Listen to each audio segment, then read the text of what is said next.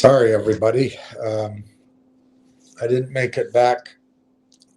I just had to run some errands, and I didn't get back in time.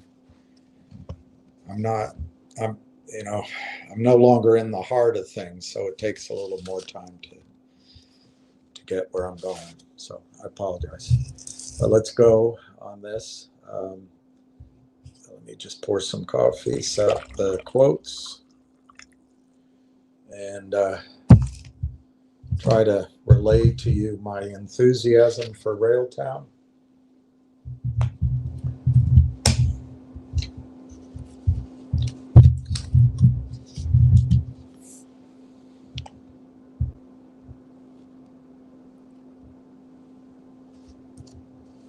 Okay, so Railtown's down a penny, 28.42. Volume is 62,000. The low on the day, 28 cents, 28.13. The high, 29 cents. And that's what's ahead of us for a few days, I think. Let's talk about good things, but before I do, let's just acknowledge that it's 2 weeks to Christmas, and I just really don't think, even if there is news, number one, I don't think news will include revenue, but I don't think there'll be anyone to hear it. I mean, does a tree make a sound in the woods? So I think psychologically we have to prepare that we're going to wait till January 15th before there's meaningful traction. Why do I pick that day? I think everyone's on vacation. In the United States, they'll be on vacation.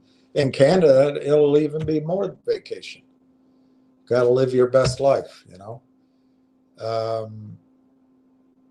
It's hard doing it all, you know, raising a family, working, taking care of the man, doing everything. It's very hard doing all that. So you need a vacation. 28.42 last trade. Finger is up 3 cents at $1.43. GDC, which apparently is worth $22 a share, is at 383, down 5 cents. G-Bucks, which is going to go to 150, is at 7 cents. Quantum, which I forget what the targets were, that's hanging in there at $10.66. Railtown on, let me see how many days there are till the annual meeting. I don't think the annual meeting is going to mean anything. The whole thing is we're in holiday season already, and today is Wednesday, so 2 more days this week.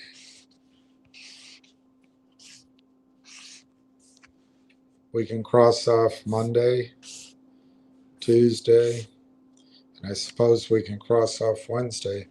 So there's 1, 2, 3, 4 days until the annual meeting, but I don't think that's going to be a big deal. I left a message with the company, never heard back, but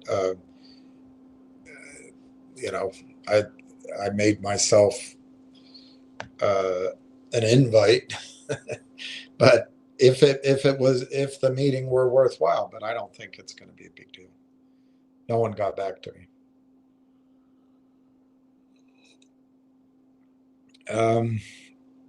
And then after the annual meeting,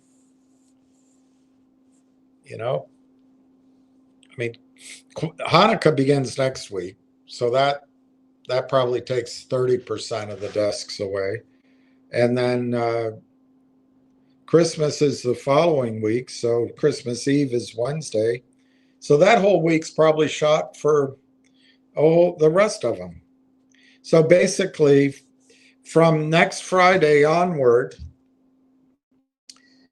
the top dogs and dogettes are going to be out of the office. That's just how it is, and they'll be gone. They'll be gone for Christmas week, New Year's week, and then they'll come back. They'll come back. I don't have this calendar. Doesn't have it, but they probably won't be back. 1, 2, 3, 4, 5, 6, 7. They probably won't be back until the 7th or 8th of January if they bother coming back then. So it won't be until maybe the 12th or 13th that anybody's even back at their desk. So we got to get used to it. It's just our life. We can be mad about it. And the only thing you can do that makes you feel good when you're upset about a stock, the only thing you can do is sell it. And then you feel like, God, I showed them. But you're not going to show anybody. No one really cares. You're just going to hurt yourself if you give up on this story. I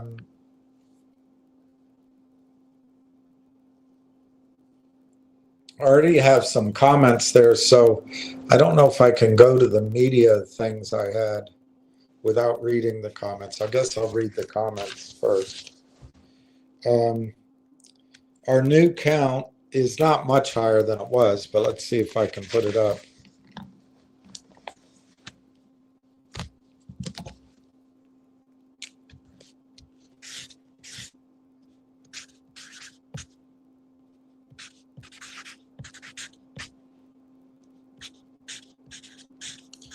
And it might be wrong if some of you sold, but on the other hand, there's many of you who haven't told me what you have. So 16,127,000 of Railtown, which is a really significant position. It's as big, almost as big as Marwan's or as Corey's positions. And it's bigger than any other institution. So it's a real positive what you guys have done.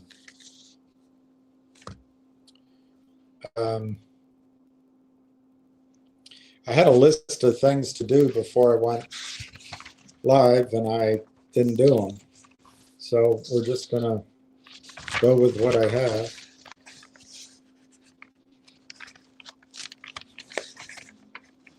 But I'll go down your questions first, because I don't want to lose any comments.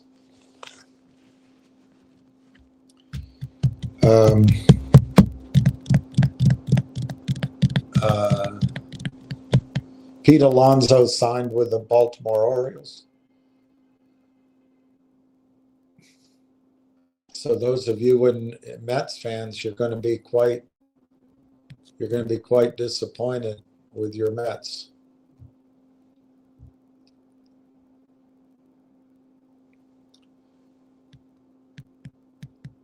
The Nationals picked Griff McGarry from the Phillies in the Rule 5 draft. Swell.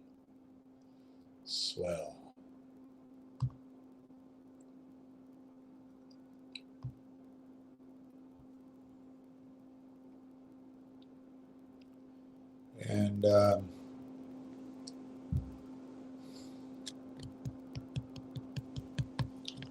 I don't know who the marvelous Maisel is, but she was killed today in New York City by a car accident.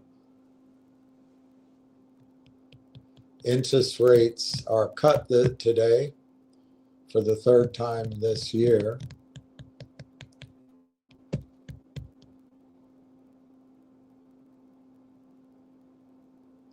All right, let's go down what you're saying.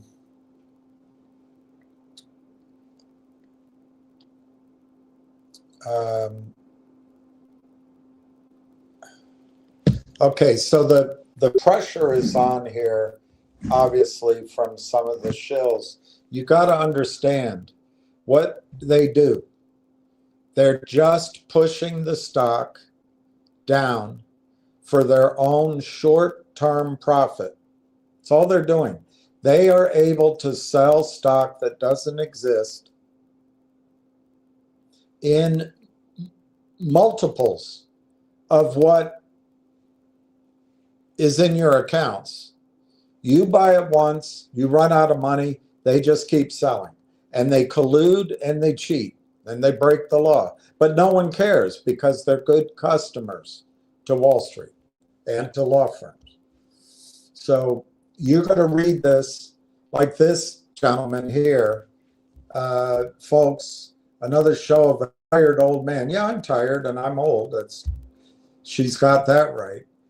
Because people question this penny stock. It is pennies. It's now 29 pennies. He is pumping. I'm not pumping it. I'm trying to educate. You draw your own conclusions. I did GTI, Finger, G-Bucks. I didn't pump any of those. I did believe that Finger and GTI might squeeze, and I think in both cases they were squeezing until Wall Street came and stopped it and got every 35 million to go into COSM. It's the same trickery, cheating, stealing, and this McDermott is part of it. She's as corrupt as a $3 bill, and she's getting paid for it, and she's bragging. It's probably a he, just scared to show his man, to show that he's a man.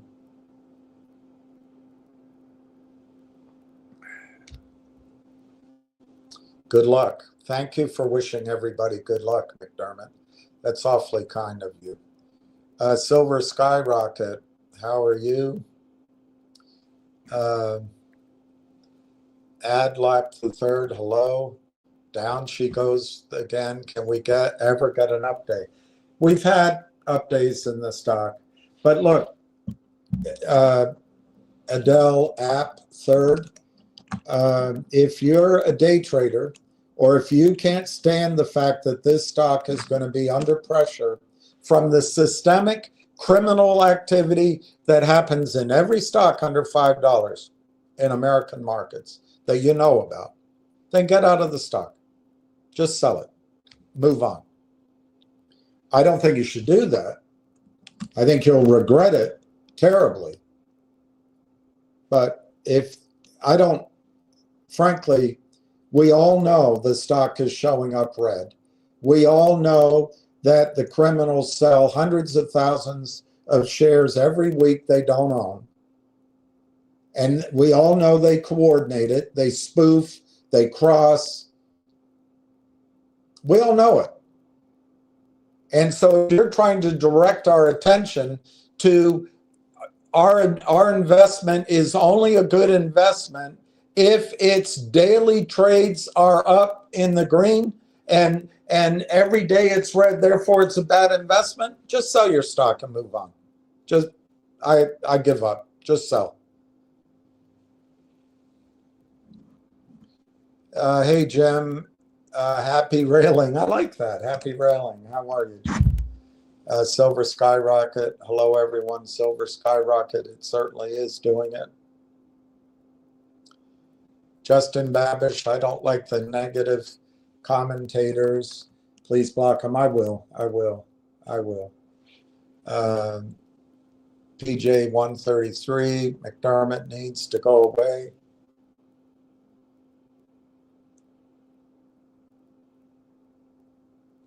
So McDermott says here, negative, how about reality? I'm not going to read the whole thing, but William, I'm an idiot because I think a 28 stock can go to $5 in a year. I think it's going to go to $5 in the first quarter. So you're going to think I'm really crazy. I don't smoke Williams Hopium pipe. No, because you're too busy making money to the downside.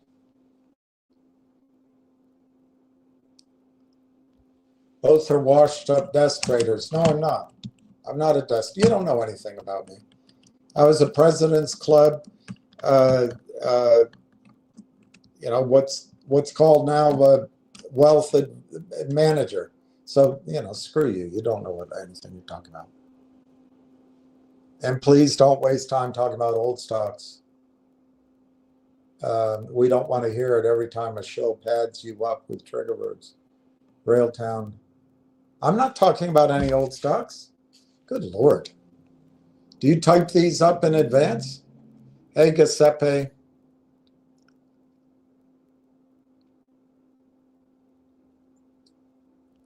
Giuseppe McDermott, your comment was condescending and insulting. Good luck to you, and please leave.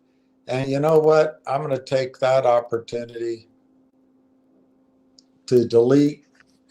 We just banned McDermott, and we deleted all of her comments. Will Underdown. How are you, sir? Hi, Jem. I thought it was Jen. But anyway, hi, Jen. My eyesight must have always tricked me all those times. Justin Babish, maybe McDermott should start her own channel so we can tune out and ignore her. Exactly. She's gone. Richard K. So I'm buying nice Christmas present, putting IOUs in the stockings. I can't tell, Richard, if you're a real person or not, but yeah, it's discouraging. But again, you're going to direct that at me, fair enough. And I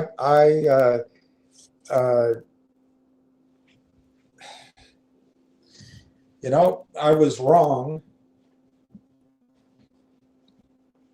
in my timing on Railtown. But it doesn't mean I'm wrong in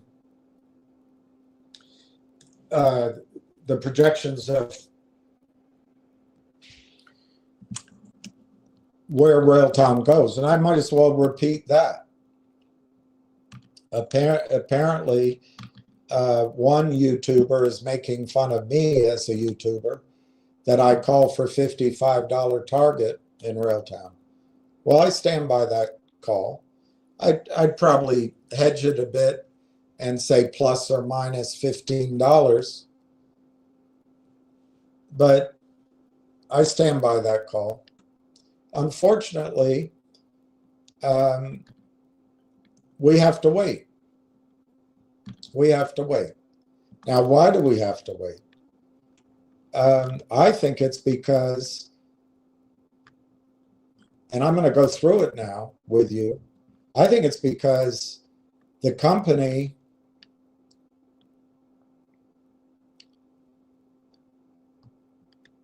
got out of the go-karts and jumped up on the Indianapolis 500 racetrack. It got off of the country roads, is now zooming down the Autobahn. It got off of the training slopes and now is skiing down the expert black diamond slopes. And it's all great for us.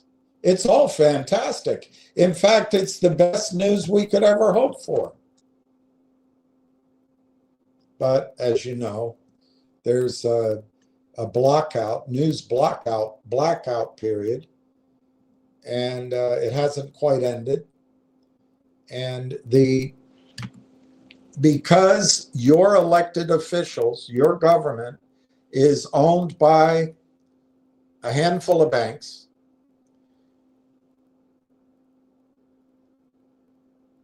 it, as a policy decision, it has been decided that the best use of American markets is to benefit about 25 to 50 fellas and the hedge funds that sponsor them by allowing the sale of stock, which is really securities entitlements, to the gullible public and the gullible CEOs in multiples of stock that actually exists, so that stock loan fees, margin fees, commissions, monthly fees can go through the roof, but also trillions of dollars can be siphoned out of the markets by offshore jerks without paying taxes. And then the best thing to do is come and attack me. Now, the question many of you have, let me just read this. I know you probably don't remember it, but this is written by marketfrauds.to, and they give a settlement report for 2022 in Europe. This is Europe. Take a look below at the image, which will help the non-believers understand the scale of the problem. Please remember, this is just one of the clearinghouses in Europe, of which there are many.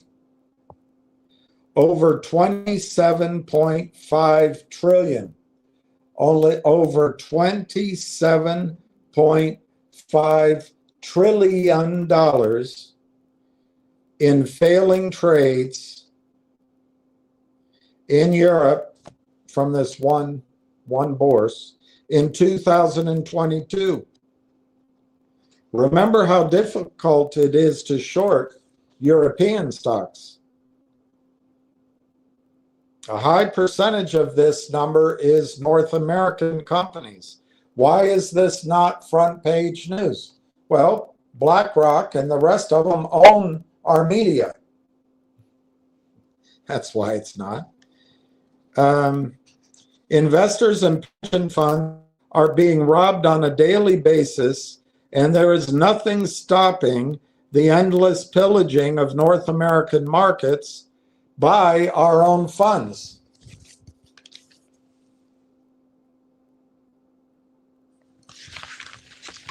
You can find it. You can find it there. But we're not immune to that with Railtown. However, Railtown has not taken a toxic financing from anybody that I know of, and I've gone through the records. Railtown has not done a financing, and apparently will not do a financing with Canaccord Genuity. Railtown is not top heavy in their expenses and their salaries, and obviously in their administrative staff, which on the one hand maybe slows things down a bit, unfortunately, but on the other hand, they can run a lean machine in terms of existing on bologna sandwiches and disconnect notices, so to speak, as they shuffle their engineers, make sure their engineers are working. And I'm not implying they don't pay their bills. I'm trying to make an analogy, but they are not in a situation where they need to take any money. So it's a beautiful thing. It's not, doesn't feel good right now. And certainly I would have been better off telling all of you guys to wait until December and buy the stock at 30 cents. And for that, I apologize. My ability to predict the future was off, magnificently off, way off. However,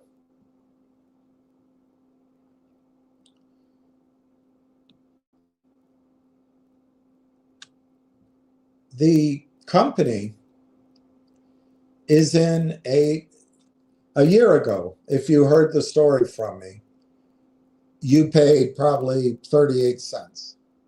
I don't know. I'm doing that by memory. But I think that's what I paid. It might have been 39 cents in my IRA a year ago. And then, later, I saw, as I told you, on June 5th, I sold all in a sundry and then bought stock then. So my average, I can't quite remember, 35, 36 cents, 30, 34, 99 or something. Anyway, it's not about me, but I did establish my first position approximately a year ago. So I know that if you did so, you're losing money on paper. But you know what's ironic about that? And it doesn't make it feel any better. But the opportunity is greater today than it was then. A year ago, Railtown to me was a software company who had designed a software tool to fix a problem in software development which had never been solved for how long has software been around in the modern sense? 30 years. It hadn't been solved for 2 or 3, 4 decades. How did they know about it? Because this is the business they're in. They're in the world's largest business, software development. But a year ago, the story to me was fairly simple. The company had created a software tool, which, by the way, was in this newly evolving field of AI, which James Altucher calls AI 2.0. And Morgan Stanley points out that we're in a new AI era where the first iteration of AI essentially was collecting all the data in the world and putting it in data centers and creating these chat bots and things like that. But now the AI is about using all that information, solving problems, creating computer programs to drive self-drive taxis, power drone attacks, run our computer software, our searches, teach our children, create music, even anyway. This iteration of it is all about creating something out of the collection of all that data, robotics, etc. And James Altucher calls this iteration the greatest wealth-creating opportunity because of technological change in 150 years. It will make, according to him, it will make the wealth created by crypto seem but a ripple. And well, a year ago, the goal of Railtown, I assume this was their only goal, but I can't speak for them. The goal was to get customers to use this tool, several now, it's 5. And it's all about debugging software. It's about doing the mundane, repetitive tasks so that the software team can work on new code instead of past code. It's about blocking breaches. It's about writing code. Perhaps even just say, write me code. So what it seemed like to me a year ago was Microsoft was their major partner, still is. After they proved up and generated some revenue, proved up the concept, it's called proof of concept, and showed how it would grow and the revenues could grow and that customers were actually using it. Computer software developers, lone wolves and packs and teams were using it. Microsoft would buy the company. Pretty simple investment thesis a year ago. But as you know by now, they ran into John Ruffalo, Mike Norbrega, and Dr. Tom Coore at a conference a little over a year ago. And these gentlemen had decided to create a replica of a company that they were the initial investors in, Constellation Software, up $25 million. They are an early investor. I don't know exactly what the company was valued, but maybe 50 million, maybe 100 million at that time. The stock was under $10. It might have been under $1. The stock went to $5,000.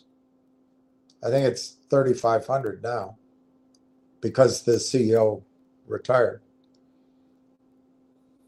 And the company's value went to 100 billion. They never issued more shares. They never had dilution. And they started with something like 56 companies, software companies, vertical market software companies who were ignored by Wall Street, but they figured, let's go acquire them at a discount. Let's consolidate them, roll them up into Constellation Software. And from our efficiencies, from our knowledge and expertise, and our access to banks, we can get the cash flows up and get the value up. And then we do it over and over and over again. And they did it so much that Constellation Software now is just a cash flow juggernaut. And if they were in the United States, and if Leonard had desired publicity, he'd be as famous as Peter Lynch or Warren Buffett. It's a huge success story. Backed by Omer's Ventures, John Ruffalo, now a founder of Mavericks Ventures.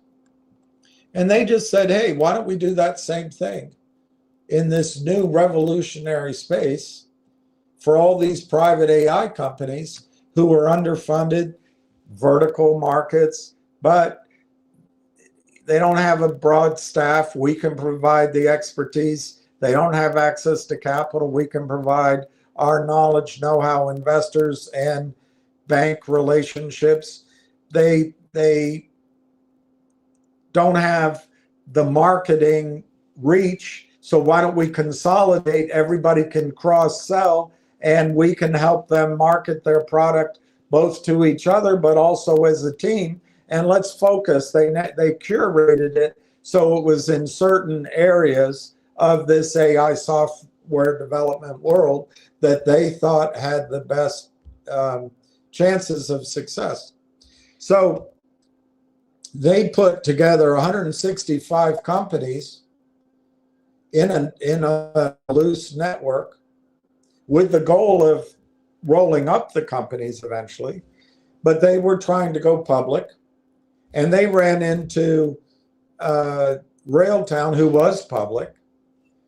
And one of the things at AIP is to create a central platform that all the companies can use for share their software ideas. And they run into what may be the first to market and best central platform conductor for software development as the world moves into this new AI era. Well, John Ruffalo and Mike Norbrega, who ran OMERS, John Ruffalo, who founded OMERS Ventures, and latterly founded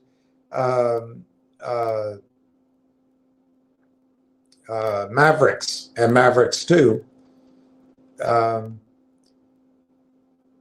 They took a gander over at the product at Railtown, and Marwan Herdad and Corey Brandolini, and said, guys, we want you to buy us. And Dr. Tom Core was quoted in the February 8th announcement that Railtown had entered into an MOU to acquire AIP Partners. Dr. Tom Core was quoted as saying, I'm paraphrasing, we studied Conductor. We're excited to be able to offer Conductor to our network of 165 companies and growing, and their 5,000 end users, because Conductor has broad applicability across our whole ecosystem. I'm paraphrasing. Well, there's many people out there that say that Railtown's just another hollowed out story like GTII or G-Bucks or one of these, but they don't take into consideration that these men who spent their careers analyzing technology companies and investing in them said, hey, out of the 165 companies, we never met one like you, because Railtown also joined the network, and we want you to buy us. If that's not confirmation that Conductor is an excellent product, I don't know what is. But people want to be negative and ignore that. And I don't think you should ignore it. So what the story from a year ago, which I thought was pretty simple, you've invented something. It's the best. It's the first. Just go prove it with some customers, prove up some revenue, and sell yourself to Microsoft. Pretty simple. Well, it got interrupted by this AIP Networks. Well, you know what? It's a massively powerful acquisition. There's no research analyst telling you about it. So it's me. And that's why I think the stock price is mispriced. That's one reason. The other reason is there's no buying out of Canada right now because of the blackout of buying, because material information still needs to be disclosed. non-disclosure agreements, non-compete, confidential agreements, standstill agreements, whatever the hell these various people had to sign just to hear the story.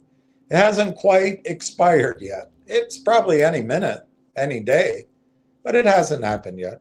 And then, of course, there's this continued targeted onslaught of selling stock they don't own to walk it down, which is illegal, so they can make short-term profits.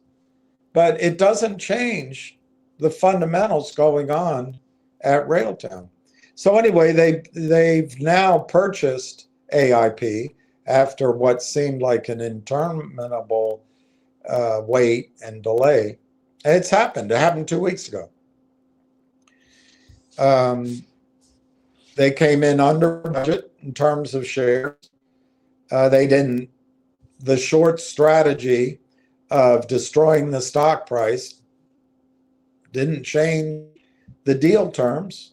The deal closed, and they didn't go to Canaccord or anybody to raise any money.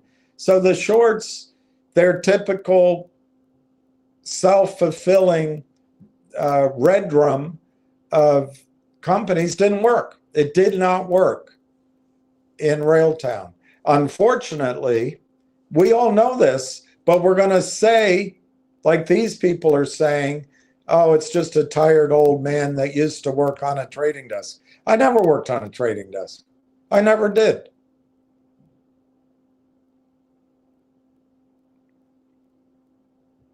They don't know what they're talking about. But you can see I'm old, and you can see I'm tired, and you can see sometimes my frustration. So they're right about that.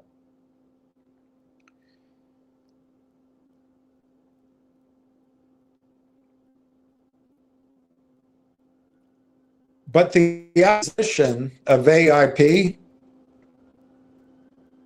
is just a completely slam dunk, transformational, exciting cash flow cow. And all the data is there in press releases and in the company's recent corporate presentation, which I've shown you bits of, and I've said it to you. I've shown you every single page of it, and I'll do it again. Came out in November, investor presentation, November 2025.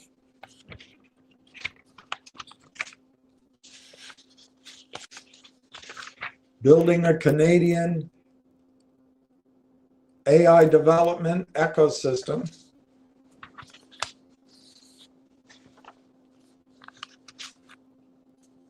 Can you name all provinces? I used to be able to do it. I don't know that I can anymore.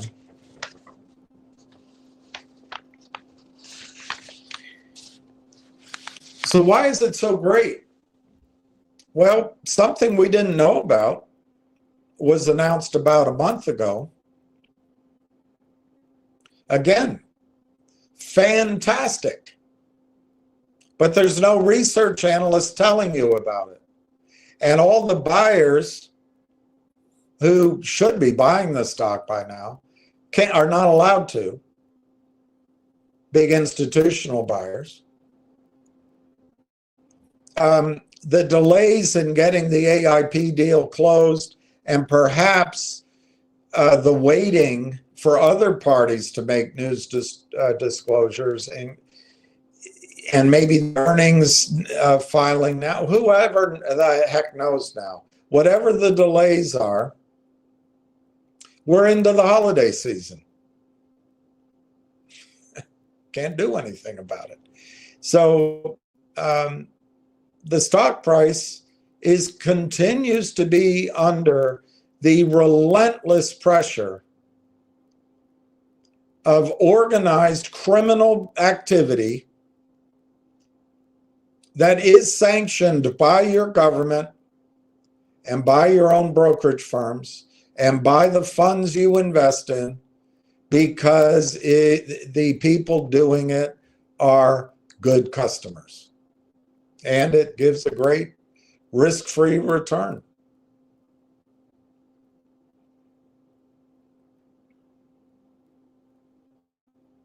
But in this case, their strategy, other than driving the price down because the buyers are absent, their strategy hasn't worked. They have not been able to induce the company in taking a massively dilutive, a backstop to criminal shorting and stock loan lending, convertible note, or a so-called at-the-money financing.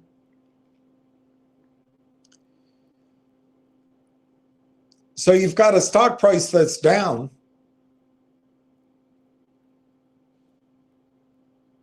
and I wish I had predicted it. I didn't. But you've got a stock price that's down, but a company that's not going to issue any shares down here. And they're not going to issue a note that's going to allow a R.E. Fleischman to, or Reich, I forgot his name, Rubenstein, to have his firm destroy the entire market cap of a company. It's not happening. But the stock price is down. So we can bemoan it, and I've heard all the bemoaning I think I can take. I've heard all of the tension, the pressure, that I'm not speaking to you ever again. You're cut off. That's it. I quit it. I quit. I don't care about it anymore. That's all in the past. That's all prologue. And if people want to act that way, that's on them. Because the delays in the final analysis are massively good for you, for shareholders, and for the company. Why? Not in the short run. That's short run pain. And you know what the market players do. I showed you the other day, I think that there's 7 sort of, you could break down the areas of revenue into 7 broad categories.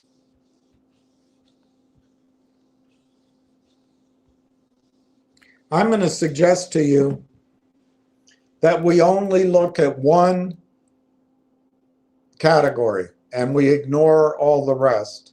And we break that category into 2 parts, but we ignore everything else because it's too complicated. Your eyes glaze over. And then you only focus on the stock price. You only focus on look, I'm going through it with you on the fact that we have to wait another month. That's my opinion. We have to wait till the second half of January for any purchase to take hold in the stock price. That's my opinion. Doesn't mean anything won't happen even tomorrow. Things could happen very quickly, and it can change overnight. But in my brain, I got to make it through the holidays. Probably have to make it through January into February. And that's not that exciting to me. But on the other hand, the time's going to go by anyway. And what's the better idea? G-Bucks? Hoo-hoo?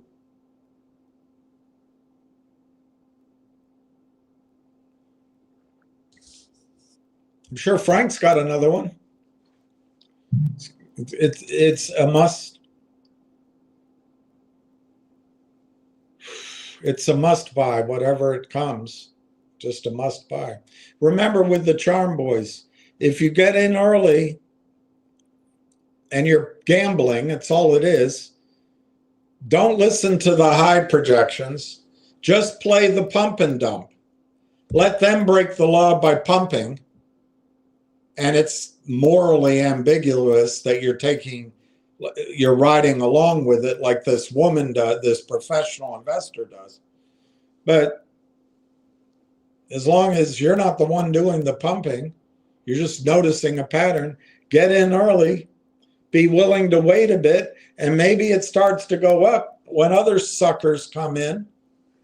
But don't wait for $150.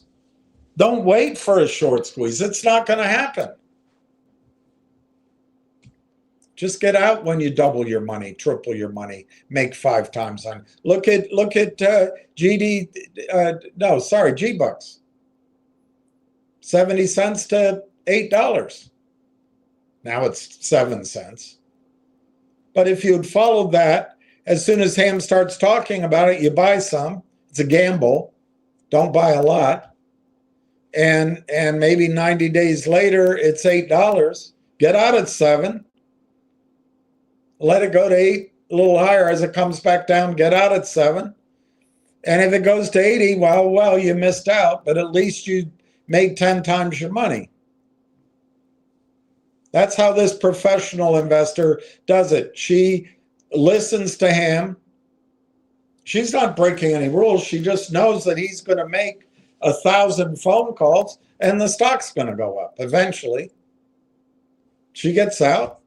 She lets other people think it's going to go to 150. I had a friend that traded, I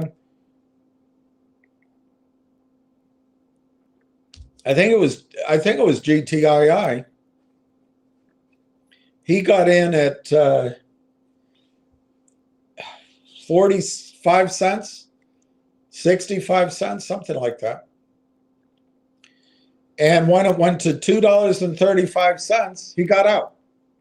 I said, why'd you get out? It's going to go higher. He said, no, that's a great trade for me. I'll let other people make the money. And when it went to 9, I was thinking, God, he must be regretting that. But 8 months later, the stock's pennies. He made the right trade. He did it quickly. He did it in the first 2 or 3 weeks. That's how you make money when you listen to the Charm Boys. But anyway, let's get back to Railtown. What are you going to do with the money in Railtown now that it's 29 cents if you sell? What's your alternative idea? Other than being pissed off and you're just going to get out. Maybe you want to establish tax losses. I mean, whatever you want to do. But what's your alternative? MTEN at 27. It's now $1. G-Bucks at 8. It's now 7 cents. GDC at $7.50. It's now $3.50. Finger, which you might have bought at 5 or 6 this year, it's now $1.40, and they still have to do a financing. Oh, and it's going to squeeze. Oh my gosh, it's going to squeeze. What else? Not in this garden patch. Is there a single stock that's a good alternative to Railtown? In my judgment, you might know one. You might know one. But I would submit to you that I failed you. I thought that the stock was going to be up. And I'm not going to make excuses, but I thought certain things would happen. And my timeline was wrong. But you know what? Those things will happen. It's just going to be next year. And grown.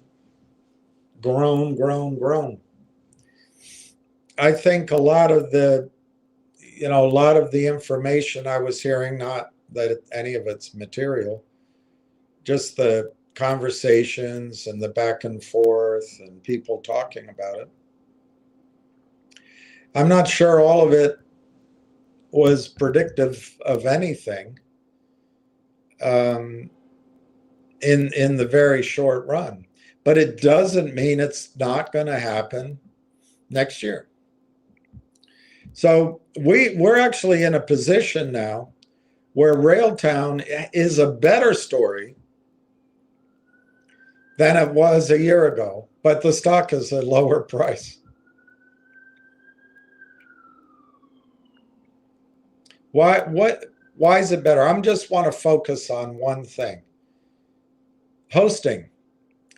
A month ago, TELUS, it was announced, had agreed to collaborate with Railtown. And very few of us had ever heard of TELUS.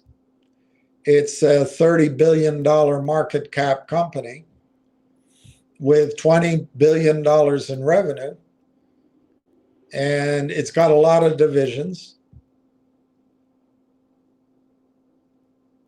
It's a telecom, but it also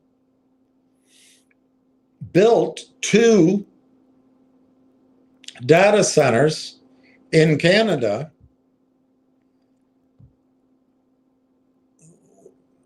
Wiminski and Kaminsky, Canada, Quebec.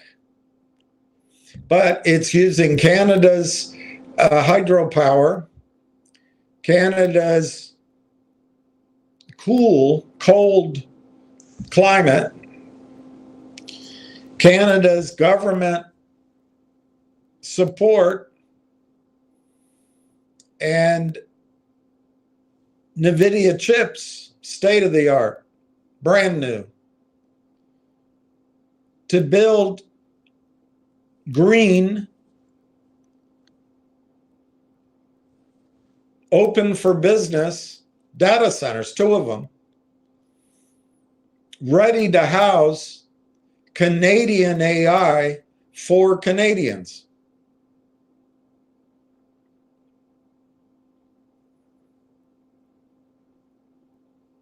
I'm not an engineer, but it's my understanding that data centers are the computing power.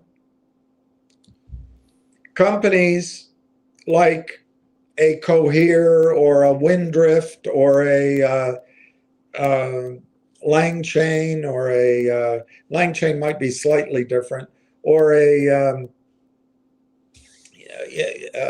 ChatGPT.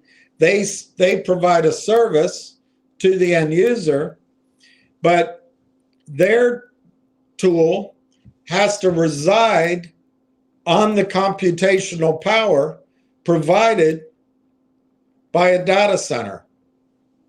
And this computer power has made a quantum leap in just the last 1 or 2 chips. Plus, you have these giant data centers. And TELUS has 2 vacant, empty data centers ready to go.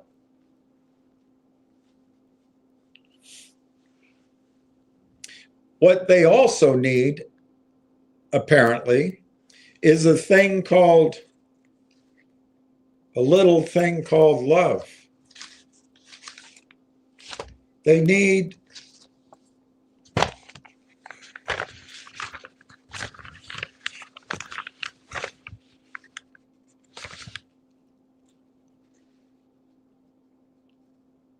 I always forget they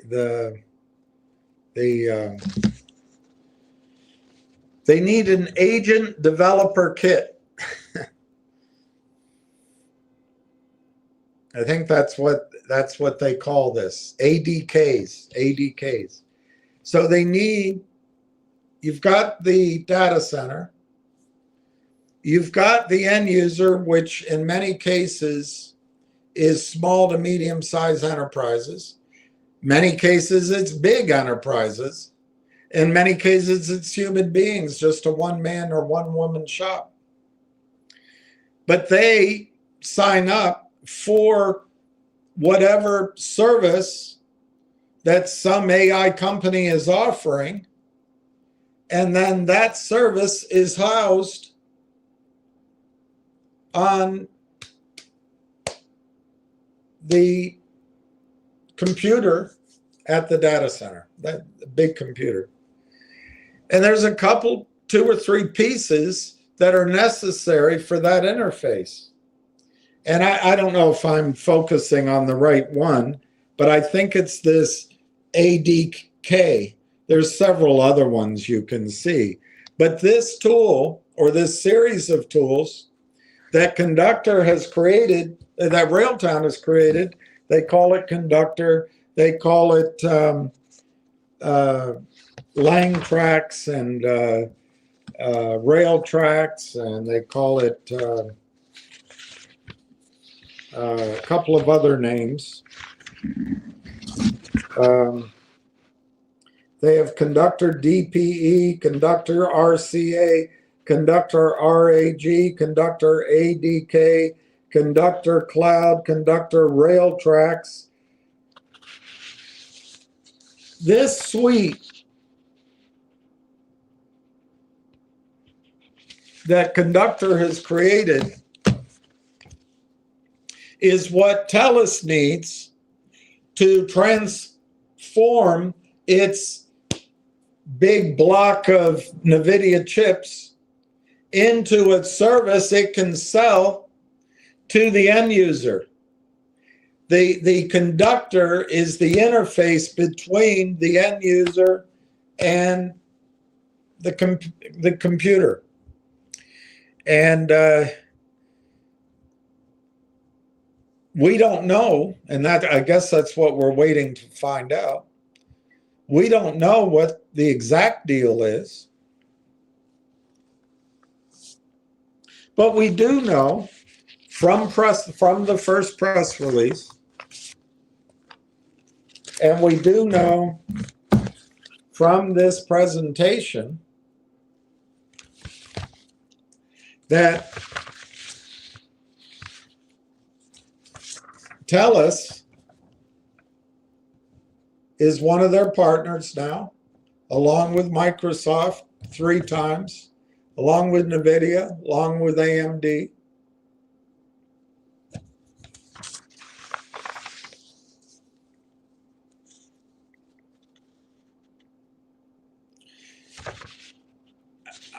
I wish I were an engineer, but in these first pages, Railtown describes their divisions. One is software as a solution services. That's the Conductor DPE. That's an agent manager and engineering platform. And Conductor RCA, that's a root cause agent. Now this Conductor DPE and the Conductor RCA, that may be the interface or part of it. But then the second one is this Conductor ADK. That's what I think it is, but I could be wrong. That's the agent developer kit, and they also have the Conductor RAG. That's the universal retrieval and ingestion engine. I don't know where the A comes from. I can kind of get where the G comes from, but that I think is the interface. But they also have Conductor AI Cloud Compute Services. Well, that sounds like they're aligning with TELUS now, so they do have that cloud. And then they have Railtracks ADK, which is an open source project, and it's kind of their do-gooder part. It's for students and education and community. And then, of course, they have their AIP partners. Here's a picture of all their suite that they've been working on for 6 years. Broadly, those are their two services, DPE and RCA. I don't claim to understand exactly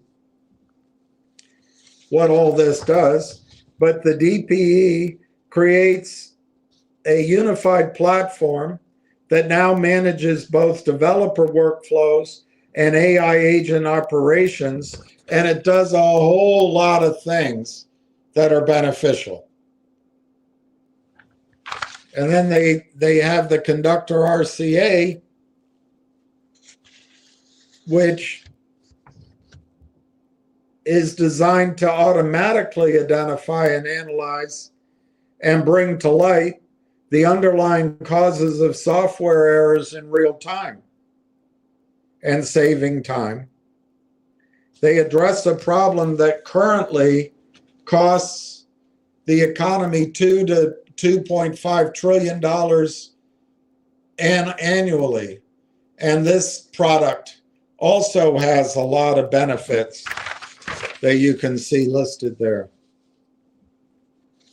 So the problem that these two gentlemen saw was what they call data fragmentation. You bring in data from GitHub, from Azure, from Google, from something else and something else, all different kinds of information, and it all comes down to the Conductor platform, which they process and they make available to everyone on your team. It's meant to be in the cloud, but it can be based in your corporation. It's all about saving money and improving productivity.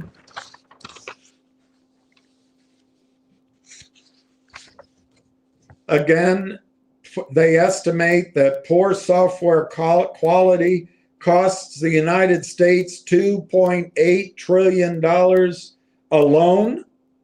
I assume it's annually. Another group reports that the world loses 2.2 trillion a year. Smart Bear said that in 2016 it cost the world 1.1 trillion. Anyway, it's a big problem that they solve, or they attempt to solve.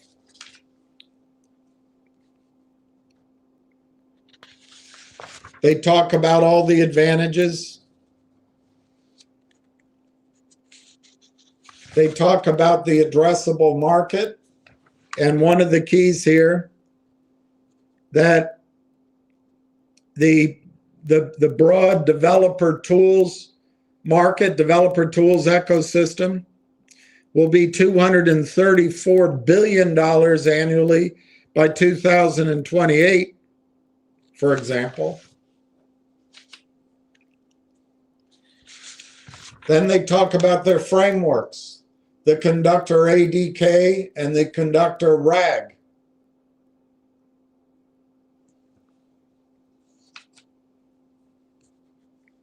It's usually accompanied by a piano.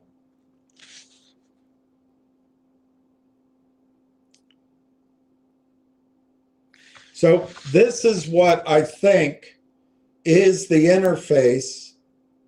I'm not positive, but I think this is the key interface that TELUS needs to provide a competitive and, in fact, a state-of-the-art product to attract AI AI companies to host their products there, and then bring SMEs to use TELUS. So the Conductor ADK is an agent development kit for building AI agents. So it's a framework. It's a framework for building autonomous, self-learning, standalone AI agents enables dynamic interaction with large language models, tools, and APIs. I don't know what an API is, Associated Press International, but it enables this interaction to solve complex tasks. And that's what the data center exists for. So that this piece is why I think not only did John Ruffalo and Dr. Tom Core select Conductor, TELUS selected Conductor. To me, an affirmation that Conductor is first in class, first to market, and the best one out there. And maybe the only one out there. I've heard it's the only one. But people want to be negative and let fear run away because the stock price is down. And hey, technology, somebody's beating them. Well, apparently John Ruffalo, Dr. Tom Core, Mike Nobrega didn't feel that way. And now TELUS doesn't feel that way. Anyway, so this Conductor ADK, it simplifies integration by doing all the boring, mundane, repetitive tasks so engineers can do something else. It helps with data security and infrastructure, and it streamlines deployment and helps in the time to market. So that, I think, is the key part. I don't know what an API is. API. Let me Google it. I should be able to figure that out. Agenic.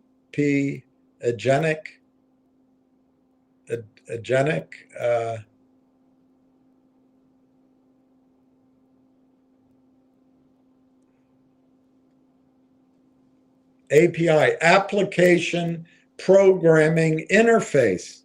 That is the answer.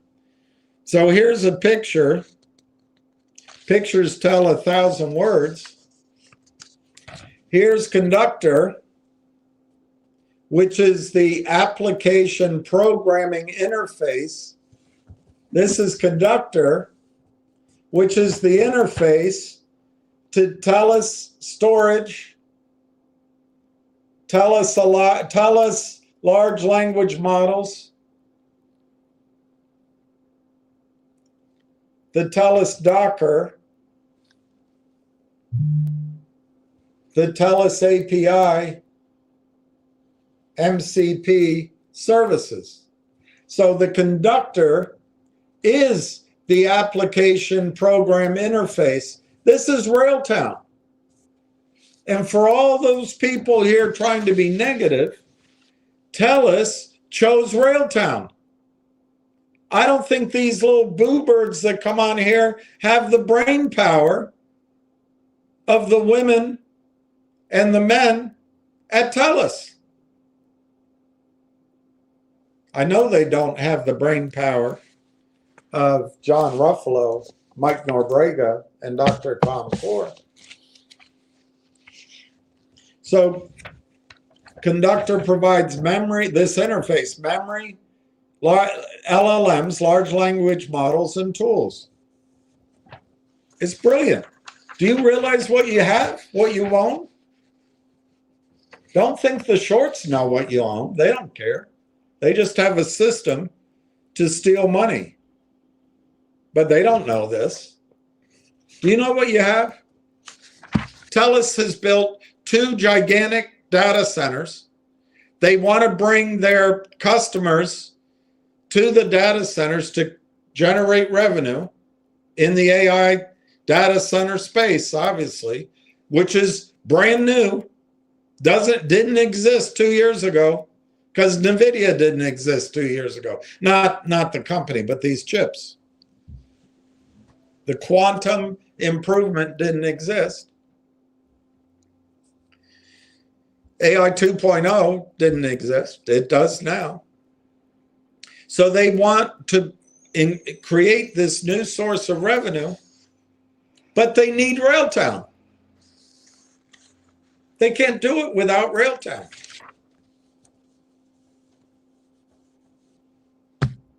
TELUS, APIs, Railtown, Roadhouse.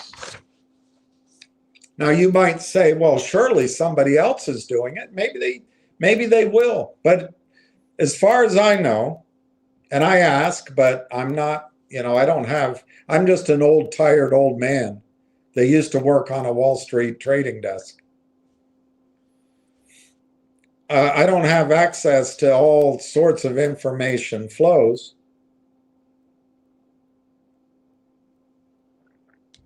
But as far as I can tell, Railtown is first to market. They started 6 years ago, before anybody else.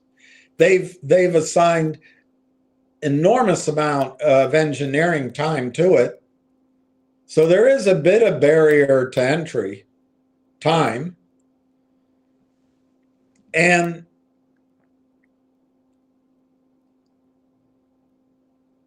they are best in class. I don't think there's a competitor. LangChain is a bit of a comp, but I think it's open source, whereas Railtown is vertical. We'll start learning about that, I think, over the next weeks. I think the company is in the first stages of an information and marketing campaign, which we might see the results of this week, or maybe next week it'll start.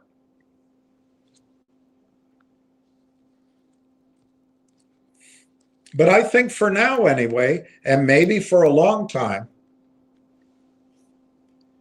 and this is my belief from talking to people, Railtown is the critical and only interface that TELUS has or will use in order to increase its revenue from 2 empty but ready to go state-of-the-art data centers. It's amazing, but we're not seeing that. We're just watching the stock price go down, and it's just like any other stock. It's not. And then they talk about RAG, retrieval augmented generation framework. Retrieval augmented generation framework. So there's where the RAG comes from. Retrieval augmented generation framework. So this is universal data ingestion. You can take all this unstructured data and process it, and you can do it at high speed. And then you integrate it with the existing infrastructure, and you create reliable, rapid data flows. And you do all this processing in real time, including analysis and reaction. And again, look at the chart. Web hooks, whatever they are. And you've got the conductor in between, and there's TELUS. TELUS Compute, TELUS Storage, TELUS Large Language Models. Railtown's integral to the whole process. All right, so they give you a page on understanding agentic AI frameworks. AI agent frameworks are tools for constructing and launching AI agents. They offer a suite of tools, libraries, and predefined components which streamline the development process and empower businesses to create intelligent applications without having to have a deep AI skill set. It reduces time, it enhances capabilities, and it allows companies to seamlessly incorporate AI capabilities into their operations.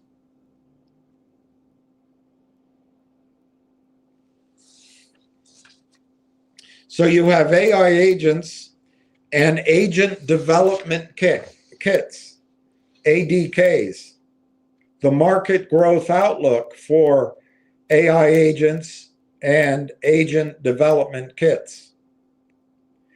And the statement is, or the question is in the form of a statement, why ADKs will be one of the fastest growing infrastructure segments in artificial intelligence. The AI agents market growth. Mordor says it'll be worth 70 billion by 2034, up from 1.5 billion last year. SAC Insight, it'll be 96 billion by 2032, up from 5 billion last year. TechCrunch has it at 52 billion by 2030. Business Insider has it at 38 billion by 2029, up from 5 billion last year. The industry momentum is the investment. I don't know what this means. Enterprise agents, 2.5 billion last year, 25 billion by 2030. Agent assist, 4 billion last year, 125 billion by 2034. Agent assist. I assume that's these AI agents helping software developers. Major investment made and being made by all the same people. And Google is driving ADK infrastructure. The agentic AI development platforms, the ADK market. Mordor has it growing from 11 billion this year to 52 billion in 5 years. ADKs are foundational toolkits which build, manage, and deploy AI agents. That is what Railtown is offering TELUS, so that TELUS can offer its data center to companies who sell AI to end users, and some small and medium-sized end users can come click on a switch, like you do on your computer, I assume, when you sign up for Verizon cell phone, and all of a sudden you're a customer.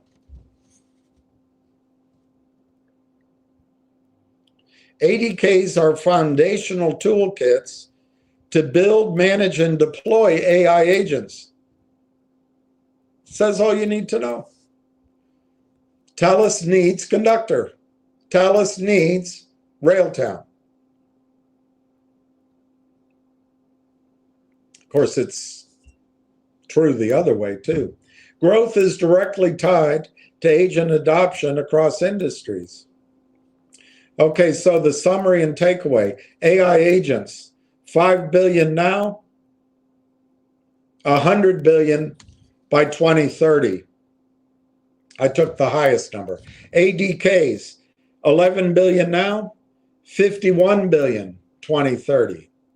ADKs will scale in tandem with agent adoption.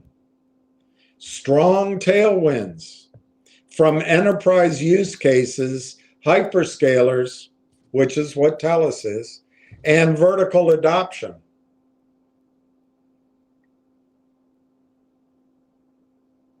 So what are the drivers? As you need more agents, AI agents, you're going to need more ADKs. What's driving this? Enterprises are automating their services.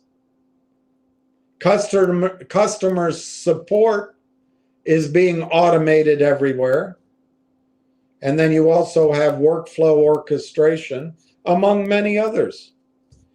Industry signals. Well, there's Amazon's Agent Core, NVIDIA's NAMO, and Google's agent protocol.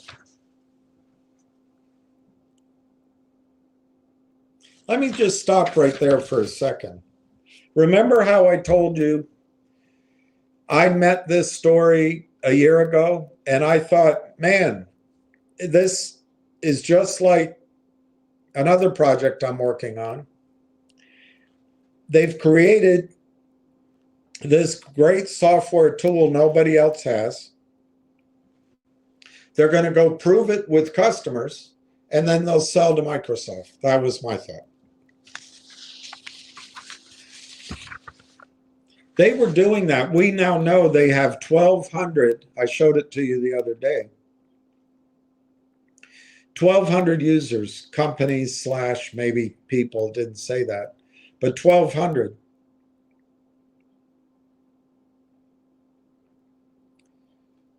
And they got those pretty slowly. Well, I don't know how slowly. They had 900, they had 1,200 as of the last monthly report. A year ago, they had 950 according to the monthly report. So over this year, they increased by 250 users, which is, I think, pretty good. So their proof of concept, I would argue, was going very nicely. But you know what TELUS does? Do you know what TELUS does? Instead of being in the kiddie bumper car part of the complex, you get to hop into the race car on a real track and compete with others in adult cars that go 600 miles an hour. They get to prove the concept of their ADKs and their AI agents massively. They don't have to do it one at a time. They don't have to do it. Hey, let's go get in a car. We'll drive to Uskamuski and we'll sit in the motel for 3 days, and we might meet the head of the Bear Lodge if he comes by on time, and we'll sign up the the indigenous nation casino, and we'll get that user, and then we'll fly to Detroit. We'll spend 2 weeks there. We'll get one more user. No, with TELUS, they get to prove up their proof of concept with their AI agents and their frameworks and their ADKs massively. One stop. One stop. And the revenues, my friends, are going to be gigantic. And then we'll find out if Microsoft wants to buy them then. But here's a comparison in frameworks: Conductor ADK versus LangGraph versus Google Development ADK.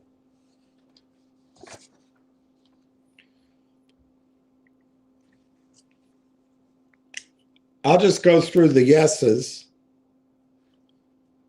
without reading. I'll just go through the yeses.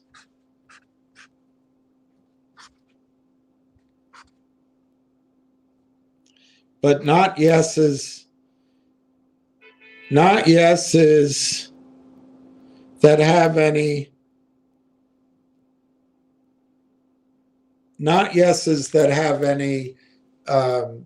explanation next to them. Just the simple answer, yes. Here is Conductor. They have yeses all the way down except this one. Here's LangChain. They only have 2 yeses. I mean, this is a conditional yes. I didn't count that. And then Google has 1 yes. They have several conditional yeses, but I didn't count that. Conductor is better. for whatever it's worth. The next page,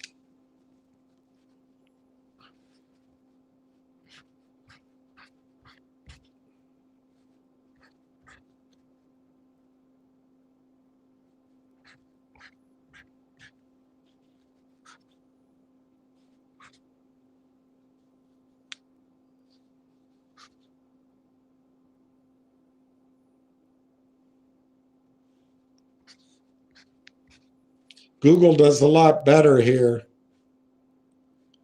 Google does a lot better than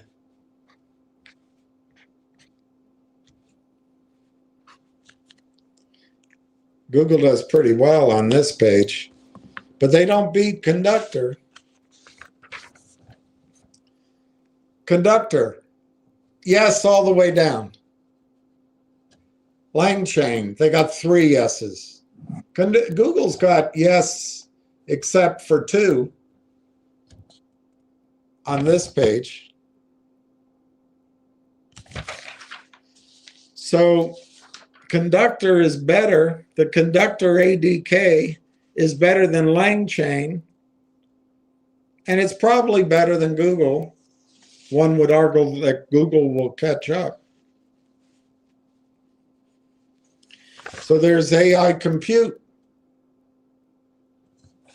So look at this. The headline, Railtown AI plus TELUS Corporation compute partnership. And so you've got Conductor going to TELUS. You've got TELUS coming down to Conductor. You've got Conductor overlaying TELUS and all coming back and forth. You've got Railtown Agent Factory Consulting. And right here,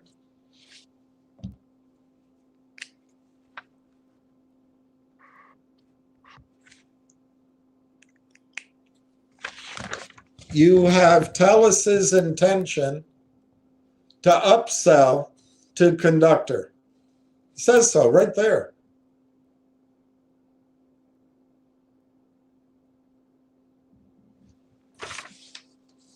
Okay, then you have the page, the Railtown revenue model.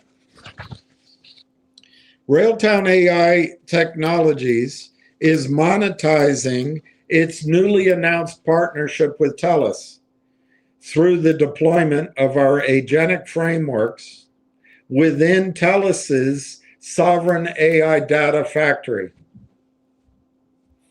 It says it pretty clearly. Railtown is going to make money by partnering with TELUS, deploying Railtown's agentic frameworks inside of TELUS's sovereign factory, AI data factory, the data center. And then it goes on to explain how it works. While TELUS provides the hosting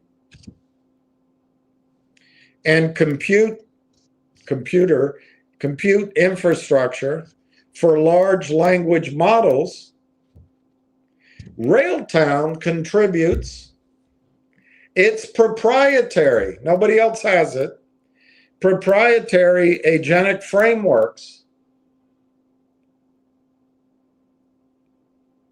which are tools which enable the creation, orchestration, and management of autonomous AI agents. So TELUS provides the hosting and the computer power. Railtown provides the frameworks, proprietary frameworks. That's their partnership. Hyperscalers like TELUS, now listen to this. Hyperscalers like TELUS require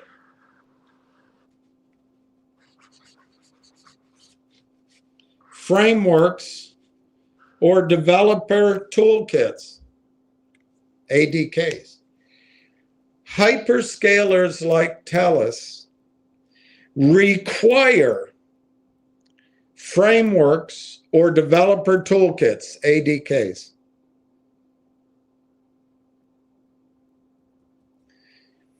in order to make their hosted, they're the hosting, to make their hosted large language models truly usable. In order to make their hosted AI companies, their large language models that are paying revenue, to make them useful to the end users, to the AI companies, to make their hosted large language models useful, TELUS needs frameworks or developer toolkits, and they've chosen Railtown. So all the boo birds here, you think they know what they're talking about? Do you think what the shorts know what they're talking about? TELUS chose Railtown, and they need this interface. So they better damn well have made a good choice.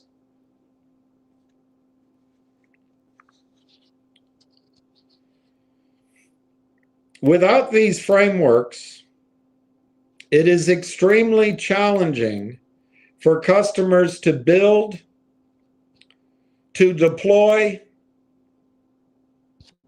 or interact with AI agents effectively. They need each other.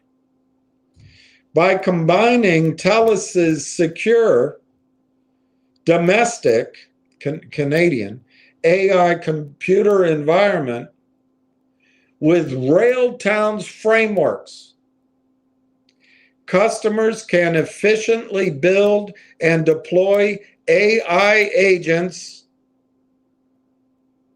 customers being the companies that or the SMEs. They can build and deploy AI agents while ensuring that their data stays Canuck. The revenue model is usage-based and directly tied to the success of AI deployments. For every agent built with Railtown's frameworks and deployed on TELUS's platform, it is my understanding they will all be built with Railtown's frameworks. That's to be disclosed, and we'll find out for sure, but it's my understanding it's all of them.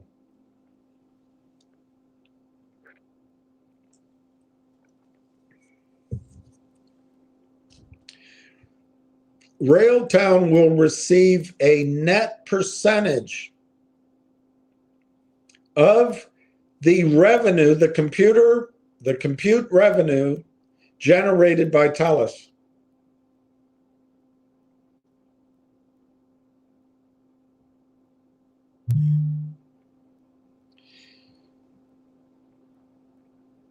The more AI agents businesses build and run, and I believe it's going to be all of them, using Railtown's framework on TELUS's infrastructure, the more revenue Railtown captures.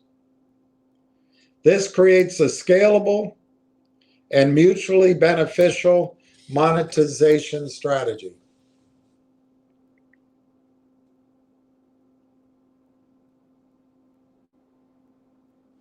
What do we know the shorts do? Whenever news is announced, they just sell, sell, sell. So you think it's bad news. You're looking a gift horse in the mouth. This is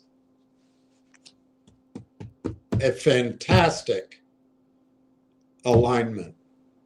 And it's partly made, the good part of it is partly made a slam dunk because of the AIP acquisition. And I'll get into that. They talk about open sourcing, and it's for Canadian universities so they can convince the world of wokeism and womanism and how bad white guys are. I'm just going to skip all that.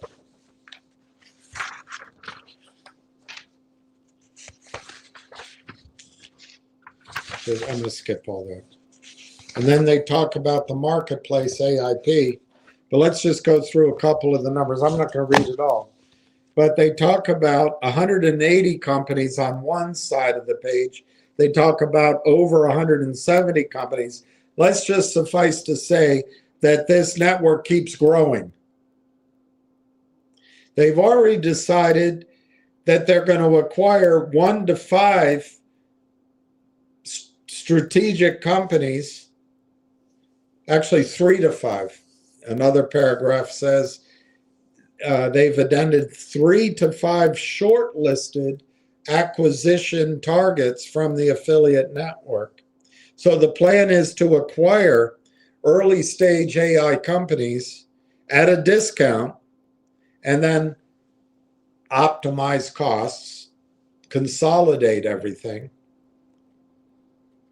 and et cetera. You know, I won't bore you, but I will tell you right there, it shows you 400 million in revenues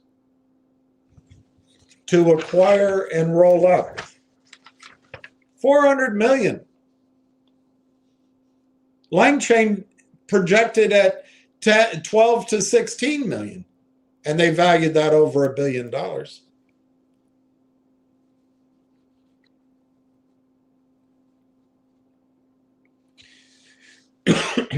So they described the deal. You know the deal. It closed. They describe all the strategic benefits. You know them. They show you the 400 million again.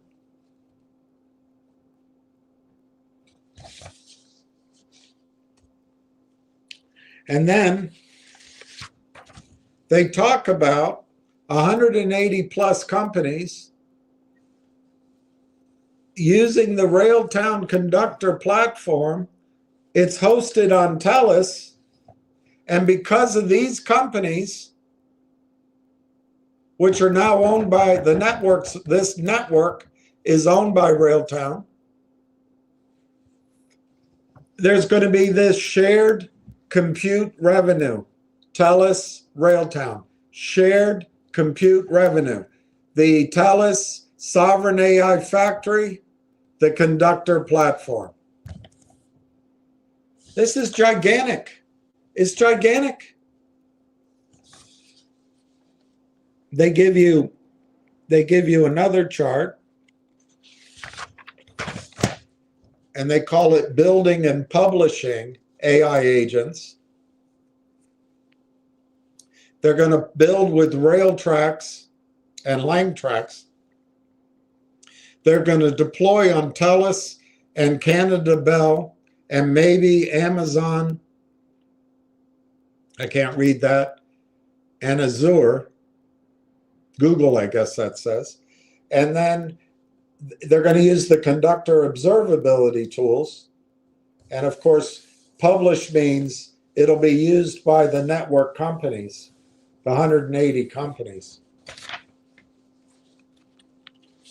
They talk about the value of the marketplace. I'm sure you can imagine it. So let's focus on 3 numbers here.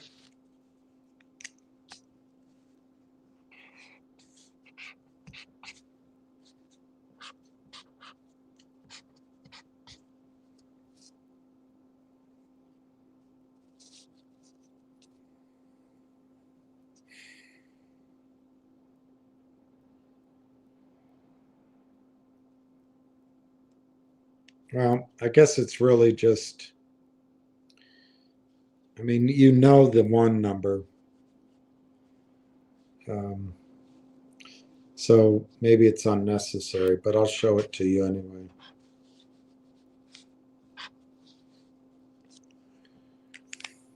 So you've got this target. It's 170 companies in the network, 5,000 end users, and then 120 million in hosting fees paid by these companies to provide their AI services to their end users. 120 million. I was going to play the video for you, but I didn't get home in time. But according to one of you all, Dr. Tom Core stated that 120 million comes from just 125 of those 170 companies. Obviously, there's your team.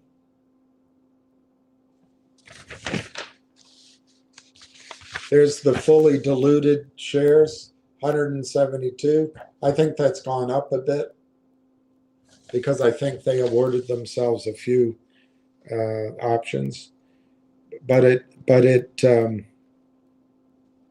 maybe not. I might be wrong. Anyway, when you add in the 50 million, you've got, it says right here, you've got issued and outstanding 143 million shares.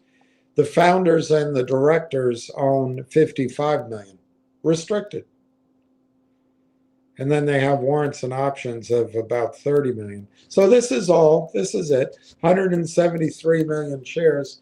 And then you add the 50 million, you get to 123 million shares, fully diluted. This is the rest of the team. You see John Ruffalo, Mike Norbrega, and a bunch of smart people. And then you can take some time to read this disclaimer.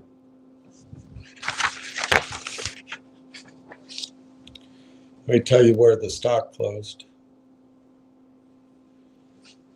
It's good for them. They were able to close it at 28.96, Finger 142, GDC 385, G-Bucks 7.5 cents, Quantum $10.61, and Railtown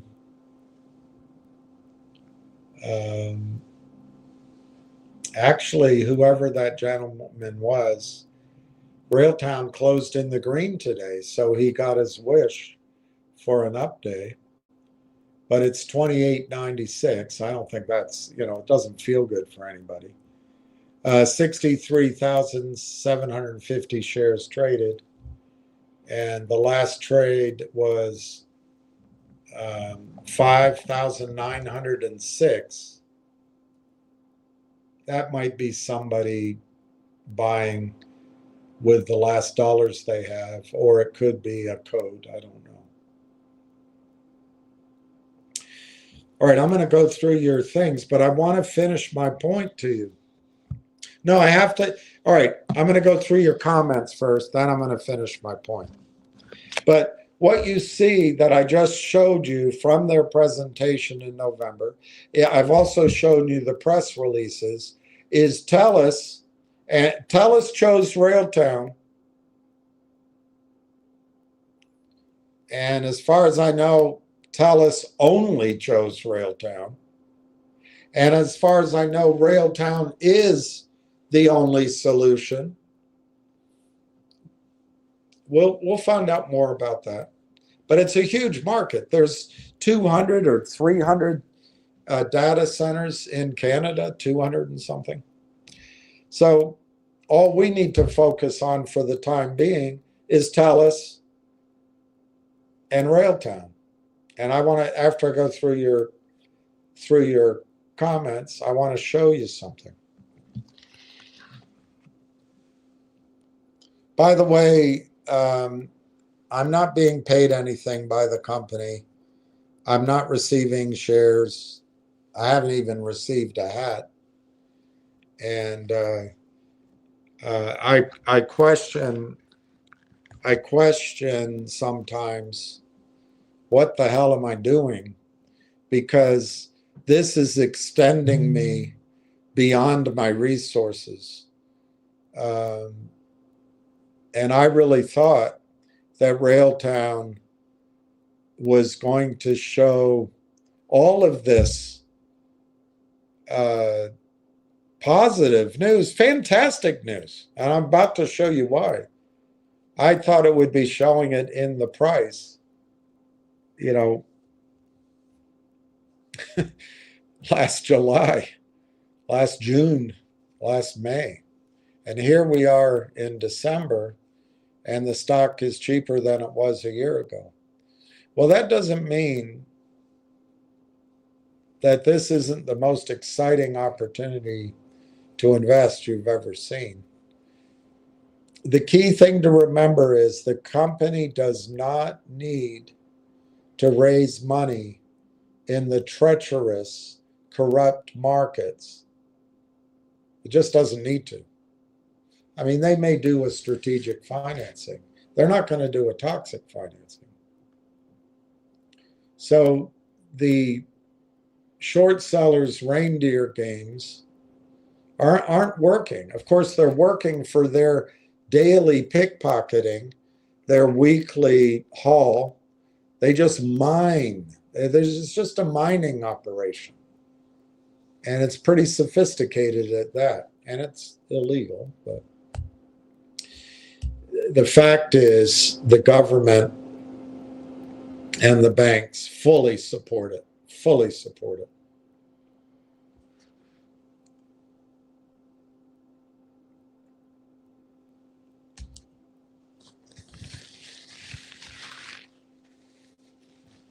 I'm surprised that the banks are letting Trump go after the drug dealers, because there's a pretty well researched case that, I mean, we've all heard the CIA gets involved in it for funding, but there's a pretty clear case to be made that some of your biggest United States banks process the cash that the drug dealers create, because the banks need the cash. They actually need that cash.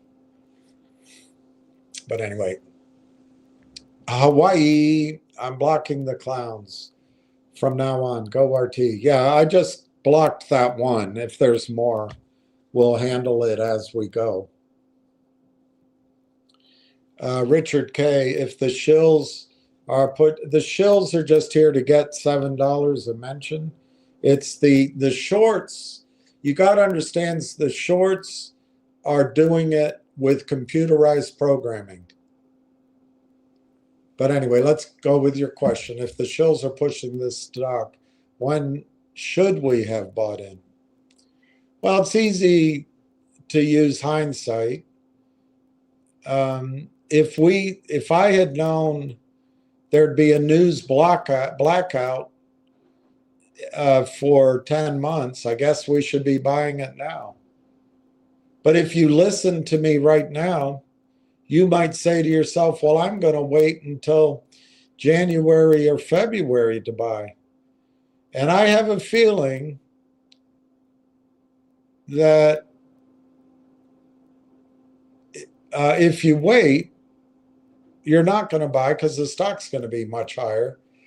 And I don't know. I'd say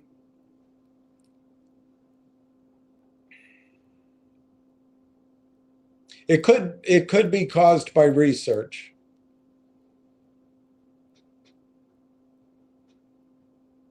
But it also could just be caused by earnings releases. So in other words, the company, as it generates revenue, it hasn't shown any predilection for talking about revenue yet. They may, but it hasn't. So I have to assume that will continue, but it might not. Maybe they'll start talking about it.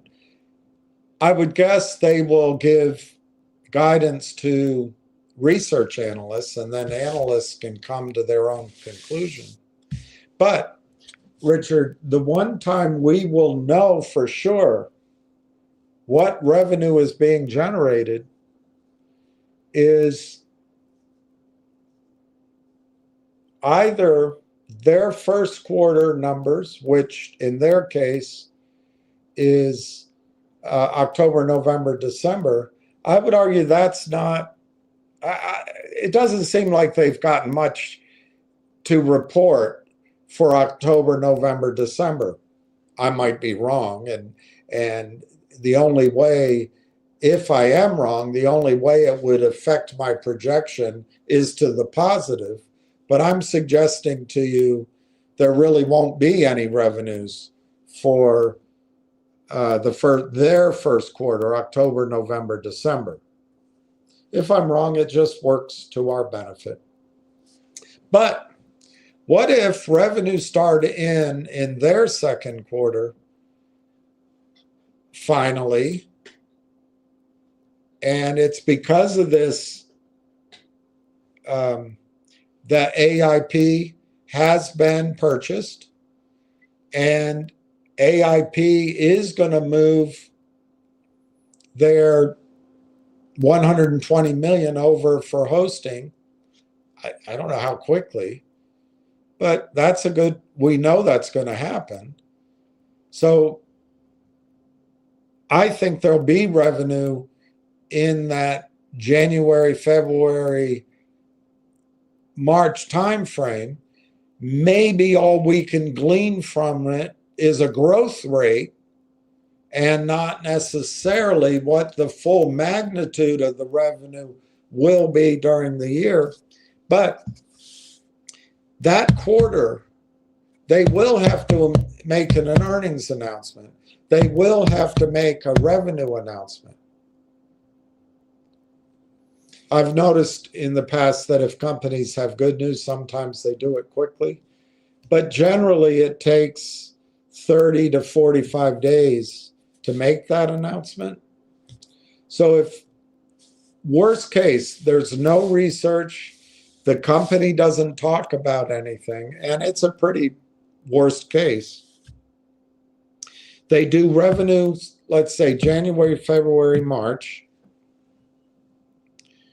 They process earnings, and they announce it, let's say, on February 15th. On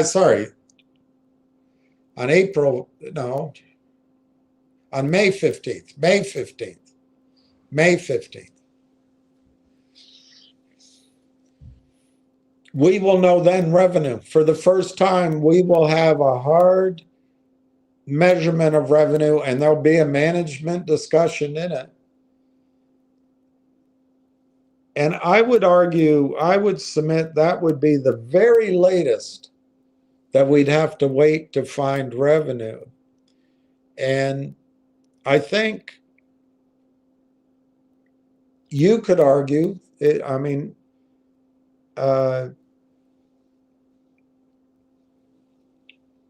don't want to put words in your question, but you seem negative, so I'll assume that the question is negative. You might say, well, I'll wait till April or May to buy. I think if you wait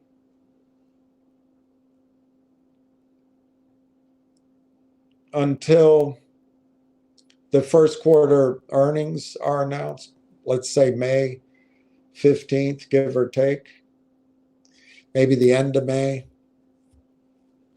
beginning of May. If you wait into that approximate time frame, I think you'll miss the boat completely. There won't be any stock available at these prices or any prices that you'll find attractive. So it's hard to answer your question. The reason I'm explaining it that way is if you want to wait for news that's actually usable,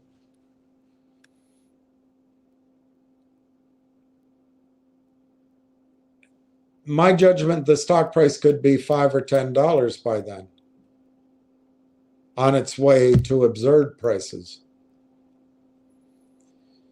So the only way to buy the stock is before that.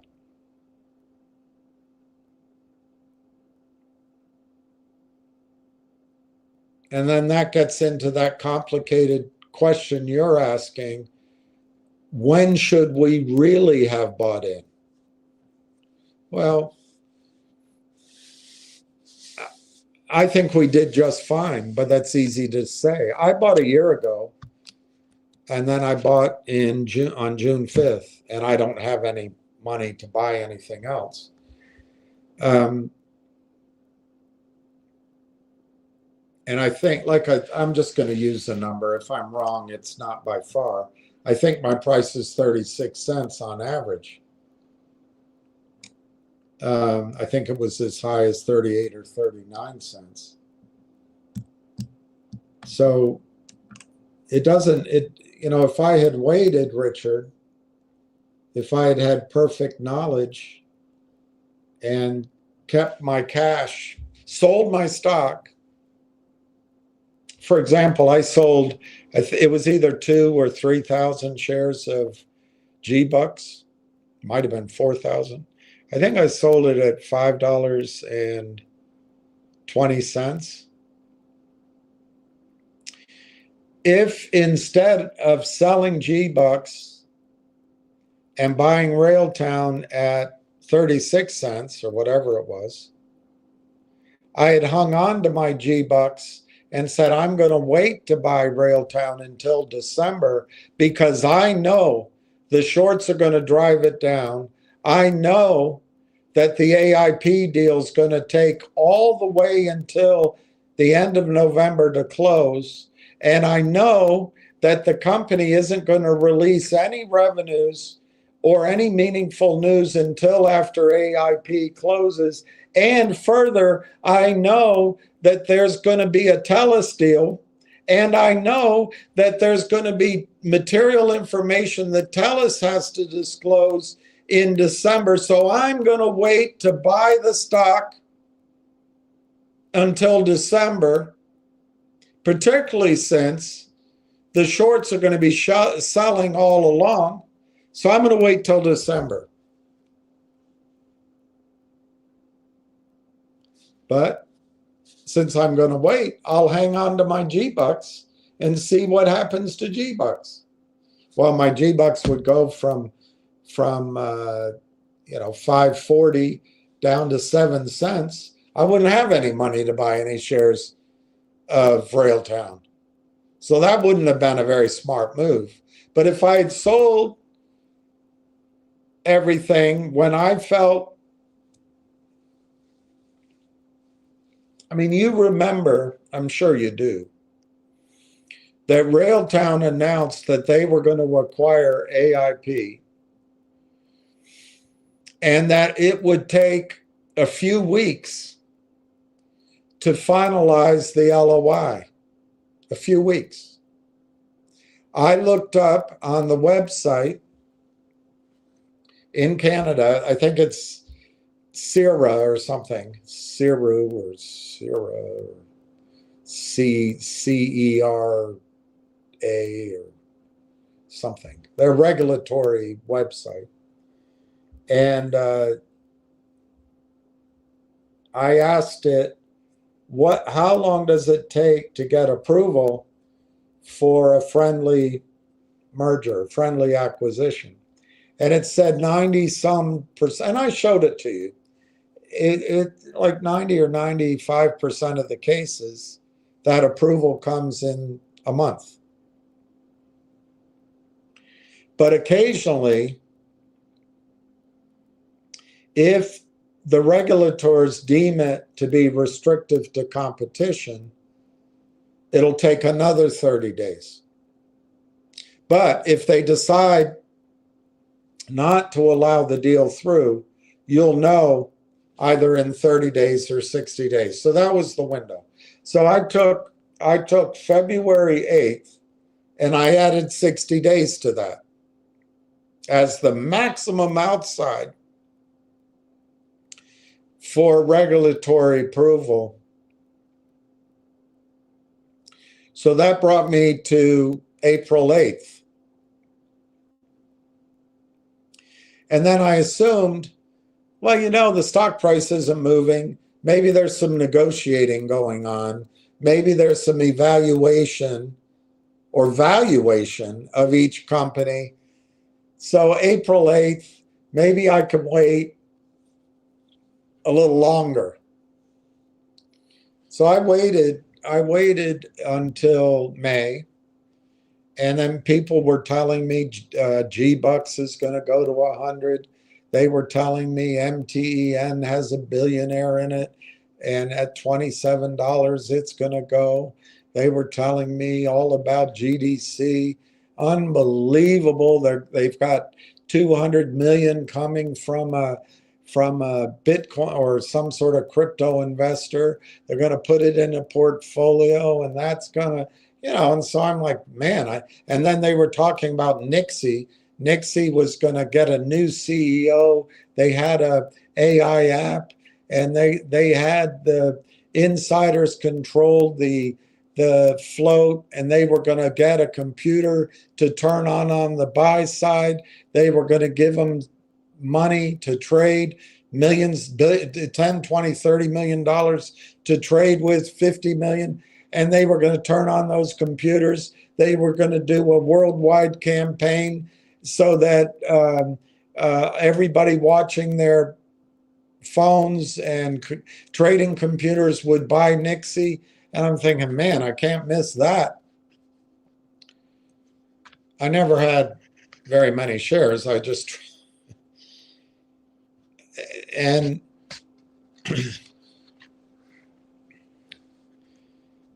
so I kept beyond hope, I guess, and very unrealistically listening to all the stories, thinking maybe one of these will work, maybe there's a trade, maybe it'll go up and I'll have a little more money. But my goal always was to own Railtown, more Railtown. And so I got through May, and the hype was pretty strong on G-Bucks. It's got an app, and they're buying a gold company. And then there was another one too. I think it was Nixie. And I sat down and I said, "Oh my gosh, am I losing my mind listening to these people say these stocks are going to go up and they're going to squeeze?" And I'm already well past the 60 days for regulatory approval. We're well past, if you add in any kind of negotiating or valuation time frame, from February 8th to June 4th. That's when I started sitting down with a pad of paper. It's over 100 days. And I thought, man, approval's supposed to be finished in 60 days. This is really pressing my bet. So I said, well, maybe what I'll do is I'll sell a quarter or I'll sell a half, and I'll at least have a foot in both boats. Thursday morning, when I woke up, having some experience on a lake and having a foot in both boats, I realized, with that awareness you have when you wake up, that if one of the boats took off, I might end up in the water if they didn't both. So I sat down again and I said to myself, what am I really thinking here? Am I going to be more upset if Railtown suddenly gets approval and runs to $3, $4, $5 and I didn't buy it? Or am I going to be more upset if I buy Railtown and Nixie or G-Bucks or GDC or MTN or whatever the hell squeezes? Which one's going to make me more upset? And I realized that playing the squeeze stocks is just gambling. It's just gambling. If it works, it's just purely chance. And in fact, the odds, like the lottery, are entirely against you. And I was thinking, well, yeah, I'd be pretty pissed off if one of these squeezed and it went to 150, it went to 2,000, and I wasn't in it. But then I remembered, I didn't trade Finger very well when it went to 9. I didn't trade GTI very well when it went to 9. I didn't even trade CRTD very well when it was $1.50, $1.60, and I thought it was supposed to be bought out at $3 by GTII. I called up Ham and I said, this feels like it's not happening. Oh, no, no, no. I just talked to so-and-so, just talked to so-and-so, just talked to Dope and Bop and Boot and talked to Jeremy. It's all on. It's happening. So I didn't sell. Literally, an hour and a half later, across the wire or across the Twitterati, the deal's off. Jeremy asked for $5 instead of $3 in a stroke of genius, which made me think he's working with the shorts. But I don't know. And the stock went to 15 cents. So I didn't trade that one well either. So I was thinking, you know, even if these squeeze, am I going to trade it well? And I said to myself, well, yeah, you will. You won't get 150, but you'll get out at 15 or 20. But then I said, yeah, but remember Nixie, it was supposed to go, and they ran it to 12 pre-market, and it looked like it was going to go, and then it opened at 8, and it finished at 4. Your odds are you're not going to trade it very well. So I thought, yeah, it's all gambling. And then, just like I've tried to show you, Richard, which you refuse to absorb, which I understand because you're a trader. You just look at stock price. You know, Warren Buffett, when he buys a stock, he doesn't view it as if he's buying stock that he's going to day trade for sure. But he doesn't view it that he's buying a stock at $25 and it counts on the chart to $32. And if it pulls back to $18 or $15, he better get out because it might go to 0. No, that's not how he does it. He buys it at $28. If it pulls back, he buys more. Or he just figures, I have enough, but he doesn't sell. Why? Because he's not buying a stock. He's buying a company. Now, he doesn't buy the whole, now he does, but when he started and most of his career, he's not buying the whole company, but he analyzes the entire company as if he is buying the whole company, and then he buys shares of it. So in June, I sat down again and I thought with a pad of paper, and again, a lot of your thoughts, they're not proven, but you go with what you know. And I knew that Railtown is in this AI space. They are first to market, best in class, creating an AI tool set that they started working on 5 or 6 years ago. It's solving this massive problem, taking weeks of software developers' time into minutes. Even I could understand that. And Morgan Stanley, my old office, having research about the AI space, listening to James Altucher, understanding that if they started proving their concept and getting customers, it was very likely the company would not only be sold to somebody like Microsoft, it might take a year or two, but the value would start going up as people bought into it because there is this flood of money going to AI. And I started thinking, what the hell am I doing with these manipulated stocks? What the hell is G-Bucks? What, G-Bucks? Give bucks? What What flood of money from Wall Street is going into GiveBucks or the space? What space is it in anyway? Outer space? What am I doing in Nixie? This is the same damn story. A bunch of whales own the float. It's got a big short. We're gonna goose the buying, and we're gonna hire some promoters, and the stock's gonna go. The last time they did it, the White Diamond guy threw a pitchfork in the works, and he took 3, 4, 5 million out, and the stock went down. I'm like, what the hell this isn't going to happen.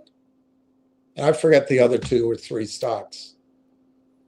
But I'm like, what? Are you insane? These are manipulated stocks. They're, number one, you're not going to trade them correctly. Number 2, they're not going up.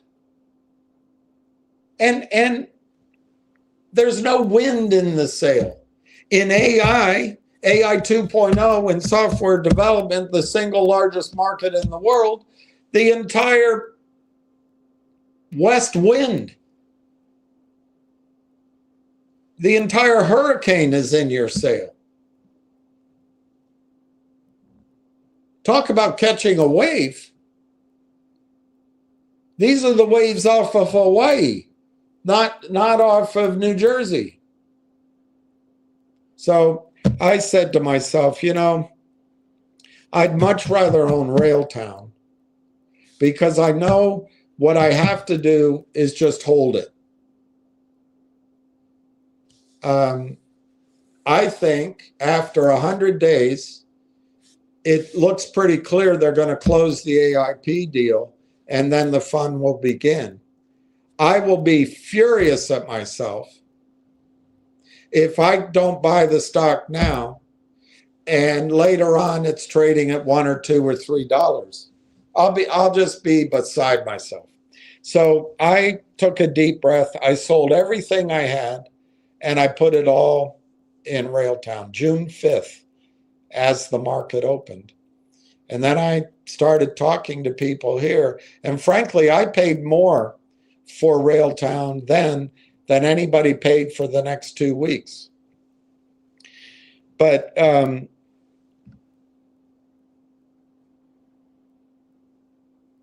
I knew if I bought it that it was going to be subject to the same short selling. I knew that it was speculative. I knew that anything can go wrong. Nothing's ever perfect. However, I thought paying 35, 36 cents, it might have been, some of it might have been higher, but it all averaged in there somewhere. I thought, you know what? This stock, I think, is worth more. How did I come up with that? I sat down with a piece of paper, and you can do it every weekend. You can start with a brand new piece of paper. And I said, well, if they get their revenue to this level, the multiple is this, and this is how many shares they are.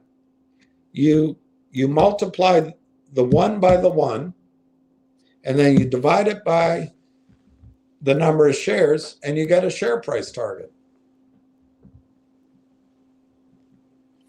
And I said, you know what? I'd rather go with that than gamble in the latest hot stock that I'm probably not going to trade correctly anyway.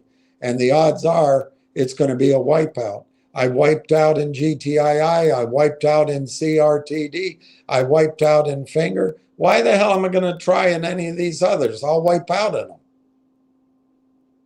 I'd rather go with a fundamental story and make sure I own stock just in case it goes to $3, $4, $5.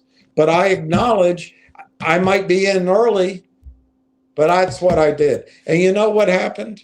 I didn't want to I didn't want anybody to tell me the prices of Nixie or G-Bucks or GDs or whatever the hell the other ones were.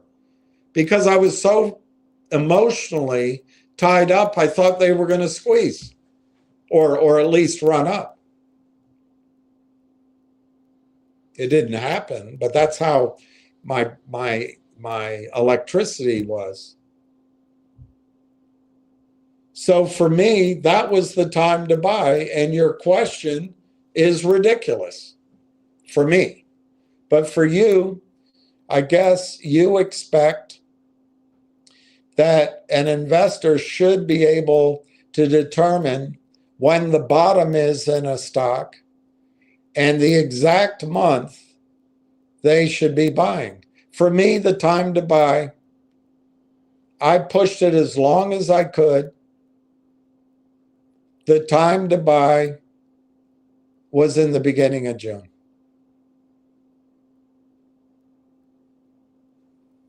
I didn't know that it was going to take until December to close the deal. Had I known it then, somebody said to me, do you know it's going to take until November 26th to close that AIP deal? I might have said to you, wait, but I didn't know that then. I just did not know that. So with my own actions, had I known it, I would have waited, but I didn't know it. You didn't know it. Nobody knew it. Did I know that the shorting was going to break below for whatever the floor was just a month ago, 45 cents? Did I know that? No.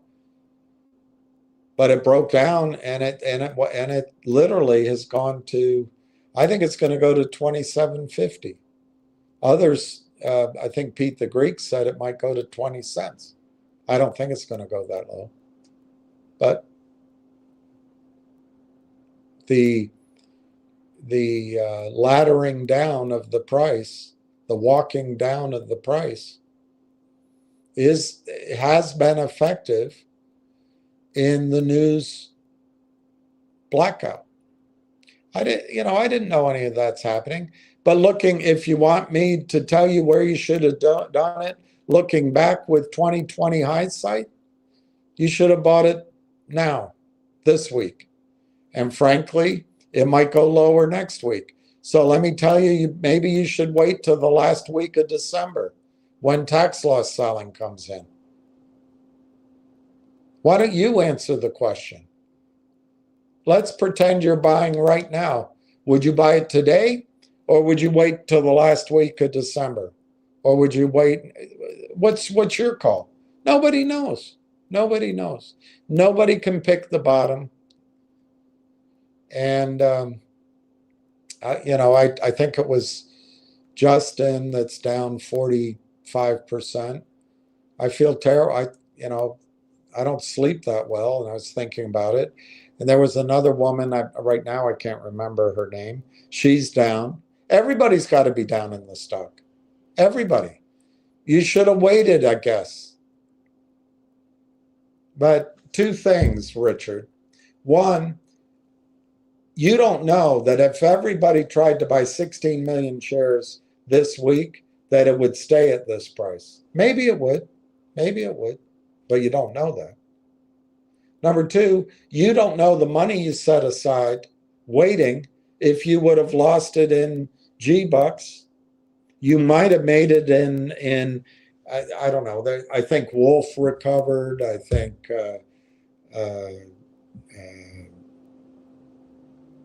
that energy storage company, I think that went up quite a bit, but I don't know if it pulled back. But those are two out of the rest. And for me, as you know, I thought that the stock could show dramatic gains with meaningful news and buying, and it never happened this year. Just never happened. So I guess all you have to decide now, since we can't go backwards, is whether or not I am just repeating the same delusion that I had in June, or if the delays have been legitimate and that the story has just been leapfrogged forward to January, February, March. And that's what I think. It's just been shifted forward. But if you're pissed off at me and you're angry and you're asking the question, when should you have bought it? I guess my answer is you should have bought it this week. But you know what? If I told you that and you did it, maybe next week it's cheaper. I have no idea when you should have bought it. But for me, when I try, and I still remain so, when I look at the value of the company and the power of the revolution, the transformative nature of AI, and the wall of capital coming into AI, and the fact that this is a first mover and there's an arms race, I want to be in Railtown. I don't want to be in these manipulated stocks. But, you know, it's up to you, Richard. I don't think the shills are pushing it down. I think the shills are playing with your mind, but the pushing it down is an orchestrated walking the price down by selling, you know this, by selling stock that doesn't exist using multiple market makers, multiple LLCs, cross-selling, spoofing. I mean, the whole thing, you know it. But when you're angry that the stock is down, you want to blame somebody, and I was supposed to be able to predict it. So if the shills are pushing the stock down, when should we really have bought in? Whenever the stock hits the low for trading, that's when you should buy in. Just buy it at the low. I wonder if there are counterfeit shares involved here. You don't listen to me. And I don't blame you. It's complicated. You know, Richard, people, CEOs, really massively successful brokers, they don't understand it either. So you're not all alone, but they don't listen to me. You listen to me.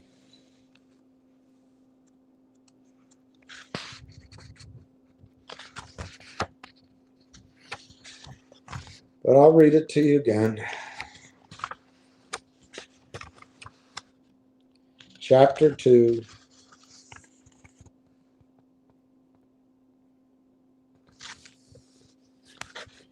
Chapter 2 of The Great Taking, written by David George Webb. It's hard to sink into your head, Richard. You're listening to Ham too much. You think there's counterfeit shares and there's real shares. There isn't. So, in the book, The Great Taking, Richard, for the upteenth time, chapter 2, first sentence, page 7. There are now no property rights to securities held in book entry form in any jurisdiction globally. And guess what? The only way you can hold your securities, with limited exceptions, is in book entry form. So let me read it for you, Richard. There are no property rights to any securities held by anybody globally. There are no counterfeit shares. There are no real shares.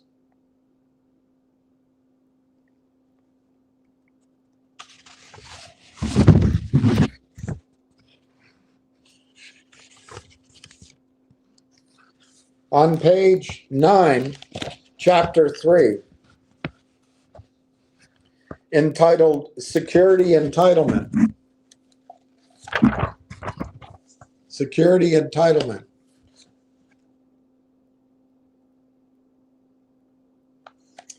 Of the Great Taking, written by George David Webb, which you can go online and get. Security Entitlement, page 9, first sentence. The greatest subjugation in the world history will have been made possible by the invention of a construct, a subterfuge, a lie. By the invention of the quote-unquote security entitlement. Since their beginnings more than 4 centuries ago, tradable financial instruments were recognized under law everywhere as personal property. It may come as a shock to you. This is no longer the case. Let me start with an analogy for the thick-headed. Let's say you have purchased an automobile for cash. Having no debt against the vehicle, you believe you now own your car outright. Despite that, the auto dealer has been allowed by a newly invented legal concept to treat your car as his asset and to use your vehicle as collateral to borrow money for his purposes. Now, the auto dealer has become bankrupt, and your vehicle, along with all of the others sold by the dealer, are seized by certain secured creditors of the dealership with no judicial review necessary. You have no recourse to the courts. As this is a legal term, legal certainty was previously established that the auto dealer has the absolute power to take your car, or his creditors have the power to take your car in the bankruptcy of the dealer. Now, to be clear, I'm not talking about your car. I'm illustrating the horror and the simplicity of the lie.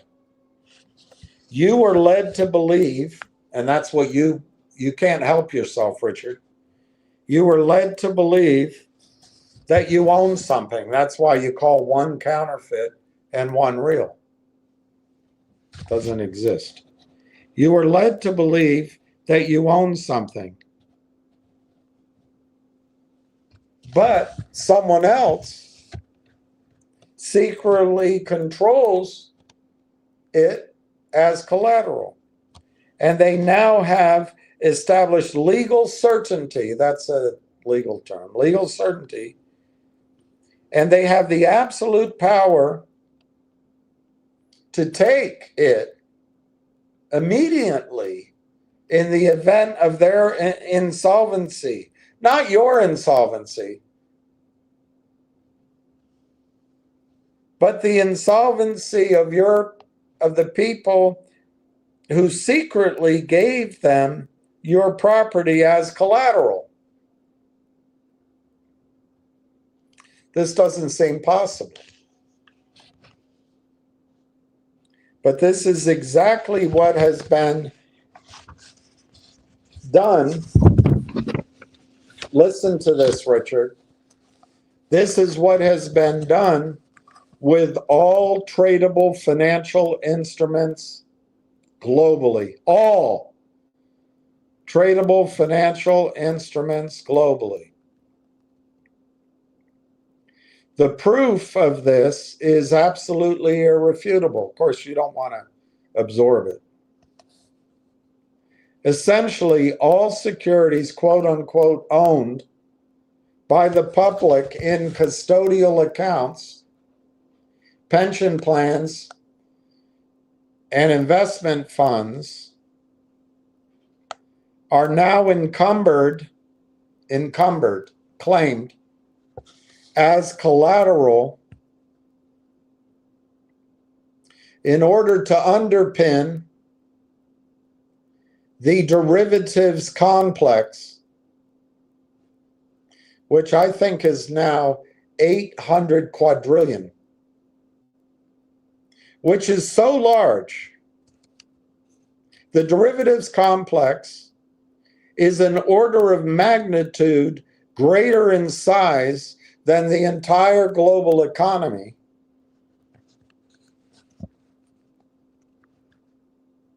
To state it another way, there's not enough of anything in the world to collateralize or to back the world's derivatives. The illusion of collateral backing,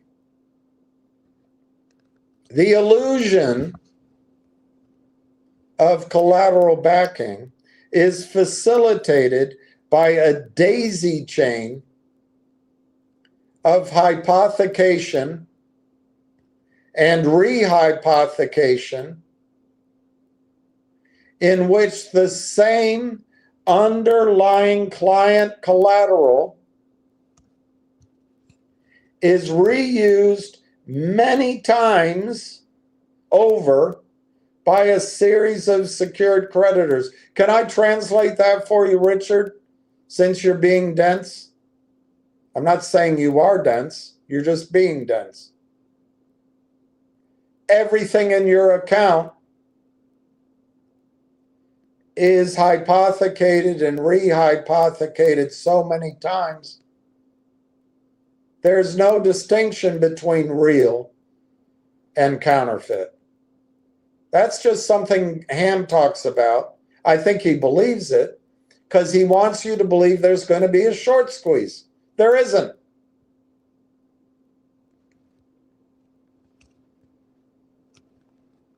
So they've hypothecated and rehypothecated your shares so many times to a series of borrowers, and they're secured to those borrowers. So when these creditors, prime brokers, short sellers, who understand everything, which you don't, Richard, because you just won't let your mind understand it.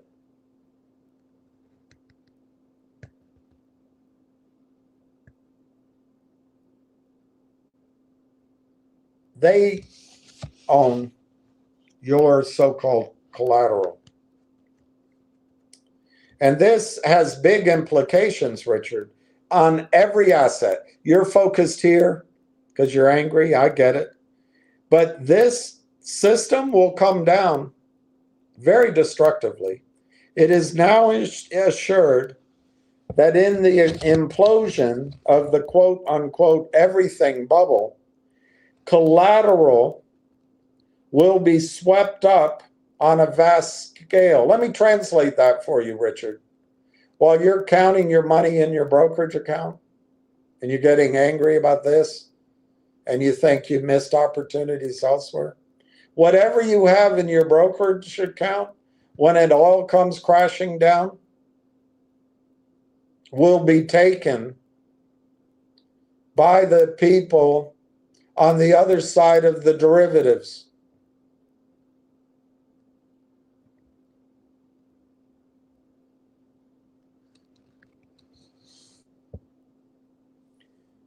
Collateral will be swept up on a vast scale. The plumbing to do this is in place. Legal certainty has been established that the collateral can be taken immediately without judicial review. Taken by those who are described in court documents as the protected class. It's not you, Richard. It's not me.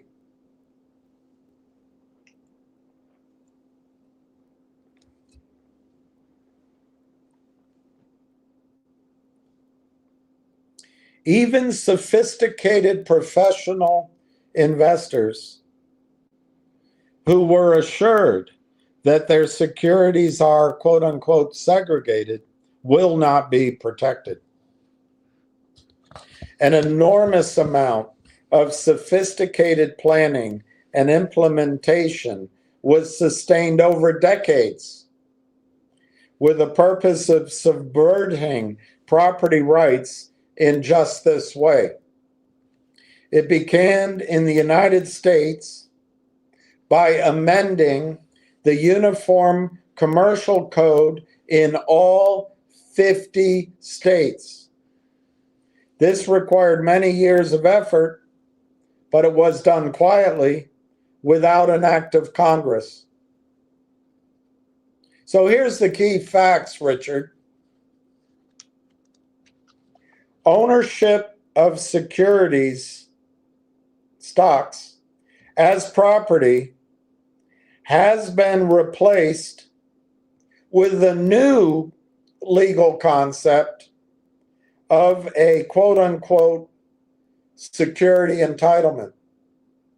Where's the distinguish between real shares and counterfeit shares? All you own, Richard, is a security entitlement. But you can stay in Ham's definitions. Ask yourself the last time he read a book.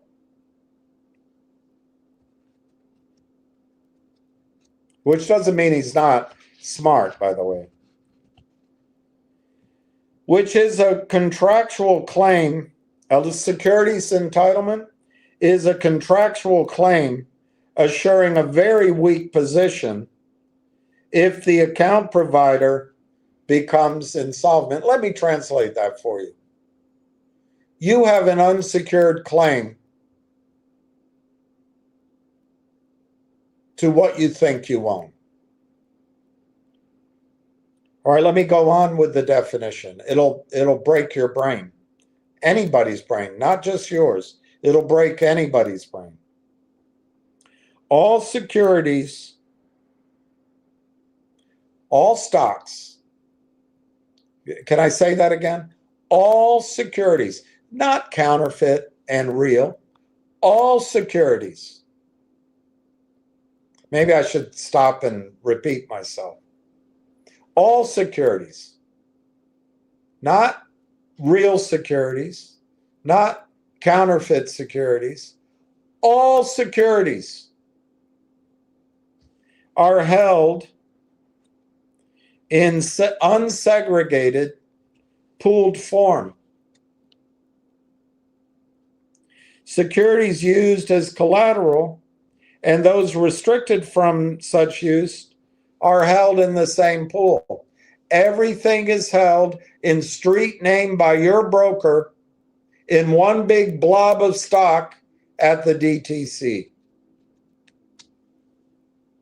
There's not real. There's not counterfeit. You have a securities entitlement.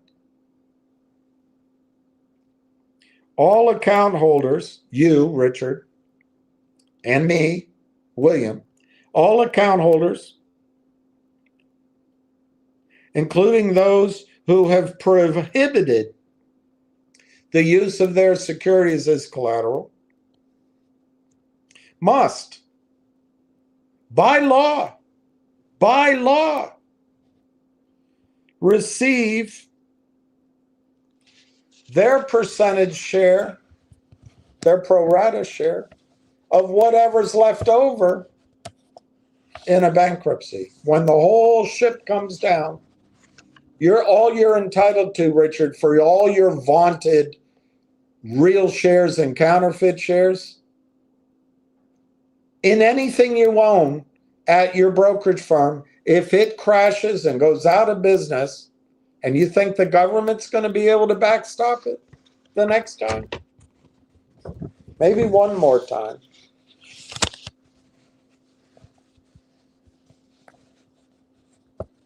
all you're entitled to is a percentage of that block of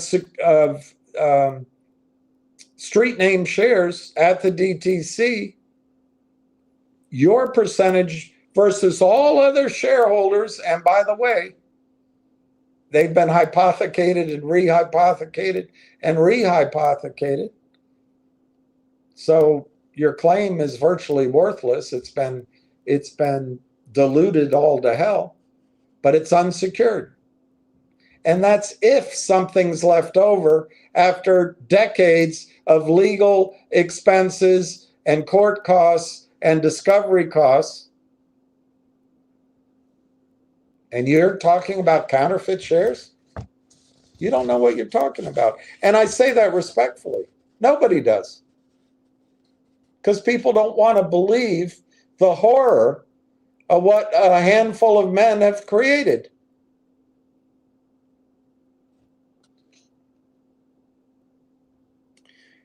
So let's go on with a few more facts, Richard. Revindication, that's a legal term, revindication, or the taking back of one's own securities. Richard, for you to try to take your securities back because you think they're real, not Memorex, the taking back of one's own securities in the event of such a collapse or insolvency is absolutely prohibited.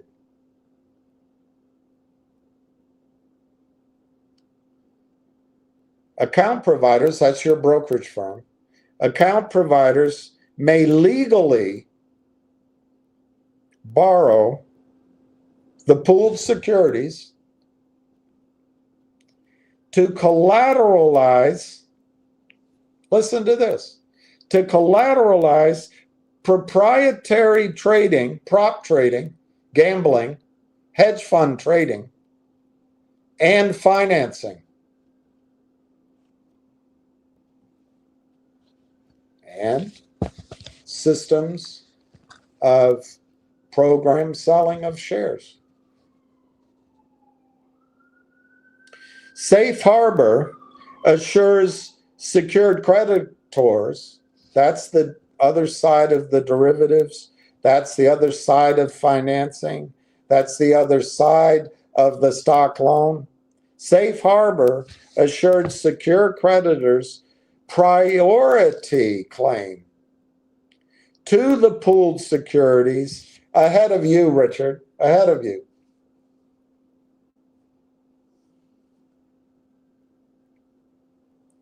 The absolute priority claim of secured creditors to pooled client securities has been upheld by courts.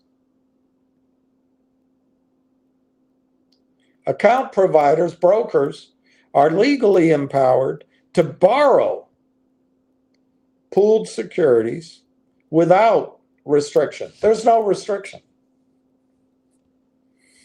And legally, this is called, quote unquote, self-help. The objective is to utilize all securities as collateral. You would be greatly mistaken to dismiss this as conspiracy theory, which is what people just can't process this. I'm not picking on you. It's anybody. It's horror. It's like realizing that Fukushima Daiichi has poisoned the oceans and the atmosphere such that whales are going to go extinct, plankton, and birds. Birds are missing, but no one wants to focus on it. It's easier to watch a football game.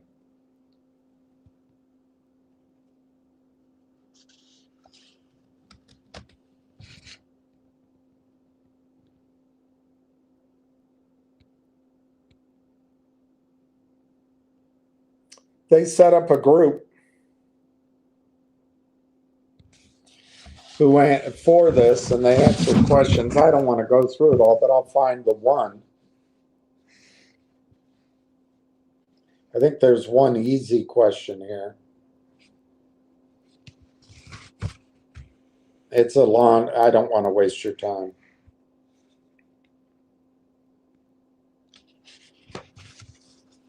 He's the first guy that I've seen who sees it the way I do, because I assure you, I saw it my way first for me. He recognizes that what they're doing is treating stocks as a fractional reserve banking system. He doesn't use that word.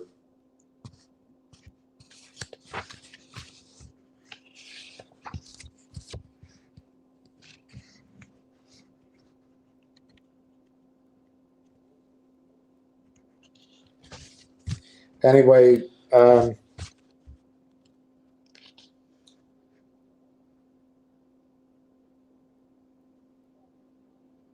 they harmonize this globally, so everyone is stuck with the same rules.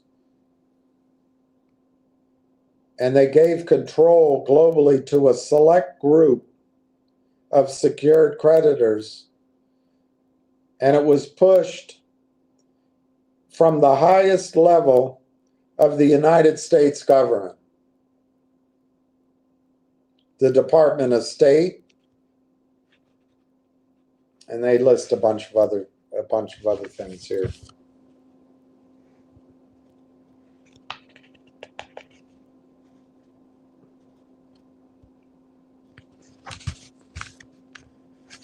So I'm not going to read the rest of it because it'll take too much time. But my point to you, Richard, is all you buy is a security entitlement. And there is no distinction between counterfeit and real shares. That's just a false distinction. Is to get you to believe that Wall Street is going to buy in the counterfeit shares. They're not. They don't care. It is allowed for your brokerage firm or the prime broker that Obama set up separately, or the hedge funds who are their clients through the fiction or the artifice of a stock loan desk. It is allowed. It is legal.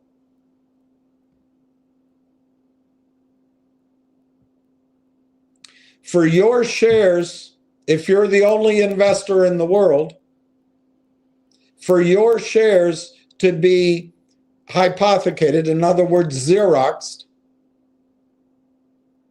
and handed to somebody else. So you own your shares and somebody else owns your shares. And guess what? Your brokerage firm earns fees. You don't. You don't even know about it. If there's a dividend paid, you get your dividend, but so does the other person, because the brokerage firm absorbs that cost. Typically, if you had lent out your shares, you would receive the income for lending out the shares, but you would be debited the dividend to pay the person who borrowed your shares. But none of that happens because it's just a cost of doing business. So, Richard, your shares that you call real, because you don't understand it, nobody does. It doesn't make you any less. Nobody understands it. They can't believe it. They cannot believe it. But your shares are Xeroxed and lent to somebody else, and then they put their shares in an account, and they're Xeroxed and lent to somebody else, and then they're put in an account, and they're Xeroxed and lent to somebody else. But guess what? Instead of all that, the brokerage firm just takes those shares, puts them in their own street name at the DTC, and gives you an entry on your computer. It's a securities entitlement. And it works because none of us are curious.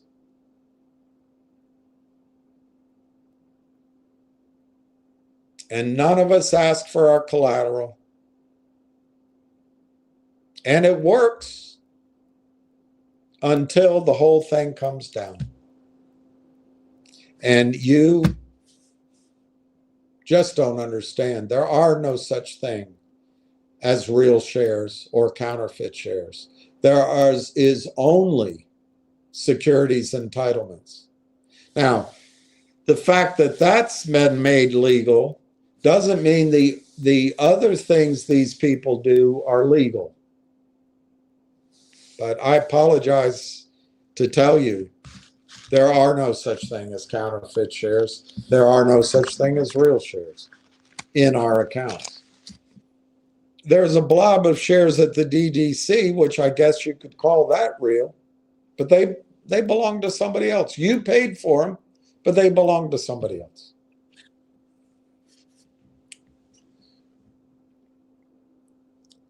Hey, Donna. Good afternoon, William, and everyone. I already blocked this positive.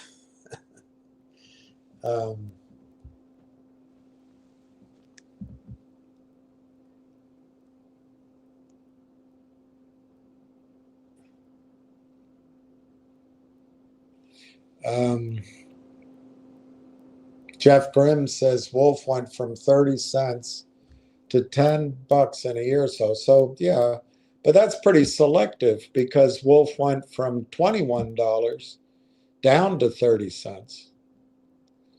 And Wolf did a deal financing with Ari Rubenstein at Youngstown Financial or whatever, it's Yorkville. And the stock did nothing but go down, down, down, down, down, down, down. So we can torture ourselves and pick the exact low and the high, and we go, oh my gosh, we could have done that. It's true, but we didn't. I own 20,000 shares of Wolf at 85 cents. I sold it at 75 cents. I guess probably to buy finger motion calls. I don't know. I don't remember. I wish I would have been better off just hanging on to Wolf. 20,000 shares at $10. But it's very difficult, Jeff, it's difficult to buy at the right price. It's difficult to hold on, but it's really hard to sell. And my point with Railtown is you guys own an incredibly valuable asset. I think there were some risks, and I want to say PJ, I think that was her name. She was right in her concern. I showed some of that concern 2 or 3 weeks earlier. I woke up realizing, and other investors, very smart guys, sensed it weeks ago, to their great credit. But the risks in Railtown were the mechanism. When Railtown announced an MOU, an LOI, an acquisition, Weeks, and Canaccord Genuity, the computers automatically started selling the stock. stock that doesn't exist, and they hypothecated and they Xeroxed and Xeroxed and Xeroxed and Xeroxed and Xeroxed and Xeroxed the title over and over and over again, and sold it over and over and over and over and over and over again. They do this with every stock. There's basically, it can be done together, but there's basically three reasons. One is, if you're the Anson funds or the Toad, and you've got that fat blob, excuse of a human being, Jeff Easton, going out and getting CEOs to sign toxic financing, well, if you're a hedge fund, you start selling the stock. You start selling it. Why? Because you know when they sign that financing, you've got them by the short hairs. Because the formulae to convert is backward looking, and it's based on the share price, best 5 trading days close for the last 21 days. By definition, if you keep the price going down, the shares are going to be converted, so you make a profit. You've got attorneys that vouch for your new account at the prime broker, because even though it's illegal, in 6 months, the prime broker knows you're going to be able to cover your obligation. They're all kind of nodding and winking at the rules. But that's one reason the hedge fund wants to take, just like in my judgment, Polar did with Data Logic, they want to take the entire market cap. And in their wake come the day traders and the swing traders and the rest of them. Well, then secondly are the so-called, the shorter term traders, maybe 1 week, a month, 2 months, 3 months. What their goal is to get the two CEOs to bicker, to argue, because the CEOs agreed on an acquisition based on a stock price, and CEOs are just like we are. We look at the price, and I agreed to sell my company for $100 million worth of stock. And now, because the shorting goes on, and the deal had to be pre-announced by law. By law, I'm not allowed to wait until it's finalized. I have to announce it in advance. So they start shorting it down. And now my $100 million worth of stock that I was going to get, let's say it's worth $25 million now, after 45 days of aggressive shorting of stock that doesn't exist, to cleanse the markets. Well, now if I'm the acquired company, I'm going to call up the acquirer and say, dude or gal, you were giving me $100 million worth of stock. Now you're giving me $25 million worth of stock. I don't want to do this deal. Well, guess what? The shorts, the computerized selling of the stock achieved its goal. The stock price came down, and the great merger fell apart. So the stock's going to keep falling. Or I call up the chick that's buying me, and I say to her, hey, girl, ma'am, you got to make it. I'm going to walk on this deal. I want my $100 million. Otherwise, I walk. Well, I'll tell you, and both CEOs have no clue what's going on. Well, I'll tell you what I'll do. We'll issue more stock to you so you have 100 million. All right, that's fine. I'll do that. So we're going to give you, instead of 10% of the combined company, we'll give you 40%. Okay, that's fine with me. So they move forward. Guess what? It has to be pre-announced. And the shorts keep selling. And the new 100 million is now worth 75 million. And the whole dilemma starts again. So it's self-fulfilling.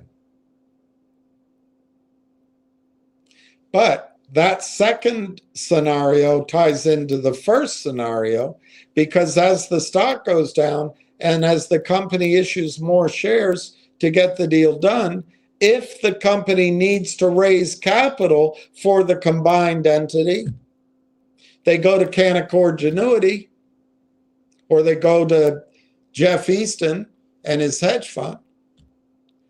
And now they raise money, instead of at $10 a share, they raise it at $1. So the company issues, whatever, 750 million shares. That works for the shorts too, because now the combination of the two companies, which was going to be so positive, spread out over, let's say, 100 million shares, is now spread out over 1 billion shares. So the good news is not a threat to the shorts. Bravo!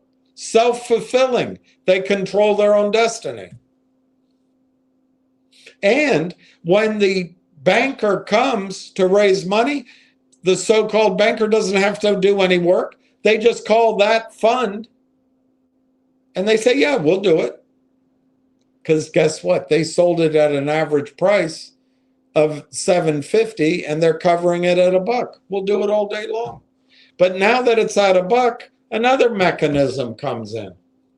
If we keep selling stock, the stock gets delisted, and then the charming attorney or so-called investment wanker comes up and says, you know what? You're about to be delisted. And there's nothing more shameful than being delisted from Medina Friedman's joke of a security exchange. You better not let that happen. But you know why they have to do it? More than just shame. Built into the documents is a default event. You are in default of this agreement if you get delisted. So the shorts have no risk. So it gets under $1, stays under $1 for whatever number of days. And they do a reverse split. That helps the shorts magnificently. So the second scenario ties into the first. And then the third scenario is when you get these hyenas and these cowards and these nipsters to come along day trading with no money. They're just trading somebody else's cash, and they get to keep a percentage of the profits. And they hire the shills, and they just press their bets, because the down is the easiest way to go, and they just keep pressing it, and nothing stops it until it does, in fact, stop. You give an example of Wolf. A lot of people come on here and say to me, well, if they can sell so much and it's the same thing, why isn't Railtown going to be just like GTII? Well, it costs money to sell the shares. You pay fees to sell the shares, and etc. It's expensive to maintain the position. But also when the price goes against you, it's leverage, just like any bit of leverage. It's line of credits, just like any line of credit. It's winning. You have a lot of friends when you're winning. When you're losing, you have no friends. Zero. You might be lucky to have one.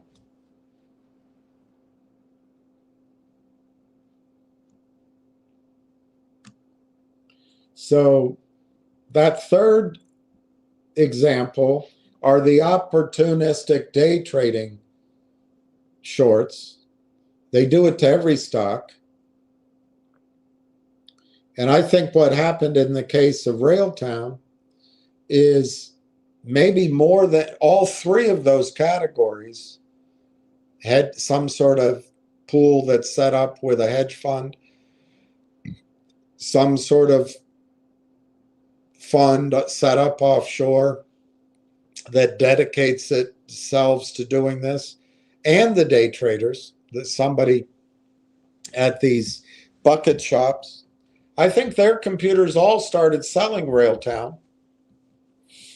And we've gotten into a situation where there's been no news and there's been no buying, and closing AIP never happened until 2 weeks ago. And bless his heart, the CEO doesn't understand the risk that he's running, because nobody gets what's going on except the criminals from Burroughs Park, probably from Tel Aviv, from parts of Miami, from Toronto, from Frankfurt, Germany.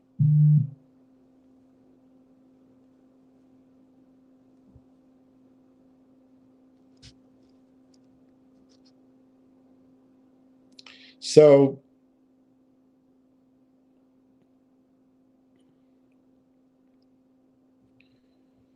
I think what happened with Railtown is the computers started selling. And what PJ picked up on, and perhaps an erstwhile friend of mine, very smart, picked up on, is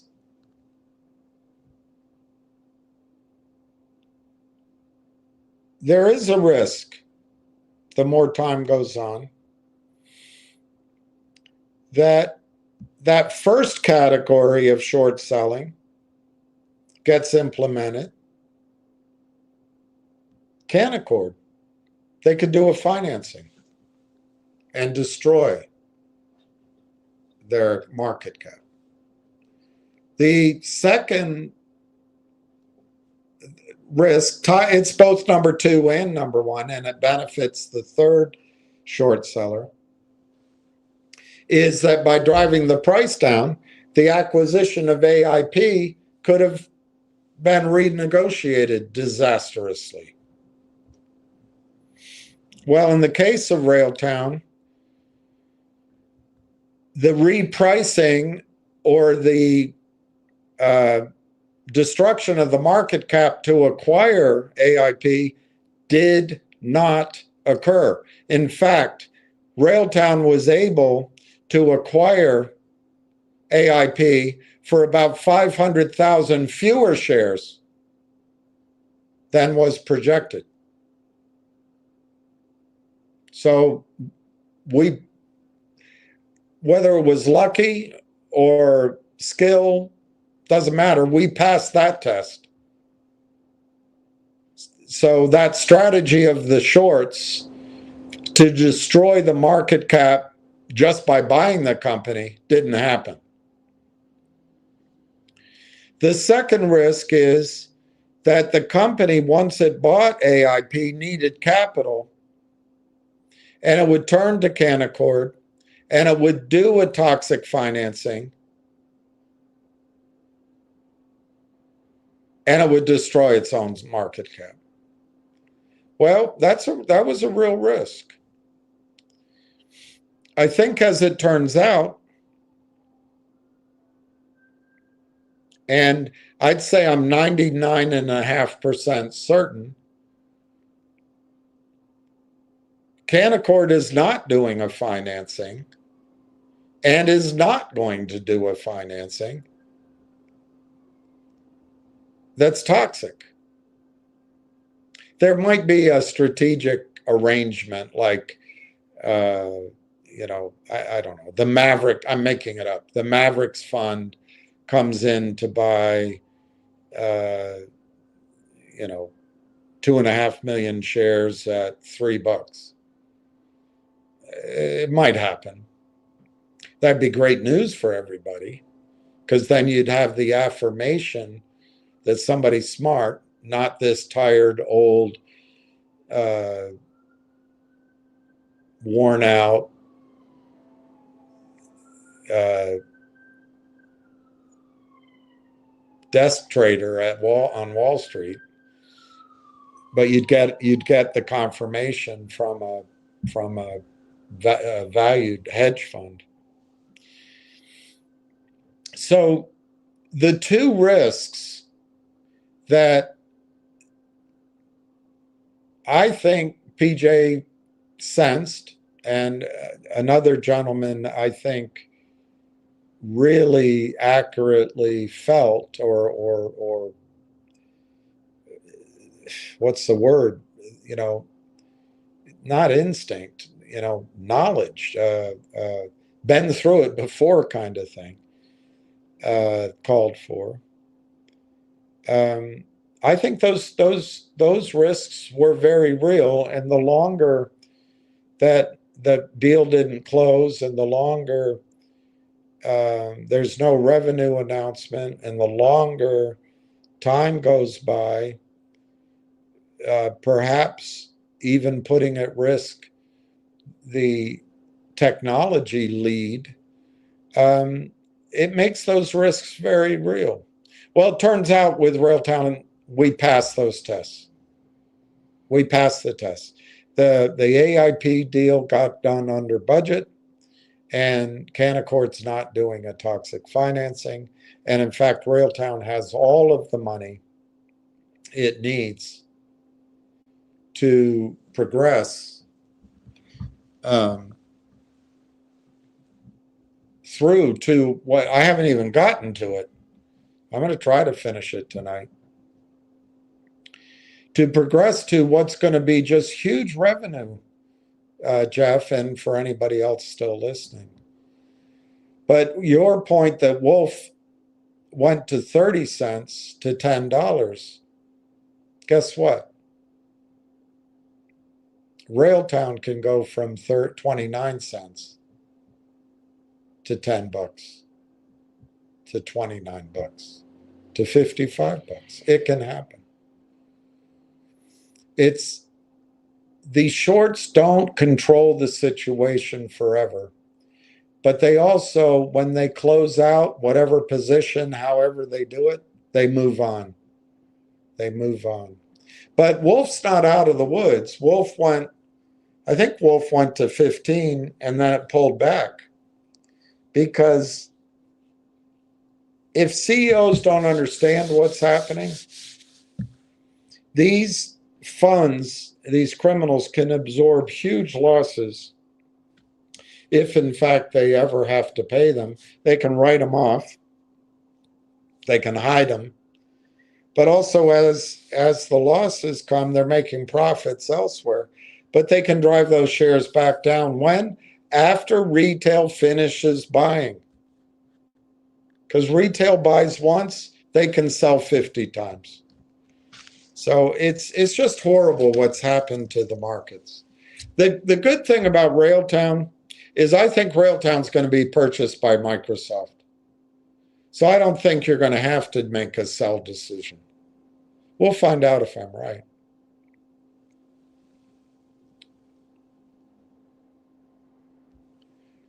Jem, how is Dirty Mayo? I don't know. How is he? I don't know. Pat M, thank you, Donna, for blocking him. I blocked him for you guys. Donna, thank you, Donna, for telling me to do it. Because I think when I saw that she did it, I blocked him. So just so you know, I blocked him. I am trying to list. I think she told me she wanted me to. I can't remember what she said, but it was because of Donna, but I did it. Her? I don't know if it's a her. I don't know. It's a picture of a girl. I don't know. Jack Hamilton, good afternoon, William and Don and other RT enthusiasts. Jack Hamilton, 75 more. I love it. I love it. I love it. Instead of buying shares today, I paid my phone bill. And I'm happy about that because now my phone's turned back on. But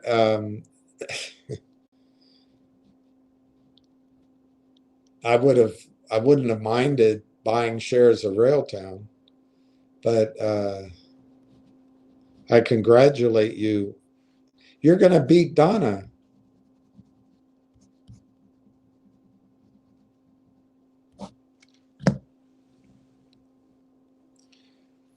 And Donna's happy for you.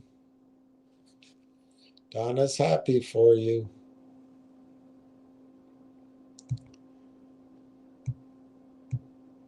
As am I. I'm very happy for you.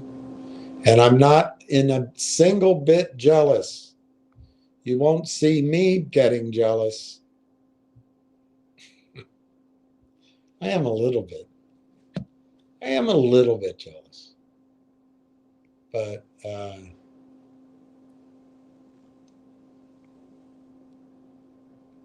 not terribly.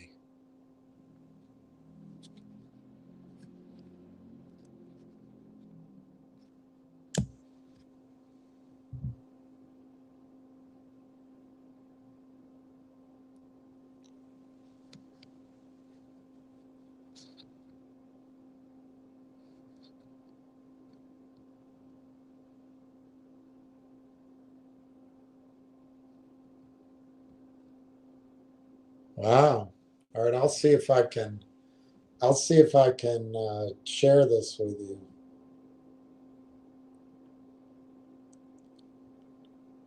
Of course not. Of course I can. Can I? Okay, I'll do it like that. I'll take a picture. I'll take a, oh, let me change that.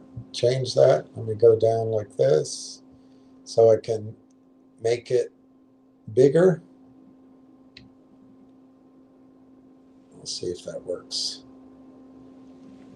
And then I'll send it to myself so I can show it to you.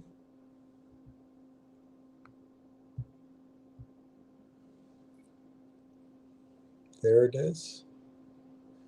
I'll send it to myself. And I think I'll be able to show it to you.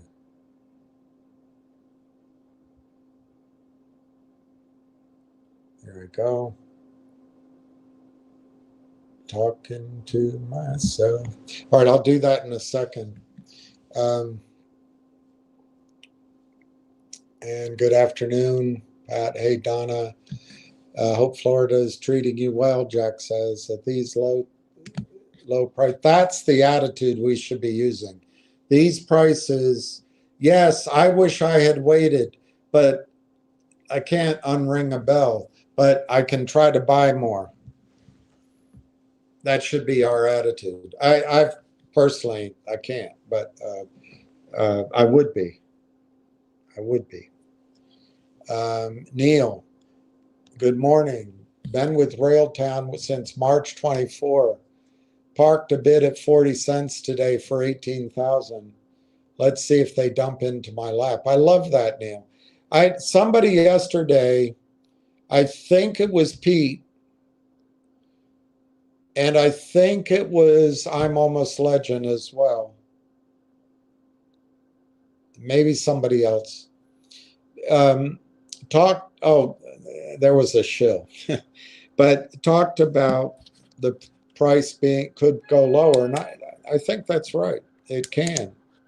I'm not sure it's going to go as low as Pete said it might, but it could. It could.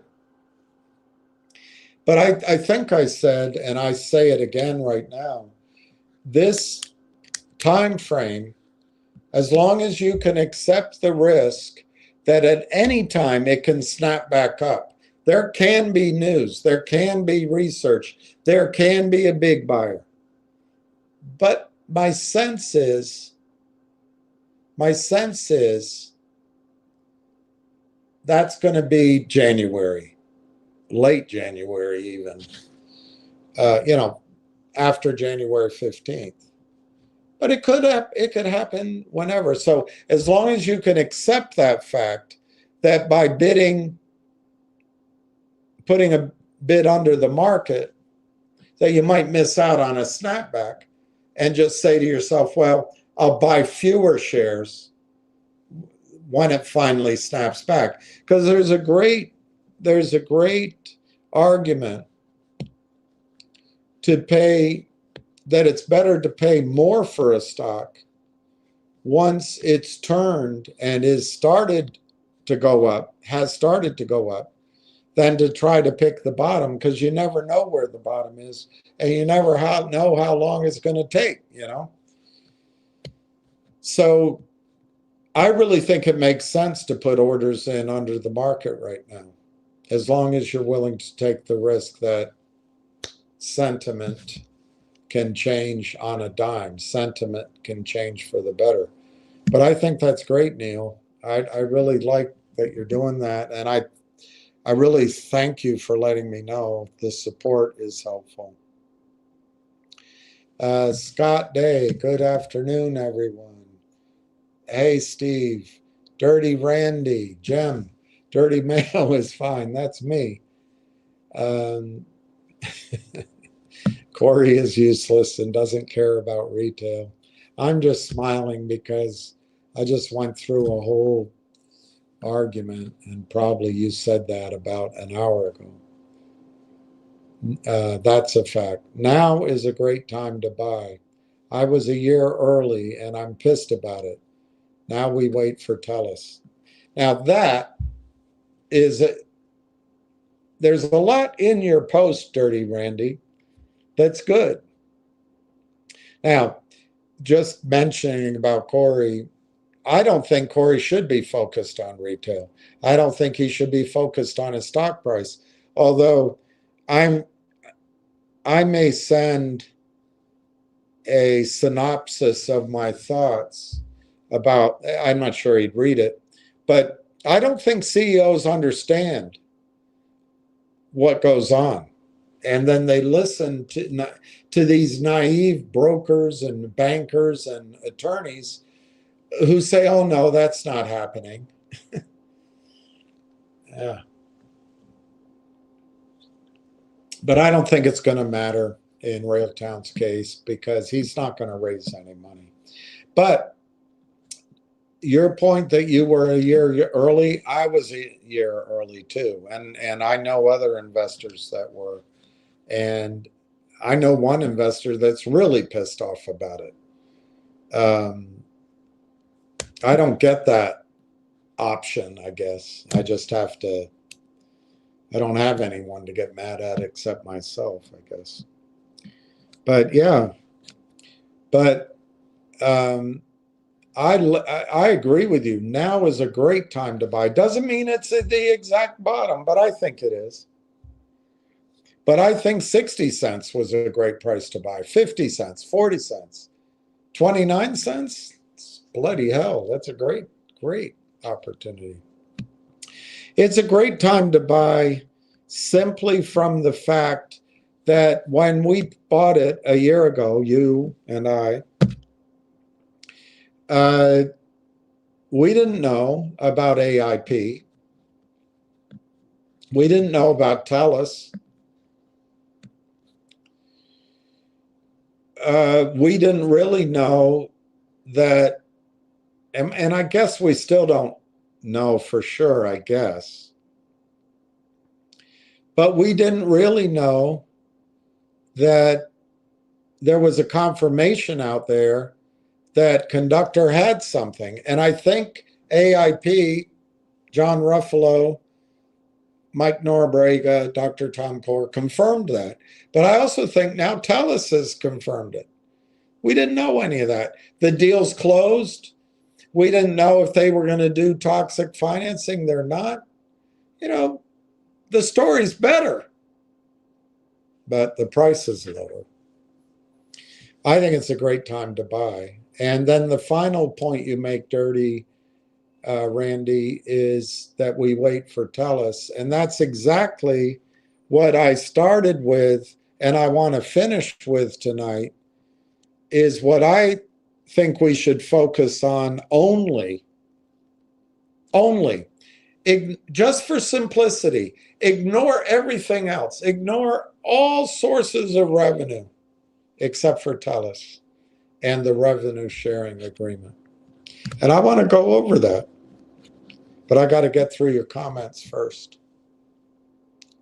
Hey, T. Alex. Hi, everyone. Julie Kim.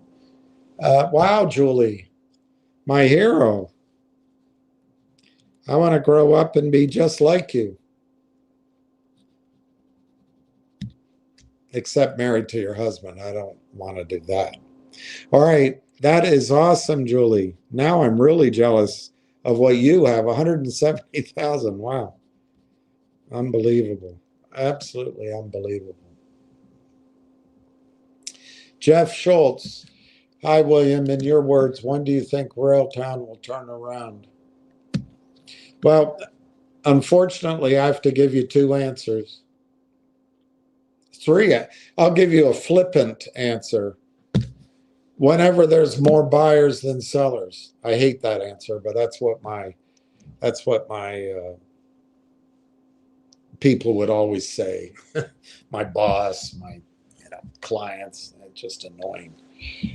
But I think realistically, when will it turn around? It's the same answer. I think it'll turn around when the institutions in Canada buy. And I think the most logical institution to buy it is Mavericks Ventures. And the second most logical is Omer's Ventures. And the third most logical is Omer's itself. Those three entities were run by John Ruffalo and Mike Norbrega, who founded AI Partners. So I think those institutions are going to buy Railtown. They are limited in buying Railtown, certainly by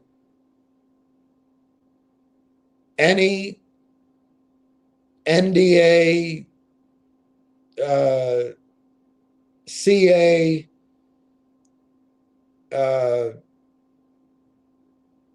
whole standstill agreement, whatever. Anything they signed, they're bound by that if they receive material information directly from the company.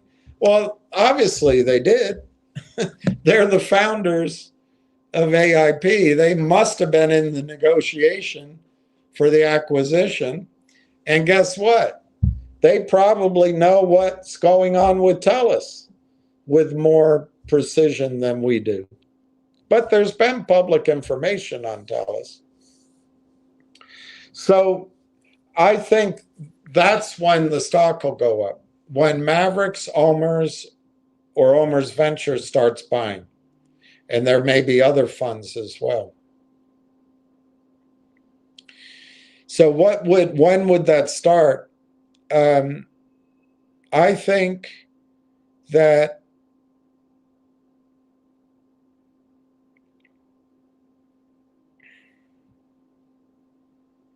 there's three triggers that could start their buying. Whether these triggers matter or not, I don't know. But I think one is when the full disclosure requirements are met. Two is when research comes out. Three is when the stock price gets above some number, $2, $3, $4, $5,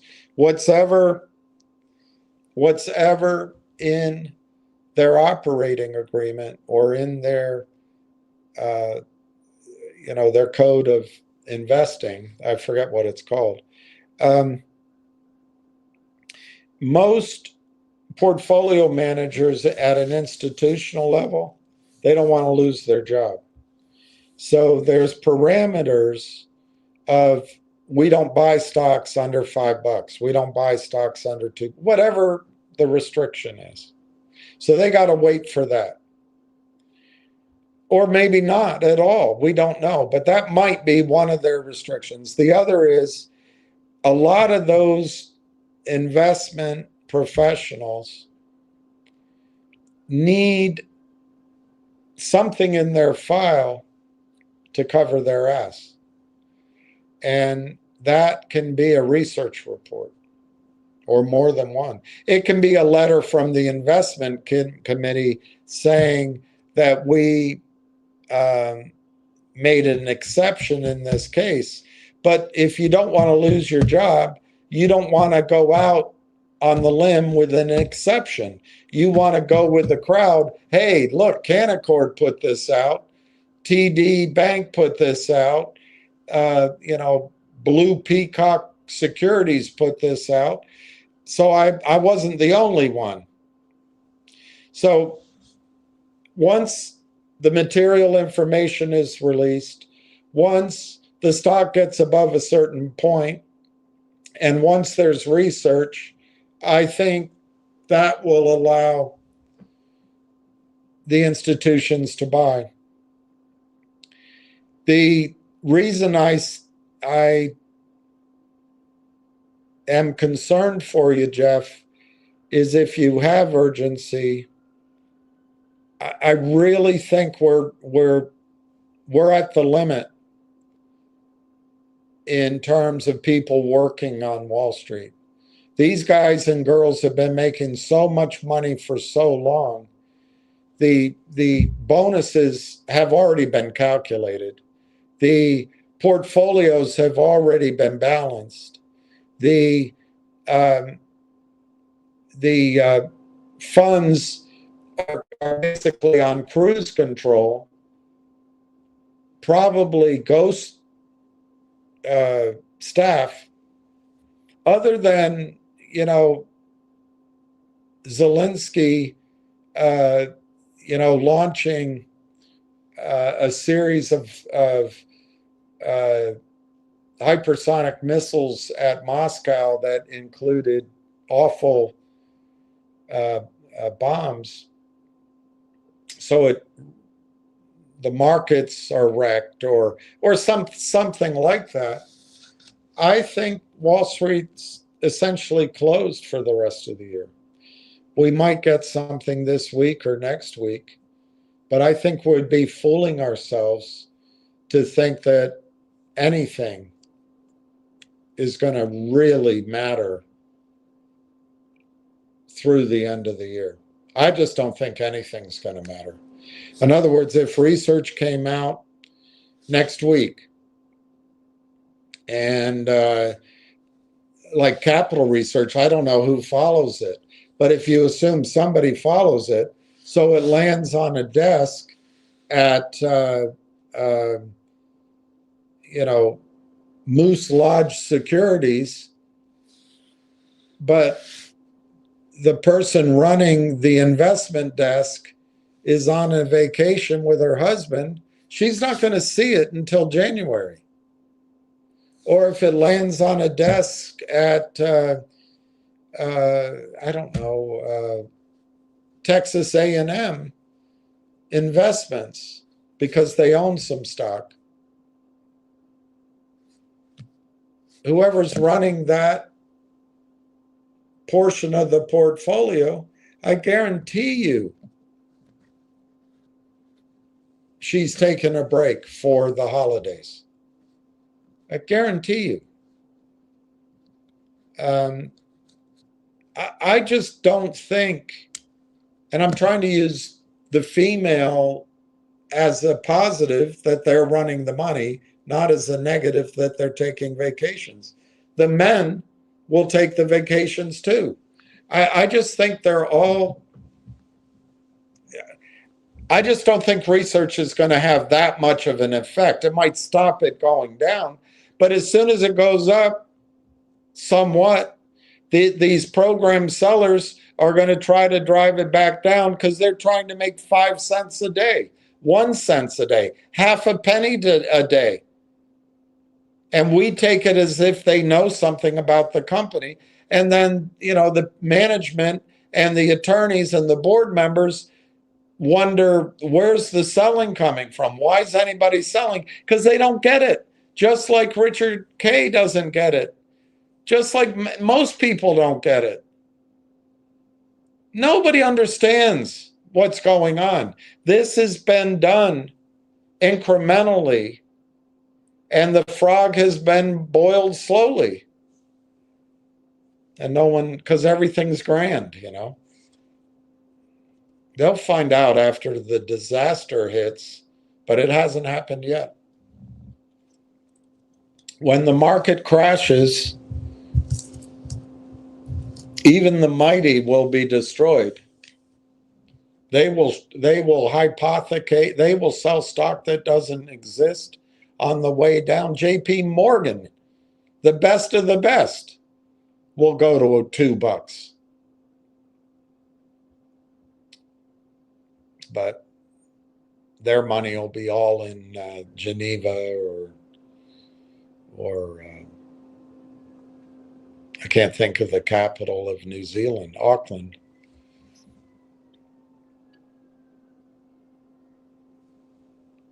But when do I think it'll turn around?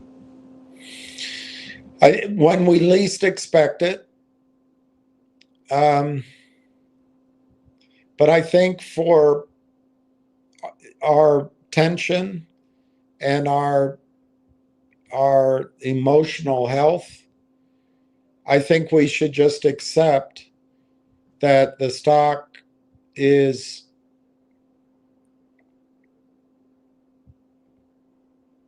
going to be under pressure until the second week of January.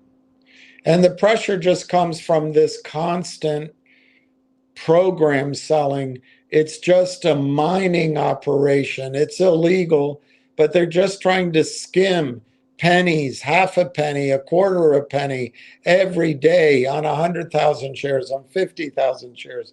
It's just relentless. Every single day they turn on the machines and they can take $500, $1,000, $2,000, and we sit here thinking it means something. And everybody points fingers at the tired old man who worked on a trading desk on Wall Street and is washed out.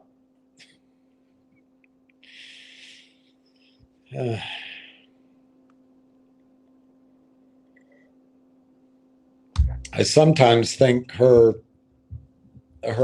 description of me is correct, except it's not. It's not accurate. But the end result is no different. If I had to give timing, and I don't know why it matters. I've been wrong in every prediction I've made for 6 months.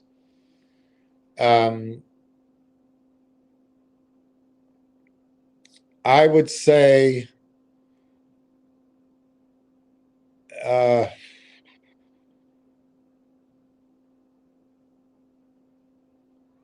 I'd say we're all tapped out. We're not going to cause the stock to go up, the group of us. So any news or research, we'll read it, but we won't buy any more shares significantly. So we are not going to make it go up. Institutional buying, I think it'll start after January 15th, not before. Look, I could be wrong, but I think we have to prepare for that. Everybody's going to be on vacation. And nobody wants to take new positions until next year. They want to close this year. They don't want to screw up because they got to show those year-end positions to their clients. And they want to have the right balance of NVIDIA, Barrick Gold, and you know, uh, Apple, whatever's done well. So they don't want to overall they don't want to establish new positions. And I do think there's process, whether it has to trade above $2, we have to get an investment committee approval, we need to put research in the file, whatever it is. I think it's January, Jeff. I'm sorry to say, I just don't think we're going to get lucky and somebody fast tracks it early. There could always be somebody that wants to own it cheaper than what it's going to be worth next month. I don't think news of any kind that I can think of is going to hold any revenue projections in it. So I don't think any news is going to make any difference before the end of the year.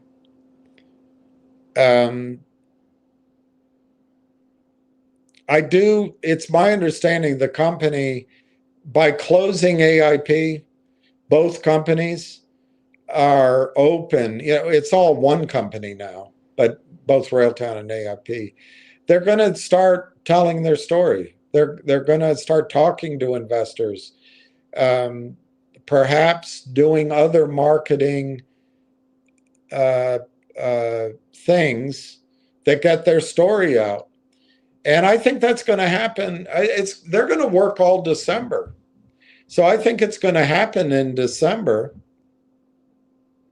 But the question is, it's not going to change our buying habits. And is it going to bring institutions in? Is it going to bring in a retail force in Canada? Again, I just think I'm sorry to say, Jeff, I think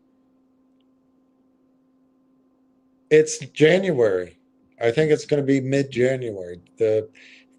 Maybe as early as the second week, but probably the third week in January before we start seeing meaningful strength in the stock.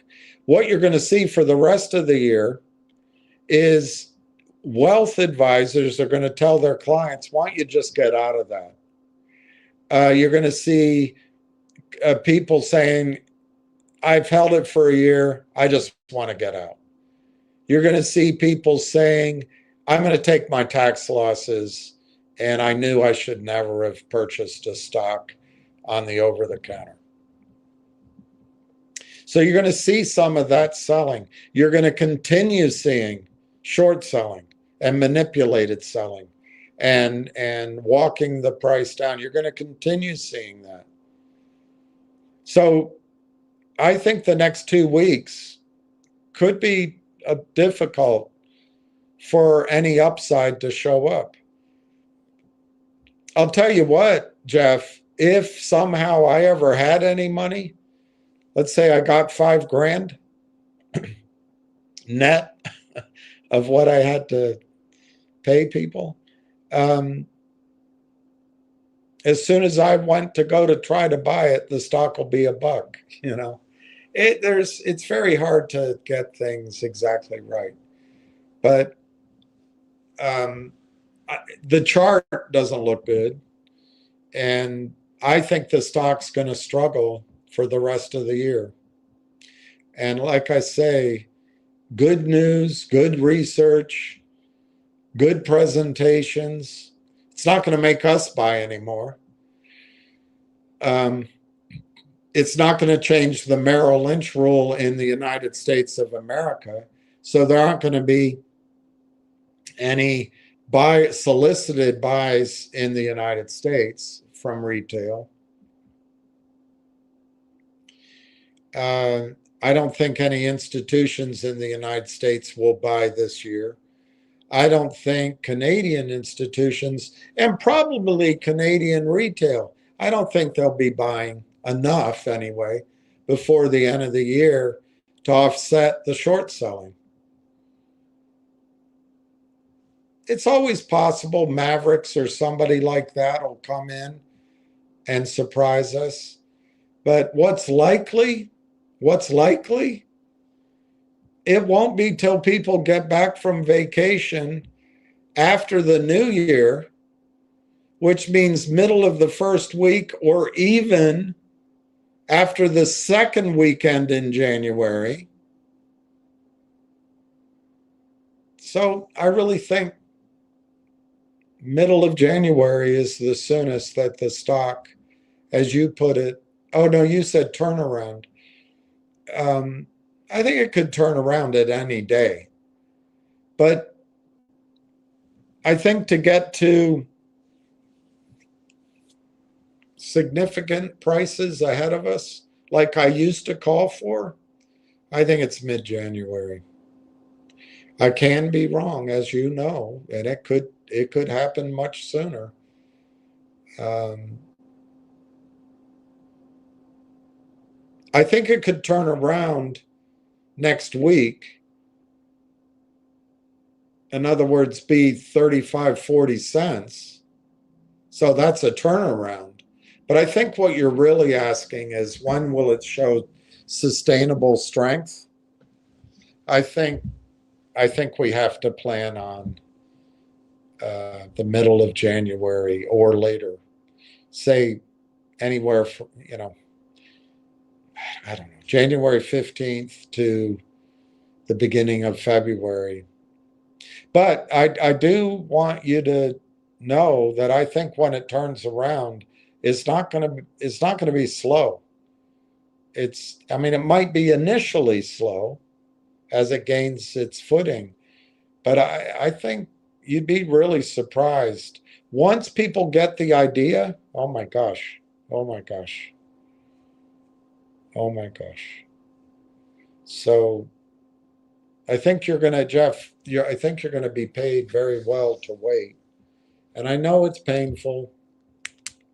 And I wish I had told you and everyone else to wait till December to buy the stock. But it's so clear now that I look. It's so obvious now. But it wasn't obvious then, to me anyway.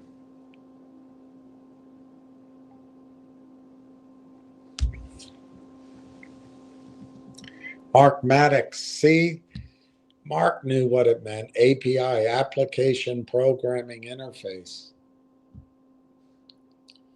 That's pretty good. Original Planksta. Could you put, I love these dogs. I love these dogs. Could you put a little time talking about a potential Microsoft buyout in a share deal? Yeah. And the dividend incomes. I love that idea, Planksta. I love that idea.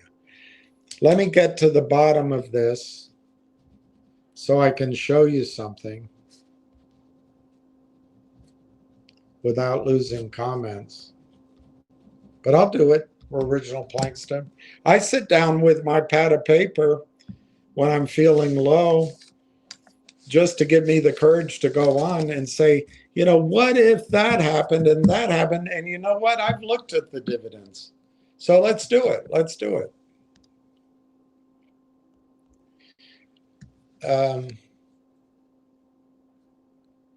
Adela, unknown stuntman. Do you know Rex Reddick? Another stuntman. King Reddick. Adela shows down in fidelity for me. It didn't show down for me. Let me look. Maybe it changed.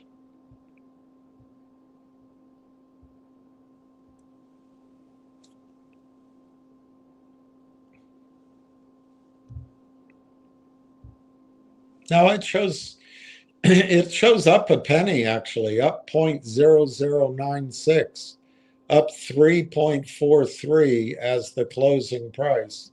But I mean, it doesn't matter. It's still a crappy price, 0.2896.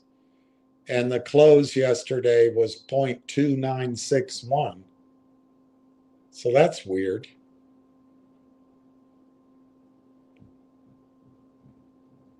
That's weird. And it even opened at 0.29. It shows green. I'll show it to you. It shows green for me. But that you're right. It should be. It probably should be red. It shows green.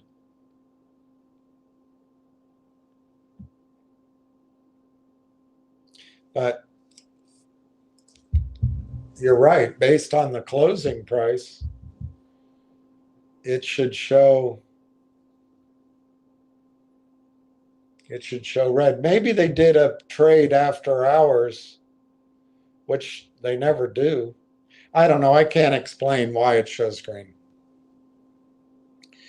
Carolina tax loss harvesting may drive the peeps lower, the per price share lower, the price per share lower, unless we get news. Yeah, it could. I don't think news is going to change the overall mood. The only news that would change it is Microsoft is buying the company. I think even good news. This TELUS news is great news. The closing of AIP is fantastic. What has it done? There's people out there listening now that remember a time when the news that would come out would change things. There used to be a time when, the closing of that deal, the name TELUS, the stock would be up, could double, triple. Just doesn't happen anymore because there are no research analysts yet. There's no trading desks. There's no uptick rule. And those people can just keep selling non-existent stock. Could you imagine if they had to wait till the stock went up before they could sell? It would stop all this gamemanship. But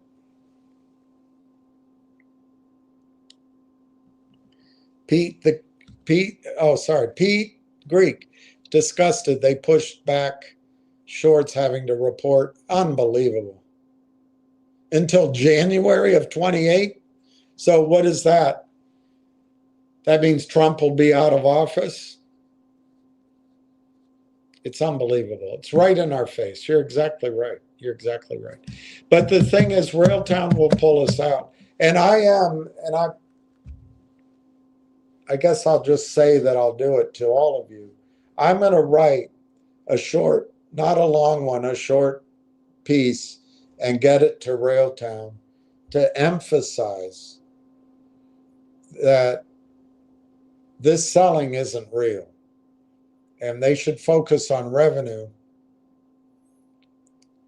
not raising money. And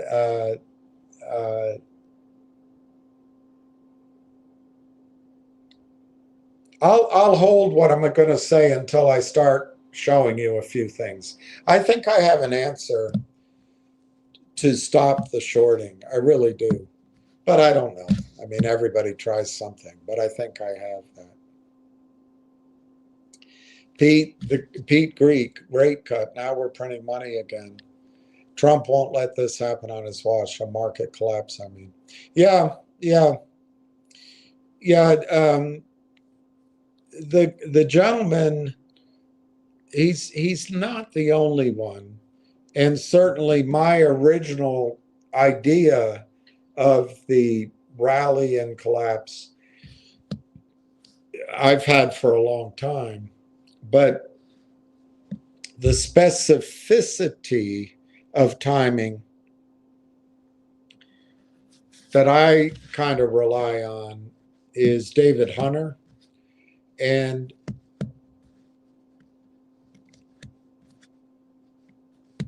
I think he would admit that he's been calling for this for the last, I don't know, 2, 3, 4 years. So it keeps getting pushed out. And he does admit when he's asked that if he's going to be wrong, it's not going to be on targets. It's not going to be on what happens. It's going to be on when. And so he feels like he thinks the global bust, as he calls it, will be in 2026.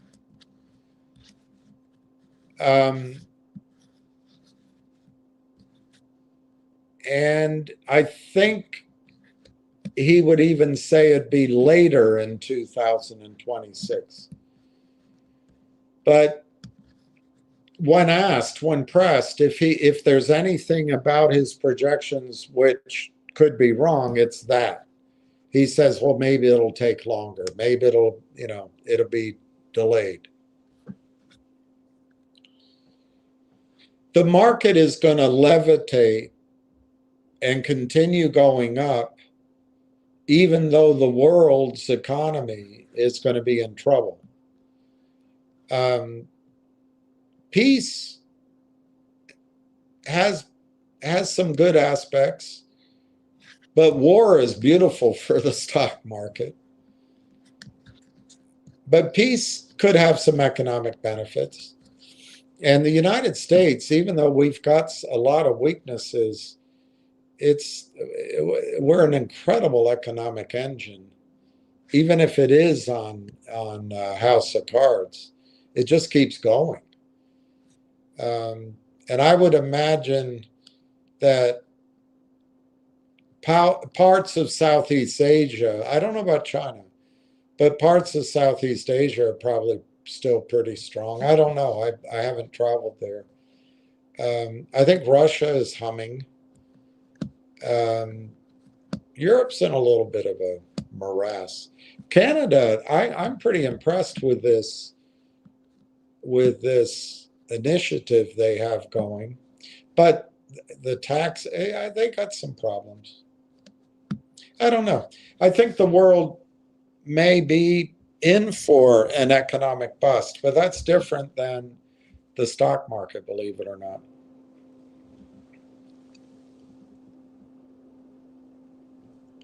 Pete Creek, if you heard Junk Savvy MMTLP call yesterday, it was encouraging. I can call her. I haven't talked to her in a long time. Last time I called her, she said she'd call me back, but she didn't. It's all right. I think she was at church or something. But that would be exciting. I'll write that down. Maybe I can listen. Maybe there's a recording of her call.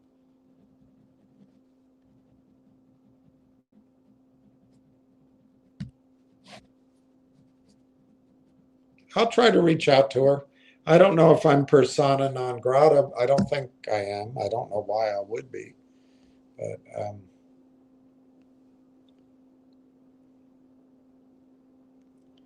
Donna is very kind.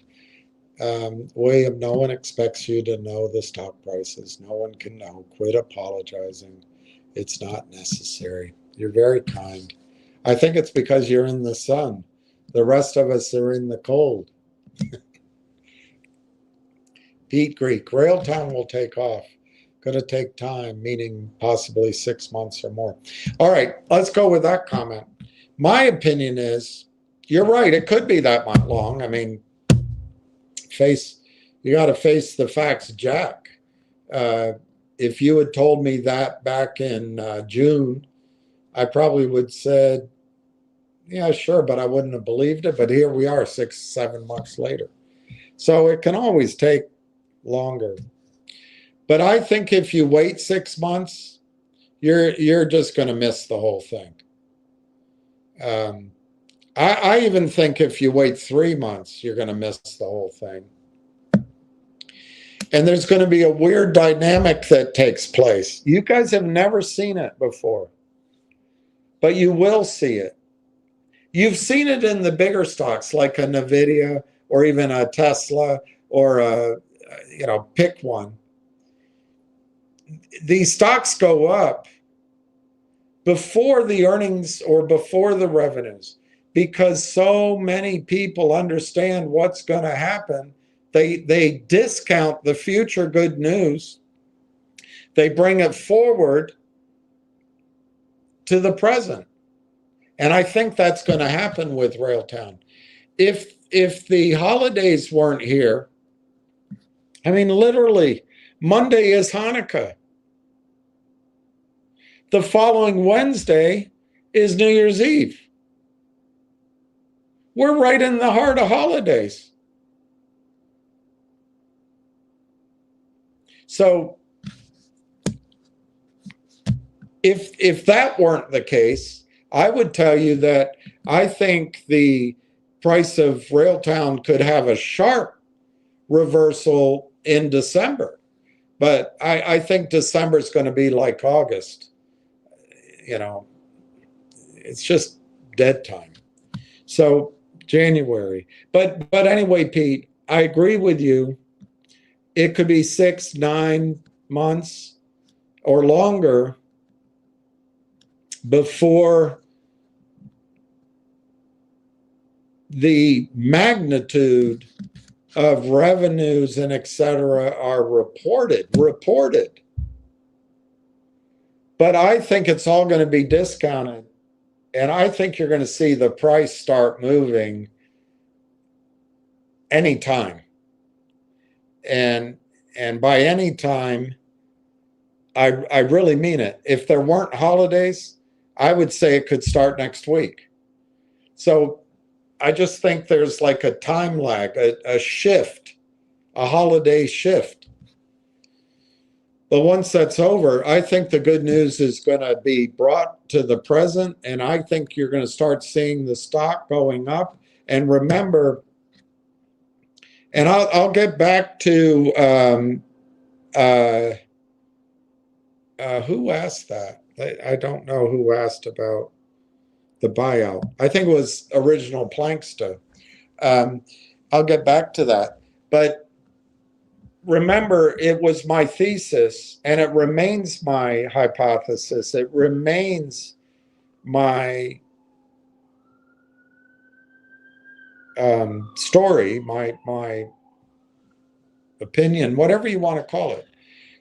I think that the stock is going to go to 350, 450, 550, 650, 750, some number. And it may not stop there very long, but it's going to go to some number that's going to give you 10x, 15x. But that number is going to be the starting point. I mean, a good guess would be to simply take, of course this is approximate, but to simply take the brainiacs on Wall Street, the private equity people, to take their 1.25 billion valuation of SoundHound and divide it by the market's value of Railtown now, let's call it 45 million. It's probably even less. That's 27, it's 27.8, it's 28 times. So if you took the closing price of Railtown, which shows green on mine, but I think the gentleman's right. It should be red. 28.96, call it 29 cents, and multiplied it by 28, that's $8.12. That might be somewhat high because the market cap that Yahoo has might not include, I don't know, the employee options. I don't know. But anyway, rough number, $8. So I think the stock is going to go to a... Now, the other argument you could make is maybe those private equity people paid too much. So you might say, well, the 45 million market cap of Railtown's not the right price, but maybe you'd tell me that the 1.25 billion isn't correct either. So, you know, maybe 8's a little high. Maybe it's 6, maybe it's 7, or maybe it's 4. But my point is, I think the stock is going to go to a price,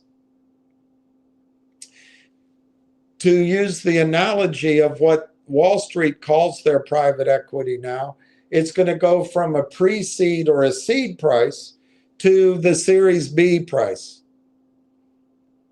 Well, Series B, which is the Lang chain round, that's not the end of the story. That's the beginning of the story. They're going to take it out to Series C, D, E, F, and then they're going to arrange a portfolio buyout, or they'll take it public, or they'll sell it into ETFs or into retirement plans. So my point is, when it gets to that $8 or that $7 or that $6, I still think there's another 10x. Wherever it stops, I think there's another 10x. Now we'll find out. We'll find out if I'm overly optimistic. My target is, as I've said, $55. And I said May 5th. I don't know if it's going to happen by May 5th now, but it still could. Maybe it'll be June 5th. But my target's still $55. But I think there's a wide range of error.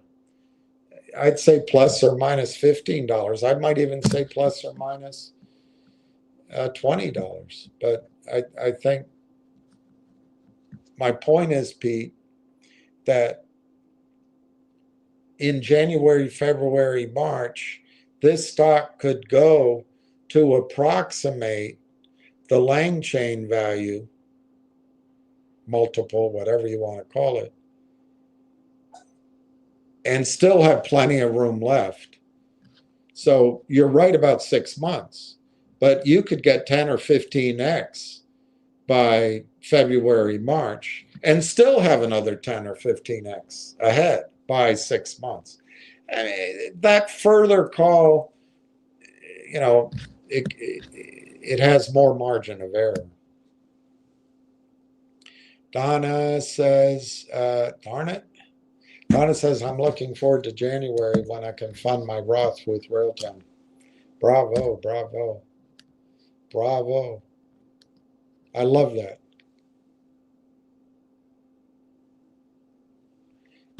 Steve says, the more percentage you're down, the more you should double down.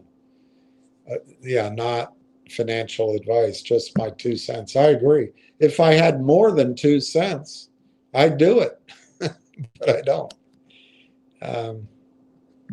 Justin Bavish, are you trying to say we should direct register? No, I don't think you should, Justin. Not now, not now. But it's interesting. Are you saying for your over that? Okay.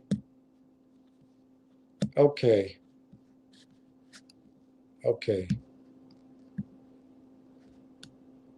In the framework of what I was talking about before, Justin, let's say I'm correct and Microsoft ends up buying Railtown, and you decide you want to keep Microsoft for the next 10 years. Yeah, you might want to direct register your shares. I'm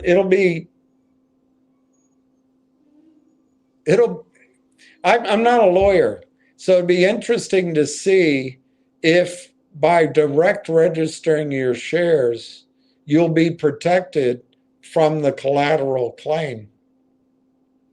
I think they'll take the approach that I remember. I'm sure other people have done it, but I remember it from the Hillary Clinton campaign. They would say it, do whatever you want to do now and then apologize later. My point being, maybe the brokerage firms would come and try to claim even direct registered shares. But yeah, I think you're right, Justin. That is what I'm saying. At some point, we're going to want to be out of our brokerage firms, and no place is going to be safe. Microsoft in a run up, maybe it goes to $700, $800. I don't know. But then the crash comes. It could come all the way back down to some unfathomable number. Maybe it's better just to sell it when it's up and take the cash out. On the other hand, software probably will survive and continue to be important in the next decades, next years. So yeah, Justin, it might be. But I'm not saying do that with Railtown. The reason I'm not saying do that with Railtown is nightmare of nightmares. There might be a short squeeze, which I do not want there to be, but there might be. And you won't want your stock direct registered at that time. The other thing is,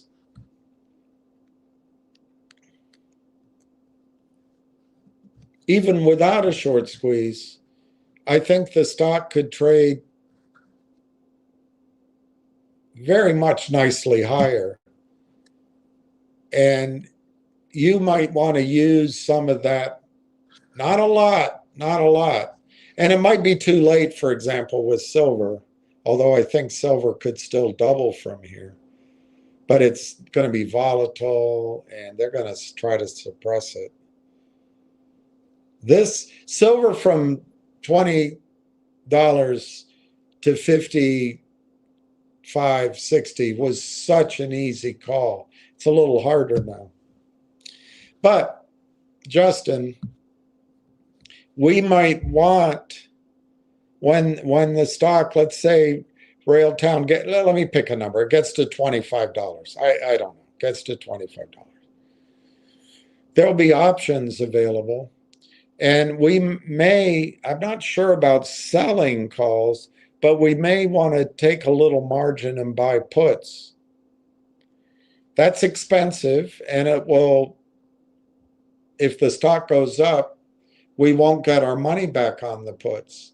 But it would protect us if the stock were to suddenly go down briefly. So I think for strategy reasons, I don't think you want your Railtown direct registered. But your overall point in the future, and maybe you do it with other stock positions, I think to be safe, you're going to want to own physical silver, physical gold, physical platinum, or whatever. You're going to want to own, I think you own, no, maybe I'm wrong, but you want to own what you know. You want to own a farm, you want to own, an orchid, you want to own a store, you want to own real things that generate cash flow that you understand. And perhaps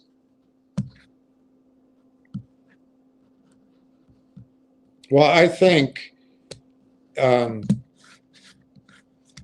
oil's pretty strong right now, but I think oil prices could come down to $30, $35.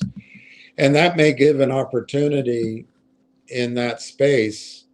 But private equity is already in there. So the opportunity to go in at really nice valuations on safer investments, it seems to be gone, unfortunately. Private equity is coming into oil and gas and mining while funding sits in cash, sits with bureaucrats. But I think we'll want to own some income out of oil and gas as well. And I think, Justin, if we all stick together somewhat, I think there will be investments that we can participate in that may not tie up our money, or maybe it will for a while, but we can start being like our own hedge fund. And when we invest in a mining company or an oil and gas company or a healthcare A&I company, maybe we can get a favorable price, and we can buy a unit with shares and warrants, So we might have to do that with some of our margin unless we have other money. So for these reasons, I don't think Railtown you want to move. I also think, and my bias is, that Railtown is going to be purchased by Microsoft. That's my favorite. It could be Constellation Software, it could be Oracle, it could be Amazon, it could be anything. But there's going to be an arms race. There is an arms race. And I'm about to tell you, if the comments end here, I'm going to show you a couple of things. And then I'll do it again tomorrow because I know it's late today. But I think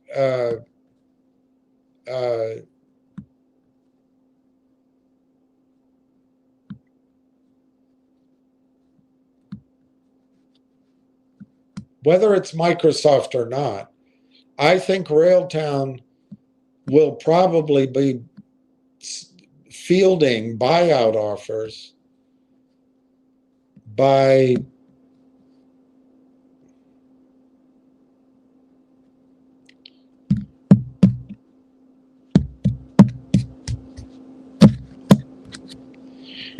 I'd say by June 1, they could be fielding buyout offers or sooner.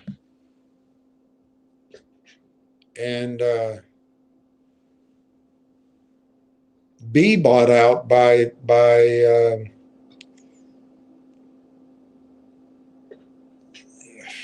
I don't know what happens in August. That's the problem. But maybe be bought out by September. The risk is, of course, if the whole market crashes, the capital markets can close overnight.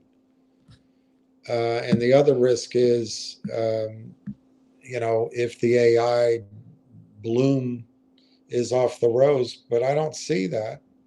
I'm going to show you something about Railtown. We are so fortunate. We just can't accept how lucky we are.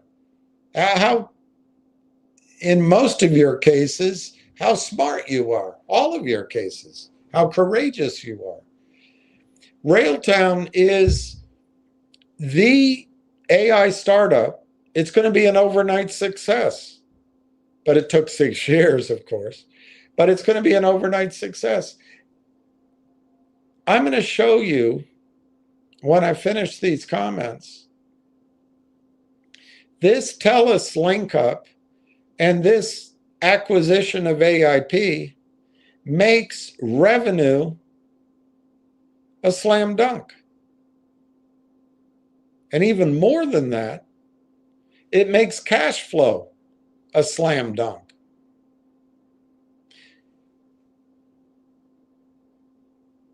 And let me finish the comments before I say anything more. Justin, if we pull our shares out of the market and take paper shares, they can't be entitlement. Yes, I think you're exactly right. But I wouldn't put it past. I like that conclusion.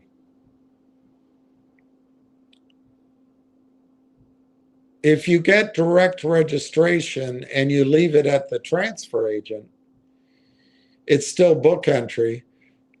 And I wouldn't put it past the big firms to go take, without legal permission, to go take the collateral at the transfer agents. I could be wrong, but you'd be counting on the transfer agents to have a legal team that could fight it. And I'm telling you, when it gets really bad, I don't know. But you're right. If you have the paper shares, they can't do it. I like how you think about that. The risk with paper shares is it's really difficult to get them back into the system. It's expensive. And, you could have a fire or you could have a flood or, somebody could roll them up and burn them in a fire by accident. So I would take a picture of them. But luckily, we now have methods to take pictures of all our documents. And so we don't have to lose. The risk of losing your paper shares is very low as long as you keep records in photograph form. Did you see the email you sent about DC? No, I didn't. Let me write it down. I'll look it up. I looked at my emails. I think it was yesterday morning, but I didn't see it. Doesn't mean you didn't do it. I haven't looked today, but I'll look after. Waiting Wednesday. That's better than what I would have said. I might have said wanting Wednesday, Sir William, to the comment earlier about the stock could turn around. Do you fear a slight? Yes, I see a slight turnaround could happen at any time. And by the way, a slight turnaround, I'm almost legend, could turn into a snapback. I'll bring up the chart. I don't remember where the 200-day is and all that, but I think it could go back to 40 or 45 cents this year. And partly what would happen is once the stock starts turning, those automatic sellers, they'd wait till it goes up. And wherever it settles, they'll start again. But while it's going up, they'll hang back a little. Their computers, I'm sure it's all automatic. Their computers will keep probing, but instead of selling 10,000 shares, they might sell 100, and then 100, then 100. So as it gets life to the upside, it'll find, and the computers on the buy side, the sell side are all the same.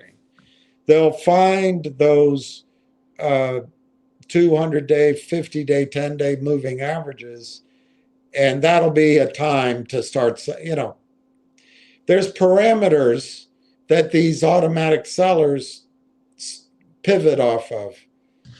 But yeah, I think it could go back. I'll look at the chart. I think it could go back to the base of where it broke down very quickly, and it could happen next week. It could happen. I don't think it'll happen this week, but it could happen next week. It could happen before the end of the year. Sure. I think the stock could pop to wherever the support used to be and it broke down. It could happen next week. It could happen any day.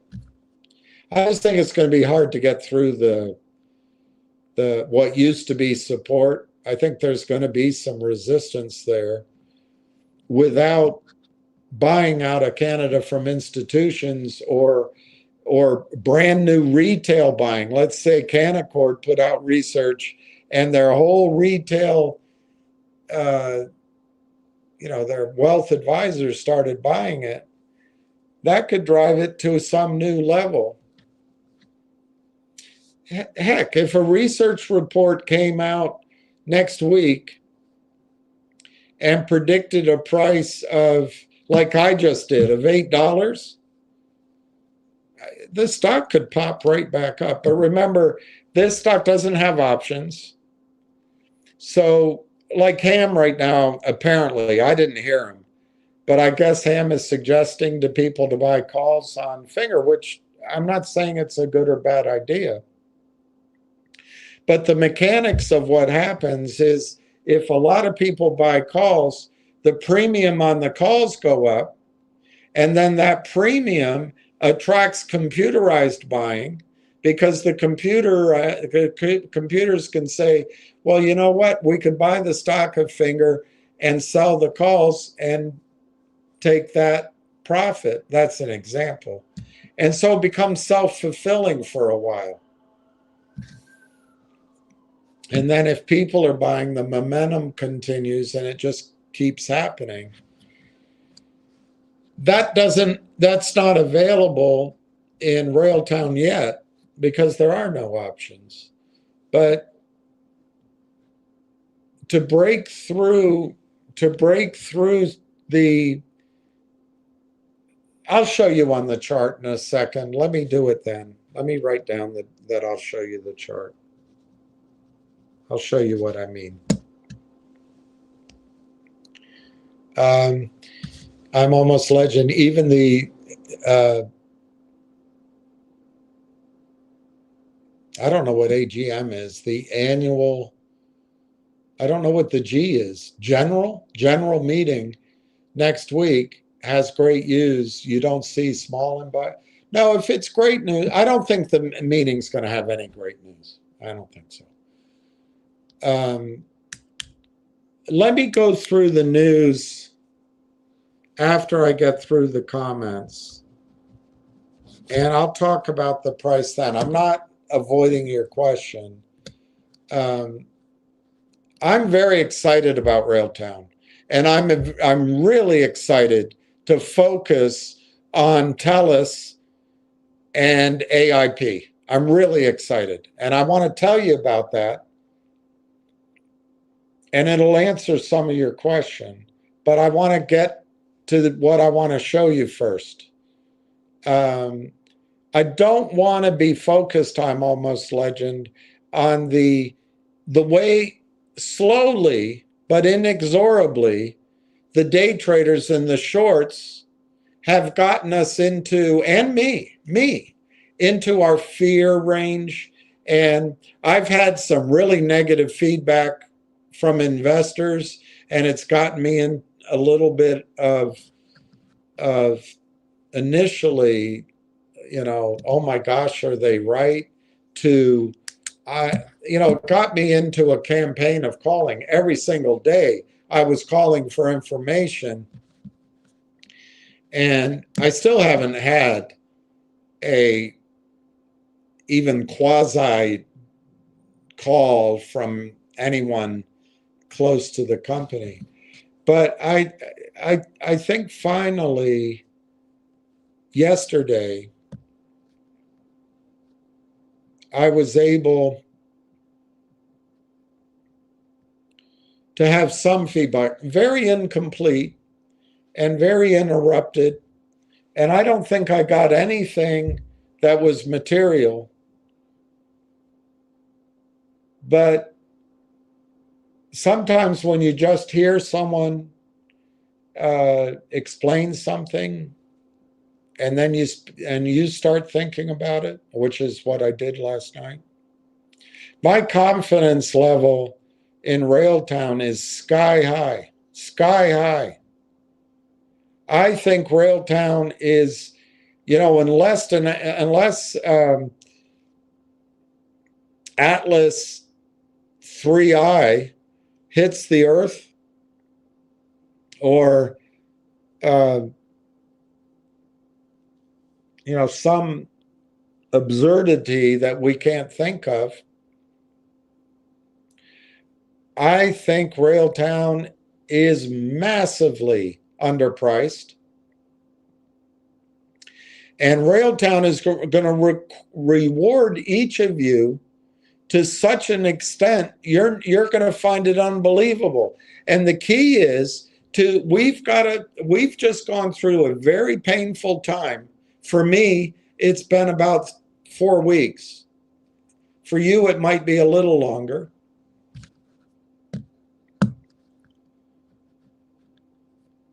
It feels like punishment, frankly, in my case.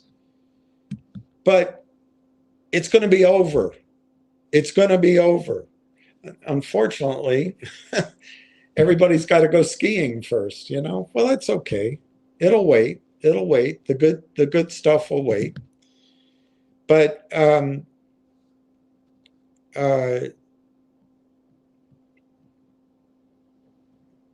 think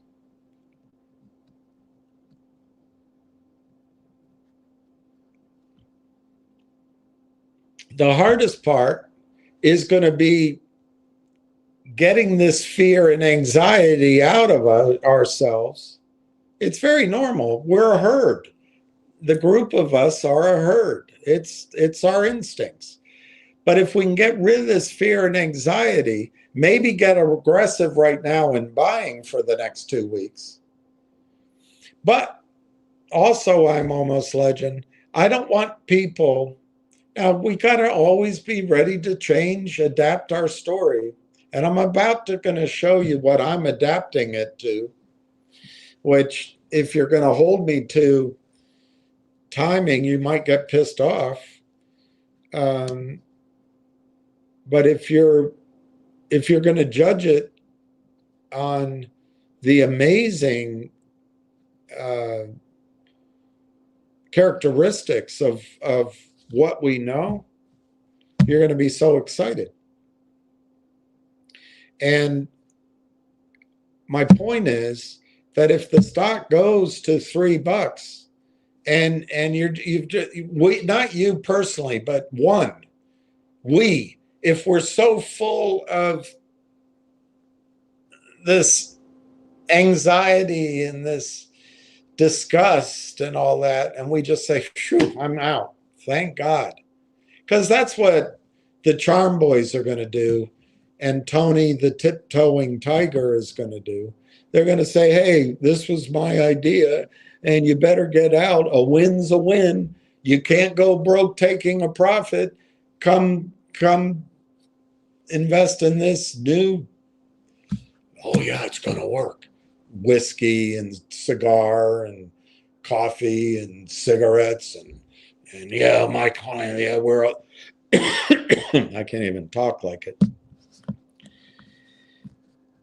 Because the real reward in Railtown is going to be the verticality of the eventual move. It's going to floor you. You might not be there.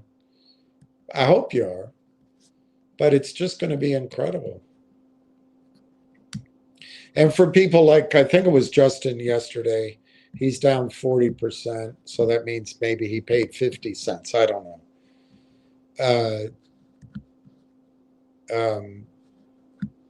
If the stock were to go to $5, he's going to go, gosh, I have 10x on my money. I'm just getting out. That's fine.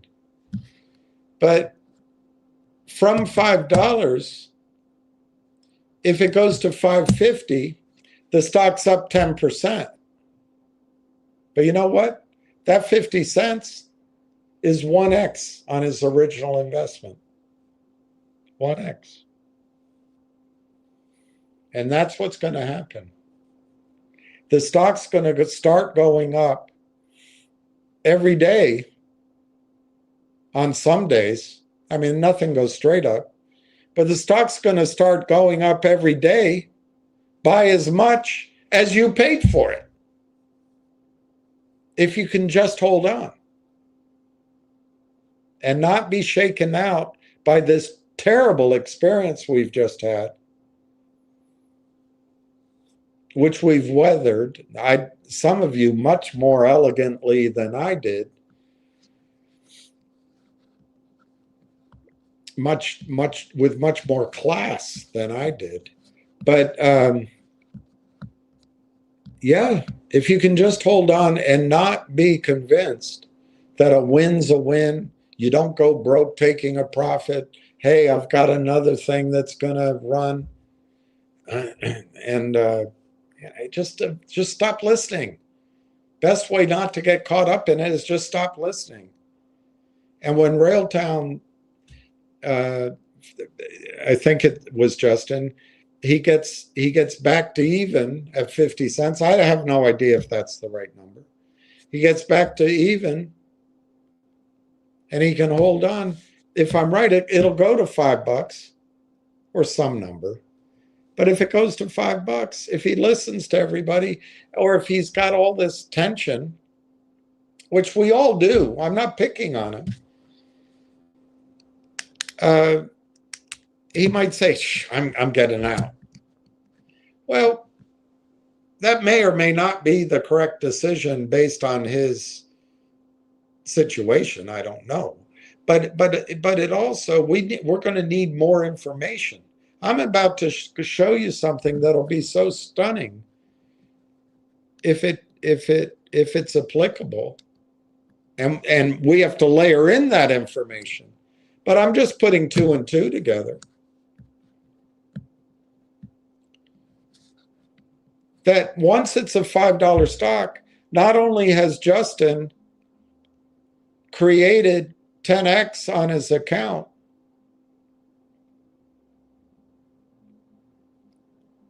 if the stock's up 10% in a day, he's up by his entire investment in one day. If the stock's up 10% for a week, he's up on this stock by 1x on his original investment. And that is what I think is coming ahead if we can just hold on. And then, you know, if the stock goes to, let's say, $8 or $10, Justin might be in a, let's say it goes to $10 and Justin needs some cash. I'm not recommending margin to any great degree.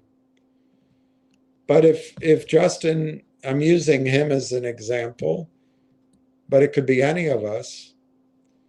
If Justin needed to, if he desired to take his original investment out, but he wanted to hold on to the stock, one thing he could do when it's $10 is borrow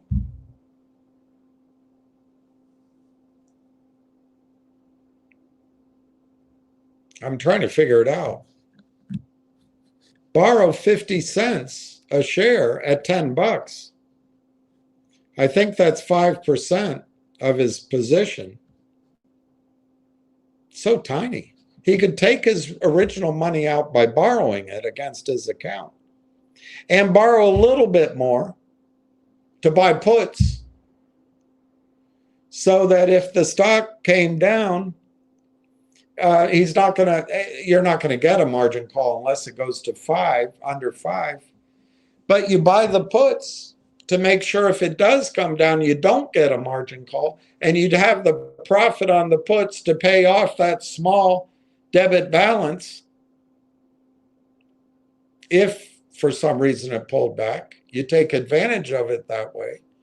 And by doing that, he's taken his original investment out of the investment instead of selling. And if the stock then went on its way to 15 or 20, the puts would become worthless. He'd carry that debit, paying interest, of course, but it just accrues. But it becomes a smaller and smaller portion of the account, and he can buy some puts up there. There's just things, there's strategies to follow. If we just don't get shaken out, we are going to have power once this stock is a real stock. Once it's a $5, $10, $15 stock, we are going to have choices. But you don't get them down here as we're victims. We're just the sheep and the slaughterhouse. For the charm boys come in, they're no better than anyway, I'm not going to finish my sentence. And then the Jeff Eastons and the Shorts, they just make a living mining, stealing from us. We get away from that. And Railtown's the way out. Anyway, let me move on. Giuseppe, did I ever get that call back? I got a call back, but we only talked about pleasantries, and then the person received another call and had to hop. And I think in all sincerity, we've traded phone calls, we've traded messages and promises, but I've never spoken to them again. And I think they're sincere. I just think they're busy. So I choose not to be upset about it. The confidence, the voice, the body English,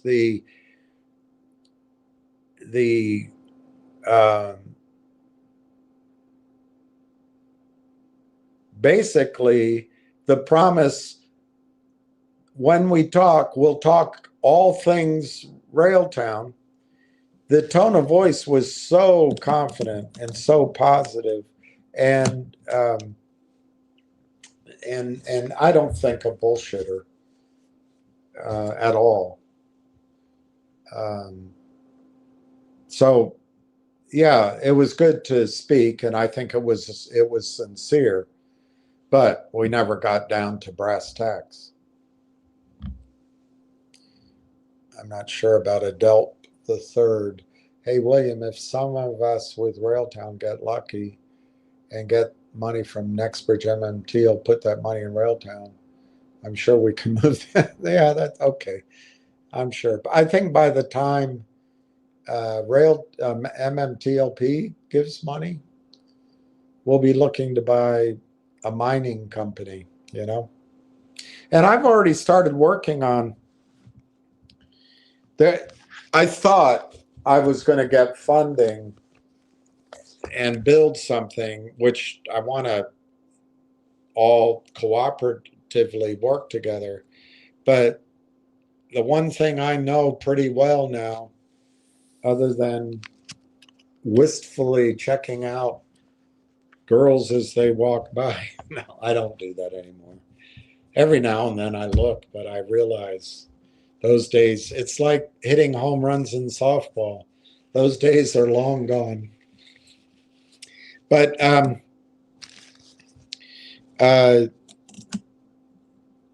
I know how to screen deals and see deal flow and meet, you know, anyway.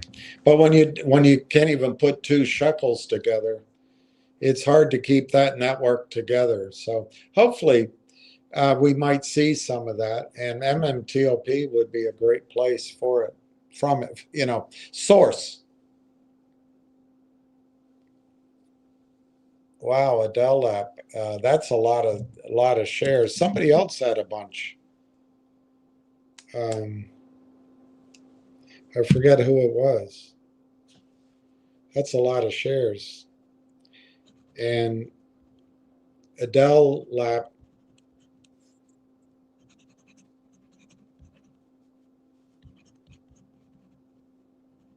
um, I don't know what you paid, but that's a lot of money too. Um,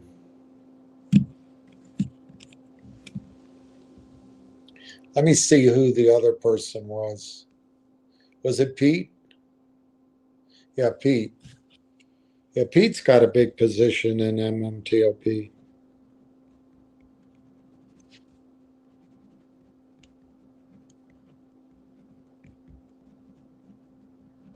Bigger than mine. But I lost a lot of money. I'd love to have that 44 grand back. Justin wants the price to go north of 80. Look, it could, you know, uh, the buyout could be over $100, but you know, a lot of things would have to go right. Um, there'd have to be a bidding war. Revenues would have to be visible. Revenues would have to be anticipated to grow at an exponential rate. And, but it could happen, Justin, it could happen. Well, Justin, according to um, Tony Romo, first you get the money, then you get the power, then you get the then you get the yum yum. All right, let me show you.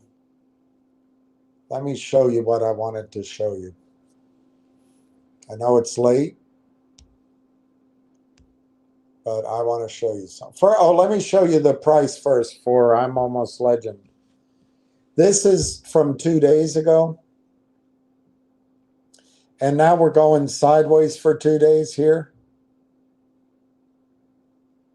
Um,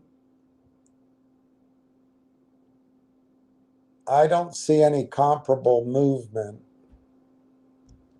You need is on your shoulder. Bum, bum, bum, bum, da, da, da, da, oh, hey, hey, Jude. No. If you look in the middle, no, that's not a good place.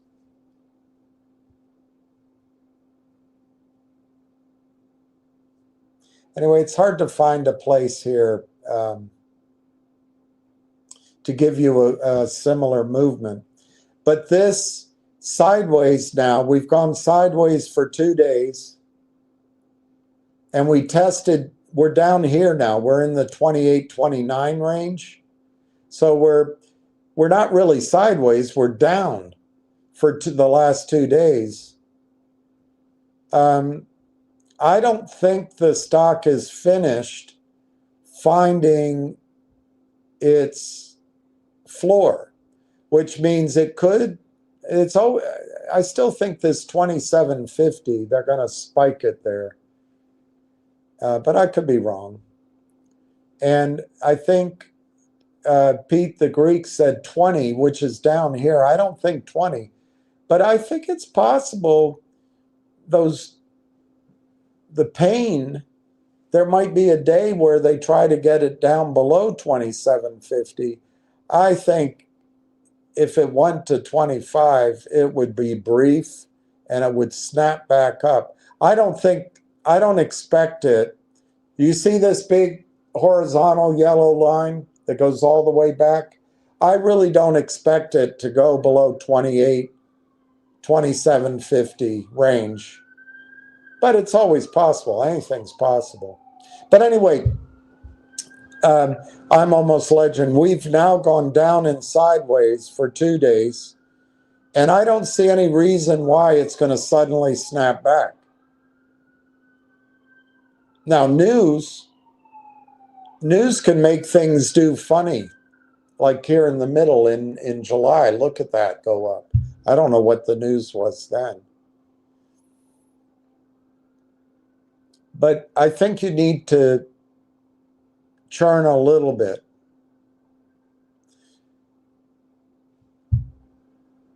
If news came out that's, we just signed an agreement with Tony and Joe's seafood restaurant, it's not going to do anything.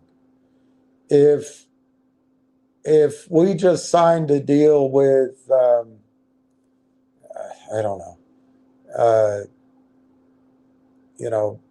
K&W Realty, National Realty, it might, Keller and Williams. But it might take a day or two. So here's what I think. If it goes back up on any given news or whatever, it will come up to this first level just under the 20-day moving average. And I can barely read that price. But I think it says 35.9, so call it 36 cents.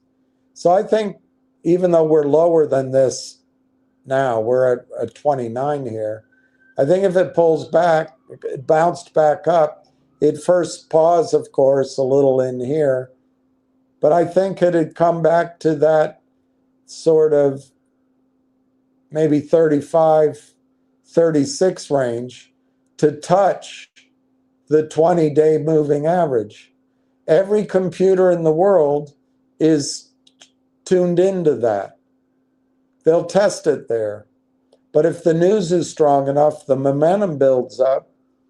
I think where it will want to go is here to the 200-day moving average at about 40 cents. And it'll probably puncture that a little bit if the news or whatever the momentum is really good. But I think then you got sideways for a while. You've got this churning there. But if if for some reason it broke through 42 or 43 cents, I don't know, you could really, it'd have to break through with strength, and then it would pull back. There's a horizontal here that I can't show you, but if you take the top of all the peaks vertically here, a vertical, ignoring this one in the middle there, and you just drew a line, it comes down to about 42. And so if you broke out of that, it would come back to test 42 and probably bounce a bit. And then, my gosh, you could start seeing some really nice movement upward. But I don't expect it happening in December. That's pretty brutal destruction to the price. And but that doesn't mean it's going to languish, I'm almost legend, at 28 cents or 29 cents. The energy in it could, think of a bouncing ball. It could run out of energy and just sit there for a while. Or somebody, could step on it and it bounces up again with news or with a presentation. If the company made a corporate presentation and started sharing information, that could change the mood very, very quickly. But anyway, enough on that.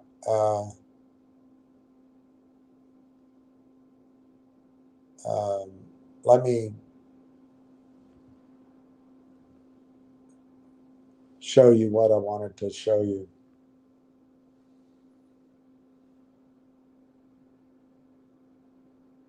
All right, I can't read any of these, so I'm just going to put them up as they arrive. By now you've probably forgotten how I started this. I started this by trying to get your emphasis, your mind, on one simple thing.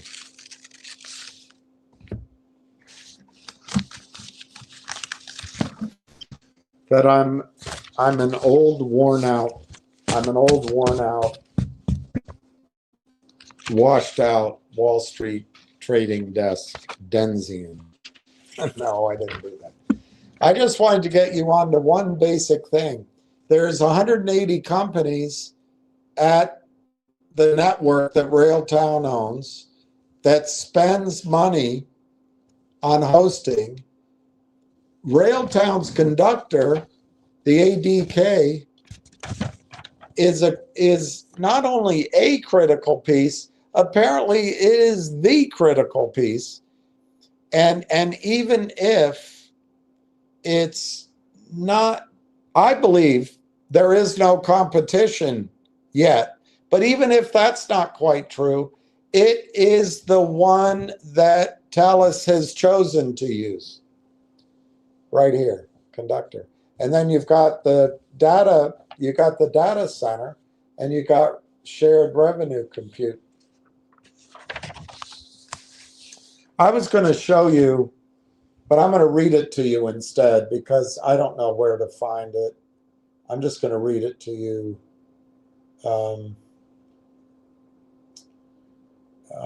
Let's see, if I go to,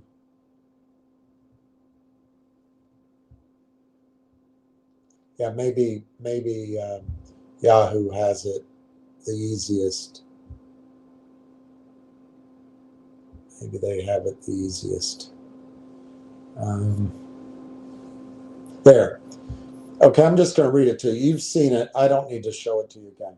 On November 4th, Railtown AI to develop agentic software solutions on Thales sovereign AI infrastructure, keeping Canadian innovation within Canadian borders. That's the headline.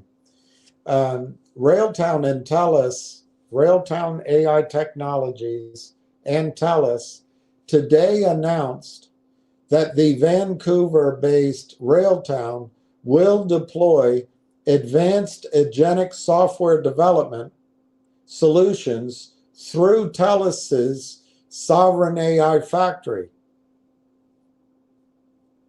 Leveraging TELUS's high-performance, fully sovereign infrastructure, Railtown will deliver cutting-edge AI-powered development tools to Canadian software teams while keeping code, data, and intellectual property securely on Canadian soil and safe from Donald Trump.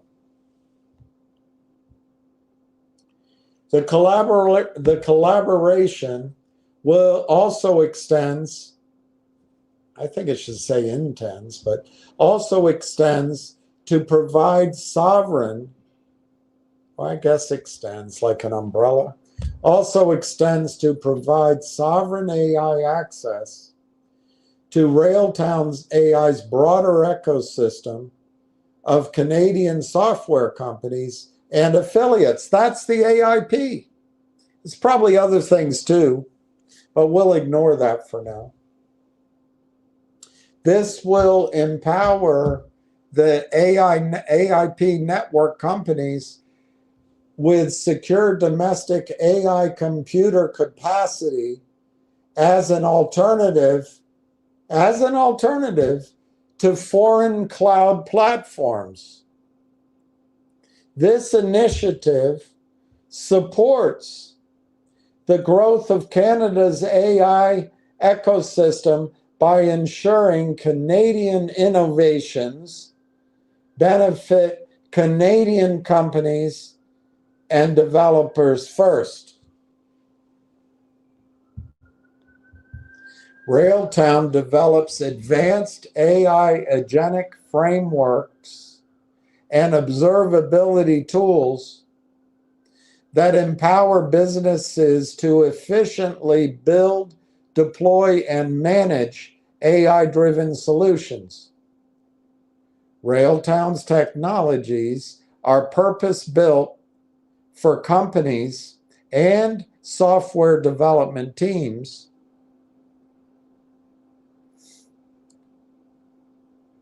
both, I guess, creating the companies and teams who creating autonomous AI agents or integrating agentic capabilities into existing products and services. With this collaboration, Railtown will deliver this capability, these services, through TELUS sovereign infrastructure, which provides multiple layers of security, data residence, and operational control to ensure every line of code and development process remains away from Donald Trump and his prying eyes, remains under Canadian jurisdiction. This sovereign approach addresses growing demand from Canadian software development companies for access to advanced AI capabilities that they need. This includes intelligent developer tools, Railtown, agentic frameworks, Railtown, and autonomous development environments, I guess that's Railtown and TELUS. And it allows these Canadian software development companies to create and deploy AI solutions without the foreign dependencies that could compromise their competitive edge. Quote,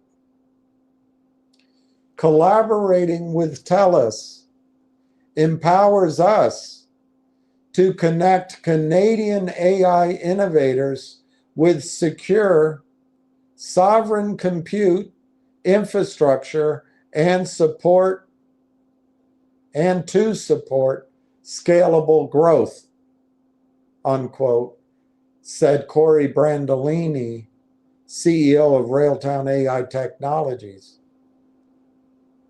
Further quoting, by deploying our agentic software solutions in TELUS's sovereign AI factory and integrating them with the Railtown build and deploy platform, we are providing Canadian developers with world-class tools to harness autonomous AI agents for code optimization and system monitoring while maintaining complete sovereignty over their most valuable asset, their intellectual property, unquote. Quote, Canadian software companies are the backbone of our digital economy, and they need AI infrastructure that accelerates their innovation while keeping their competitive advantages at home, said Hesham Fahmy, Chief Information Officer, TELUS. Railtown AI's choice to deploy in our sovereign AI factory demonstrates how Canadian companies can access the most advanced AI capabilities while maintaining complete control over their development processes and proprietary code. When Canadian developers create breakthrough AI-powered solutions on Canadian infrastructure, the economic benefits stay here, and we can build lasting prosperity for our nation, unquote. Quickly, I'd point out a couple of things.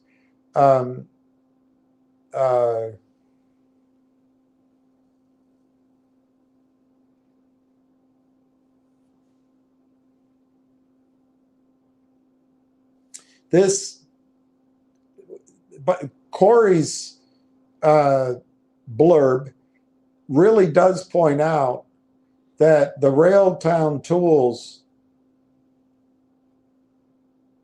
are world-class, but they're, maybe I'm going too far, but they're critical in this whole process, certainly in the AIP companies. And then in Hesham's quote, I think he says here it's Railtown AI's choice to deploy. That's not the feedback I'm getting. I think it's mutual, and I'd even go further. I think TELUS has decided on Railtown's tools. Now, obviously, they've got to prove to work. So anyway, going on with the story. The software development sector represents a key growth area for TELUS's sovereign AI factory, which has emerged as Canada's answer to maintaining technological independence while accessing cutting-edge AI capabilities. The highly secure facility addresses a critical market need as Canadian companies seek alternatives to foreign cloud platforms for AI-powered development. And this facility empowers organizations to leverage complete AI development capabilities. Everything from training custom models to deploying autonomous development agents. All of this is accomplished with data sovereignty engineered into every layer of the technology stack. Do you see a theme here? Everything's going to stay in Canada. About TELUS. TELUS is a world-leading communications technology company operating in more than 45 countries and generating over 20 billion in annual revenue with more than 20 million customer connections through our advanced suite of broadband services for consumers, businesses, and the public sector. We are committed to leveraging our technology to enable remarkable human outcomes. TELUS is passionate about putting our customers and communities first, leading the way globally in client service excellence and social capitalism. Social capitalism? Our TELUS Health business is enhancing 157 million lives across 200 countries and territories through innovative preventive medicine and well-being technologies. Blah, blah, blah. We are always building Canada. And then he talks about real time. All right, so I did that. Now let me show you something. Let me show you something. And I know you got to go eat. You can always come back later and watch it later. Watch this. This is from TELUS's earnings call in November. This is a transcript of their earnings call from Darren Entwistle, CEO of TELUS. Our well-established AI-enabling capabilities across TELUS will continue to be an integral part of our business and increasingly critical to our success. These capabilities are driving materially better outcomes within our organization, and in turn, TELUS can be leveraged as an innovation lab, as a product creator, as a testimonial to commercialize these capabilities to support our external customers on their own AI journey to win in their respective markets. Indeed, the opportunity at TELUS is substantial. Combined across TELUS, our AI enabling capabilities are approaching $800 million Canadian in revenue in 2025. This is expected to increase to approximately 2 billion Canadian by 2028. Notably, this is composed of solely external client revenue, and it excludes other parts of our global business-to-business portfolio. It's external client revenue. Let me just repeat that to you. TELUS's AI revenue, to quote him, AI enabling capabilities. Can I use a different word? Hosting. Hosting. That's how I read it. Are approaching 800 million Canadian in 2025. This is expected to increase to 2 billion Canadian by 2028. 3 years, 2 years from now. Remember, and I'm getting cold, so I might try to wrap this up, but I want to show you something. Remember, everything will be discounted. All good news will come forward. So I want to show you something. 800 million is going to grow to 2 billion.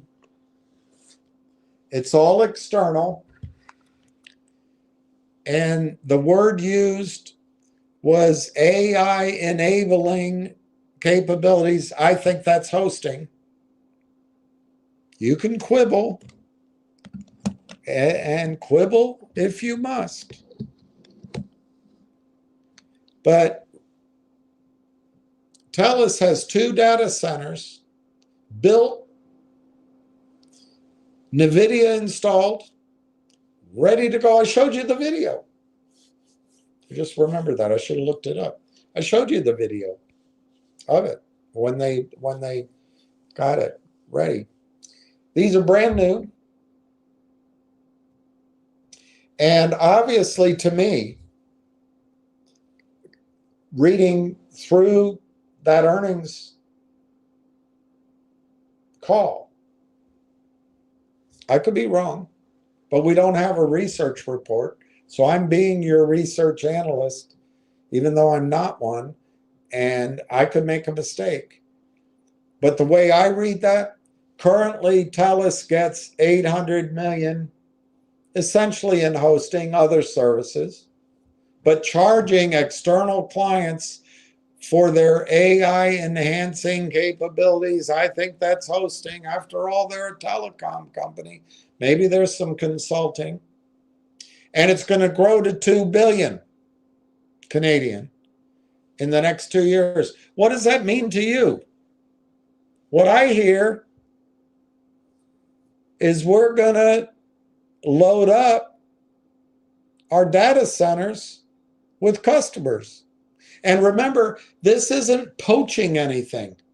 This is all new business. Why? AI is new. These companies many of them are new, but many of the companies are upgrading their software and their capabilities to AI using NVIDIA and the data centers, to AI 2.0, to software 2.0. And guess what? It's got to be these 2 data centers that TELUS has built with NVIDIA, with hydropower, with cold water and cold air.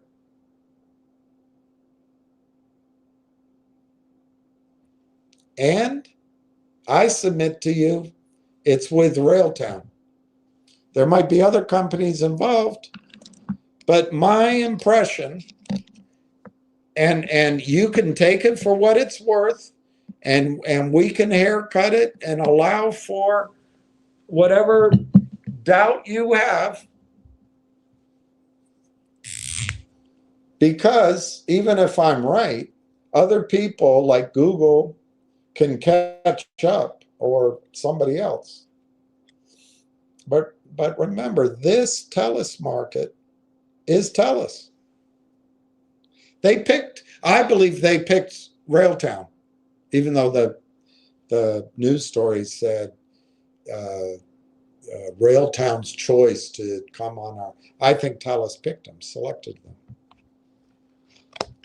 So in this little, it's not so little, ecosystem,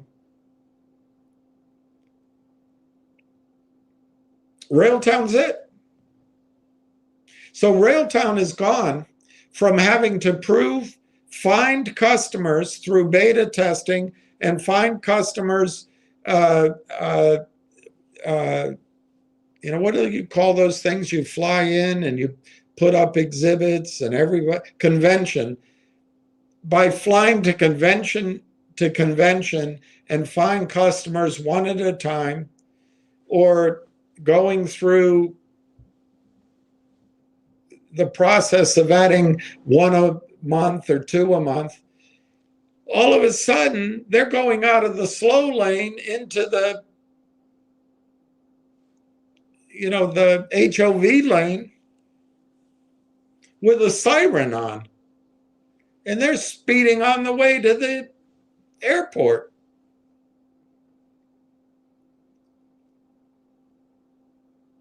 Why? Why? Two things. One thing broken into two. And I don't think we have to look at any other revenue. We don't have to look at any other revenue. We don't have to even consider it. And I'm leaving out roll-ups. The acquisition and consolidation of $400 million in revenue in 165 companies. I'm ignoring that. I'm ignoring all of that. Just ignore it. Just looking at hosting. We know there's 200 companies, whatever, close to 200 companies in the AIP network.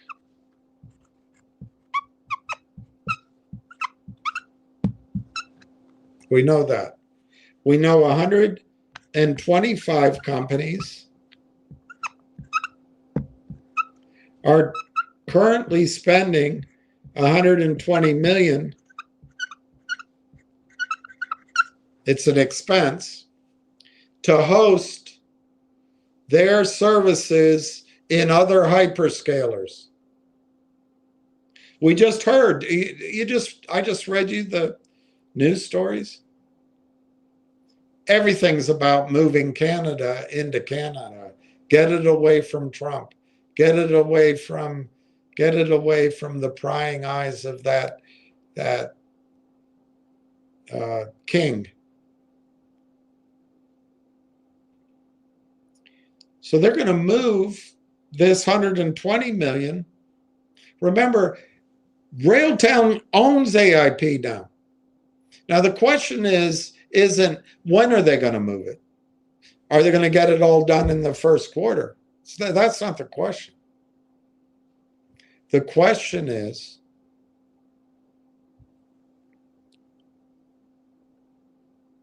are they going to move it?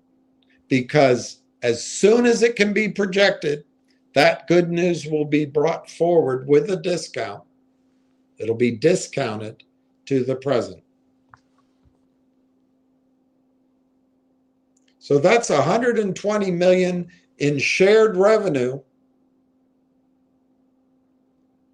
that we can estimate can be projected to come over. Now, I'm going to leave out the 75 companies that aren't included in this.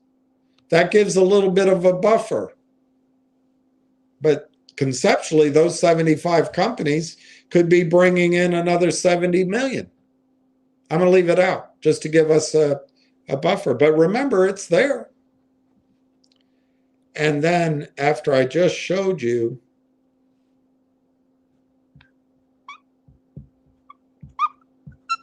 and let me show you.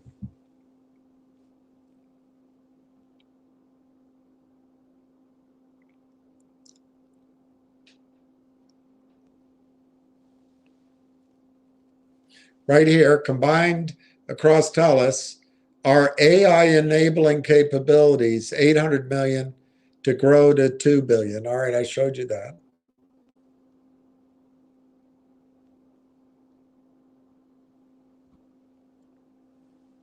And then here, we are the first North American service provider to become an official NVIDIA cloud partner, utilizing our state-of-the-art data centers to support customers and partners, such as OpenAI, League, EY, Accenture, and Railtown. See it right here?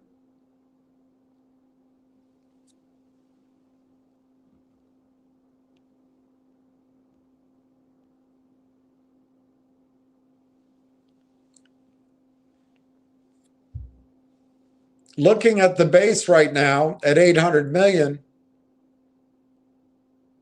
it's a variety. They include SaaS solutions, hosting, and our cloud solutions, hosting, myriad of general AI applications, digital. Anyway, I might be simplifying, but it's right up what we're doing. We would believe in terms of what supports our revenue going forward. It's our in-house solution, aided and embedded by our partnership with NVIDIA. That's the data centers. Creates a series of superior attributes that is going to drive the revenue model in terms of getting from 800 to 2 billion. Can you see Railtown in there? I do.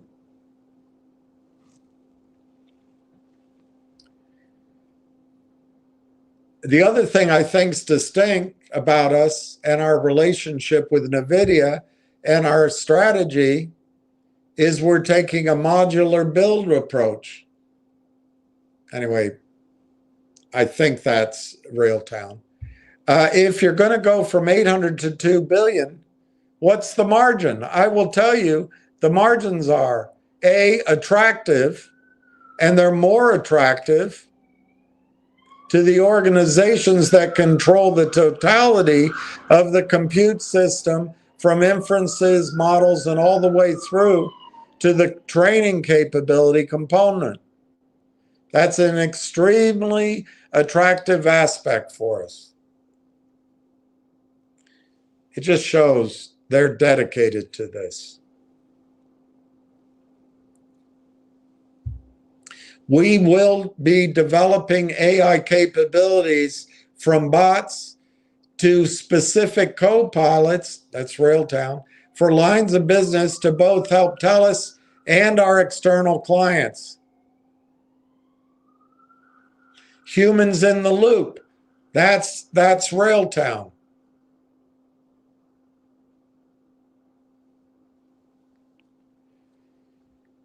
We expect that to be a big source of growth and on a go-forward basis because we have a huge client base. We have over 650 clients, some of the world's largest organizations that are crying out for a CX AI transformation strategy and for us to help them along this particular journey. That's color on the 2 billion. 650 clients. Those are big ones. Those could take, I suppose, a long time. Who knows? And then I asked Google, well, no, first, it's within TELUS Digital. In February, we will give you guidance. In February. So keep that in mind. Railtown might be part of that. Who knows? I mean, we'll have to extrapolate. All right, so I asked this question.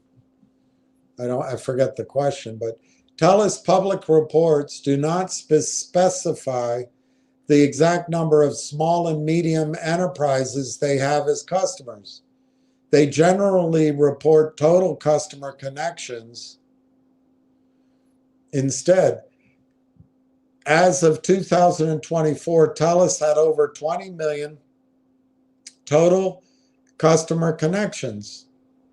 TELUS provides a wide range of services to residential and business customers. Blah, blah, blah, blah, blah, blah, blah, blah.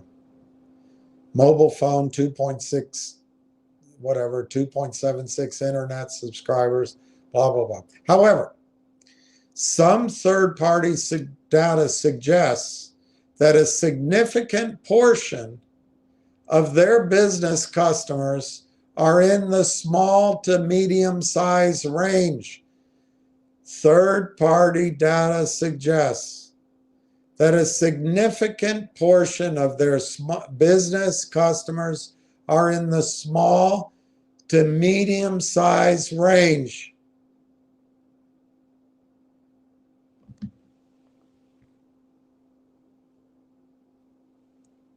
Okay, so they're going to grow their business from 500 billion Canadian to 2 billion Canadian over the next 2 years.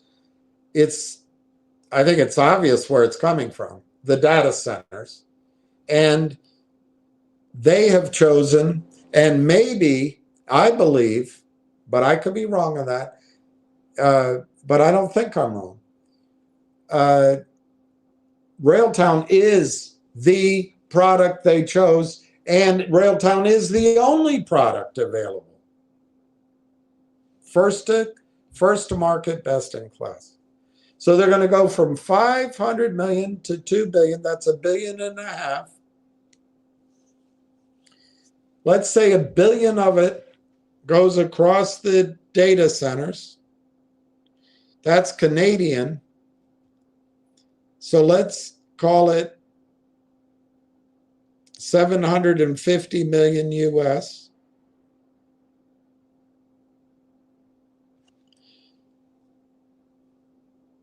Well, actually, we don't know if the 120 million is Canadian or not. So let's just call it $1 billion. Let's call it all Canadian.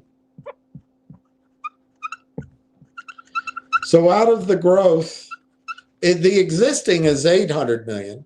Who's to say they're not going to use Railtown? And they're going to grow to 2 billion.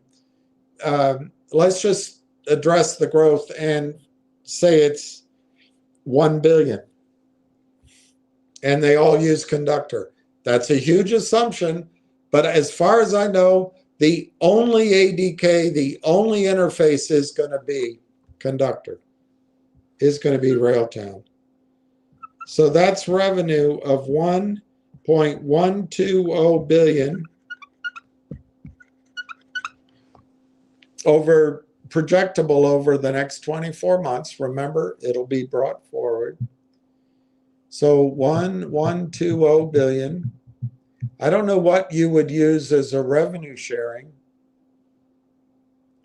but I'll use 15%. I don't know. Sounds low to me, but we'll use 15%.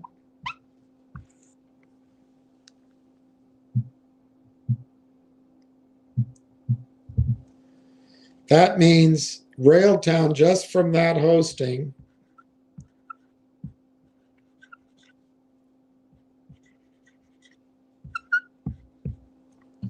could be generating 168 million. 168 million. And at 20%,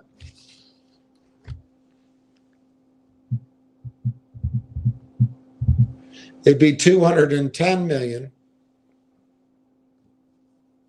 I think 20%'s a better number. But let's take that to US dollars. That gets it down to 157.5.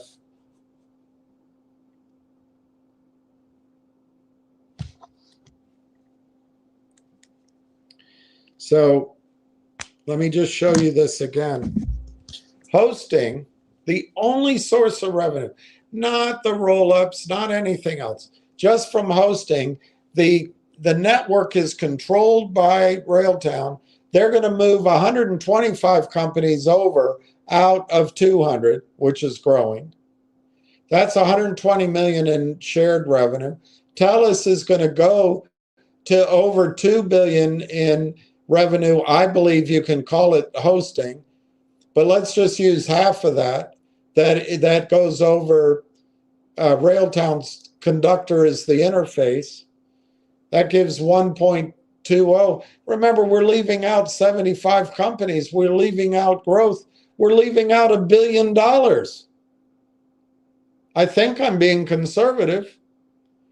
And at 15%, it's 168 million.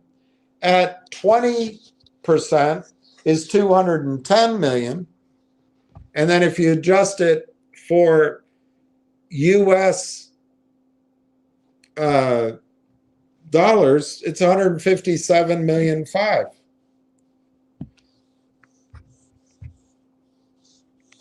So I want you to imagine something that institutions, buyers, research can imagine forward 12, 18 months that the company could do 157 million 5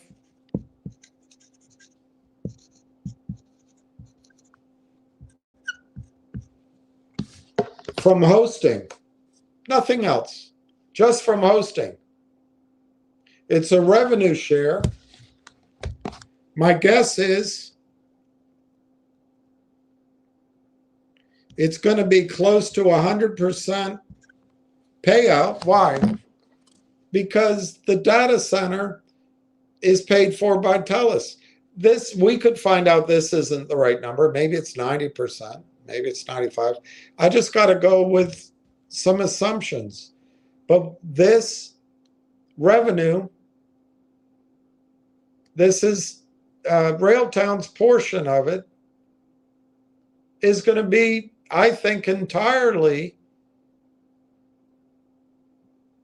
net of any costs, and it's and maybe no cost. I don't know. It's going to be 100% flow through to the bottom line.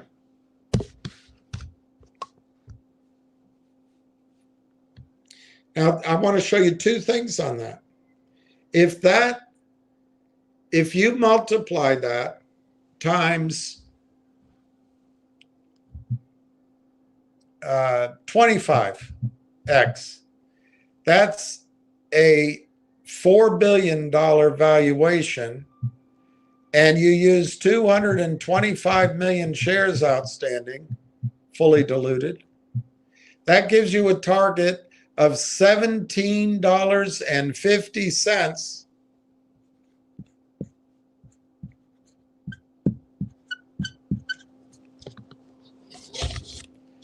just from hosting. And who's to say that number isn't low? You could double that number probably. $17.50 just from hosting. That's all you got to focus on. It's just the hosting, and it's there. The evidence is there. You don't have to think about anything else. If you want to say that I'm being too optimistic, take $10 off. Call it $7.50 just from the hosting. Now I want to go back to the gentleman's question about Microsoft. What if Microsoft saw that the company is doing this 157 million, and Microsoft made an offer to buy the company for $17.50 a share in stock? Well, if that's the only offer, my guess is everybody would take it. But what if NVIDIA gets wind and says, no, we want to buy it? And remember, there's other revenue opportunities outside. This is proof of concept writ large, but it's only 2 data centers. I don't have time to do it, but imagine how many data centers Microsoft's involved with. Canada has over 200 data centers. The United States leads the world in data centers. So NVIDIA wants this revenue too. So if it gets in a bidding war and there's more revenue, there's revenue growth,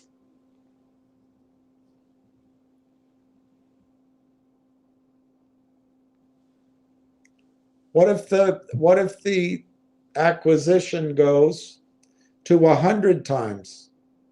100 times. 100 the revenue here in a bidding war.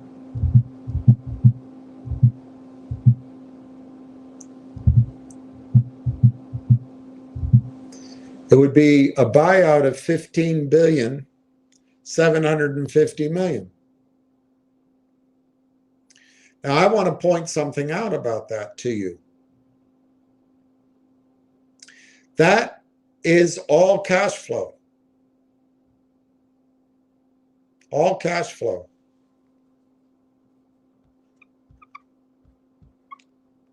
It's revenue, but it's also cash flow. And there's other revenues. So Microsoft, in that instance, would be paying for 10 years of revenue on 2 data centers when they have all the resources. If, for example, that the tools Railtown has are exceptional, that's an assumption. They are world-class, evidenced by AIP and evidenced by TELUS. And they are first to market, and there is an arms race.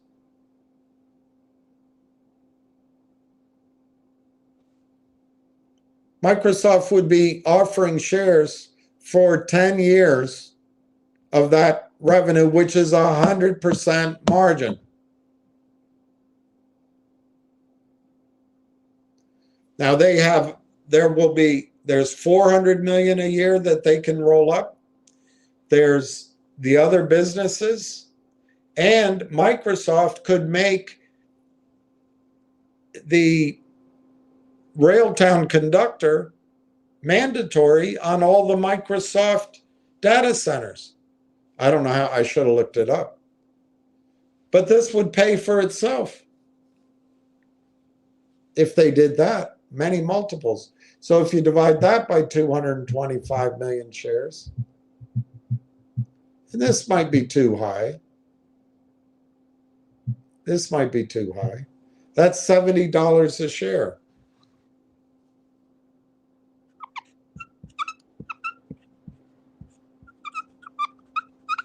All right, now I want to go to the gentleman's Plankster Gangster's question. What if Microsoft paid for it in stock?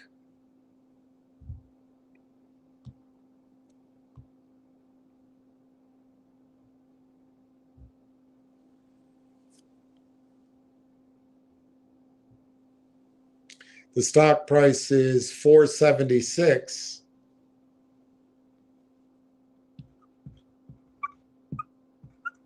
Something. Let's just use 476. Well, I'll use it. 476.50. Looks like that was the last trade. 476.50 for Microsoft. So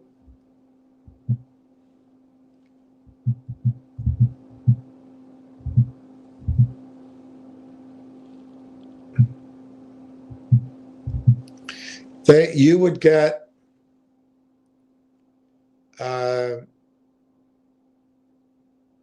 6.8 shares of Microsoft. No. For every 6.8 shares that you had, you'd get 1 share of Microsoft. So I don't know your position, Plankster Gangster, but let's say you had 70,000 shares, you'd end up with the ratio. It doesn't really matter. I just to show you, if that happened, for every 7 shares of Railtown, you get 1 share of Microsoft. We don't have to go through that calculation. It doesn't tell us anything really interesting.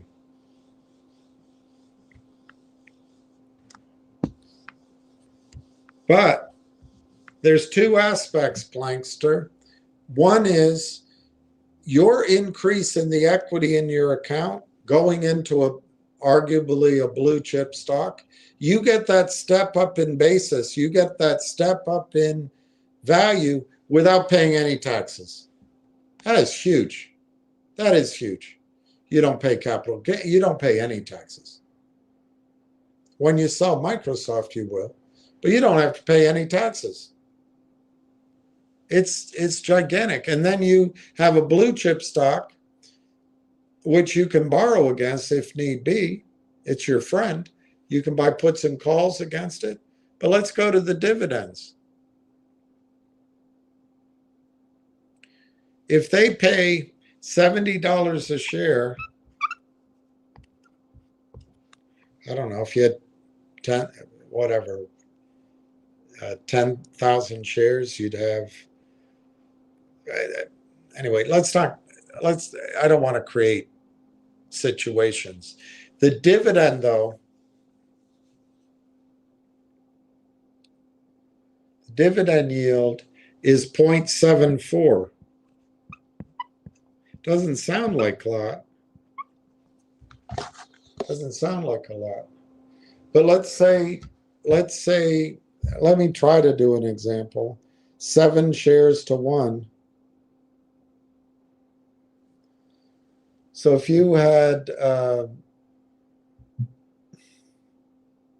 7,000 shares,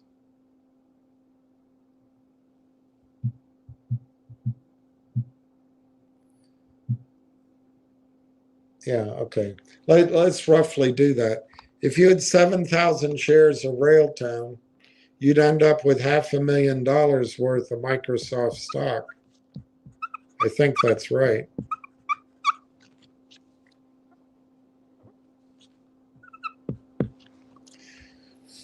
Roughly. And the dividend would be 0.74.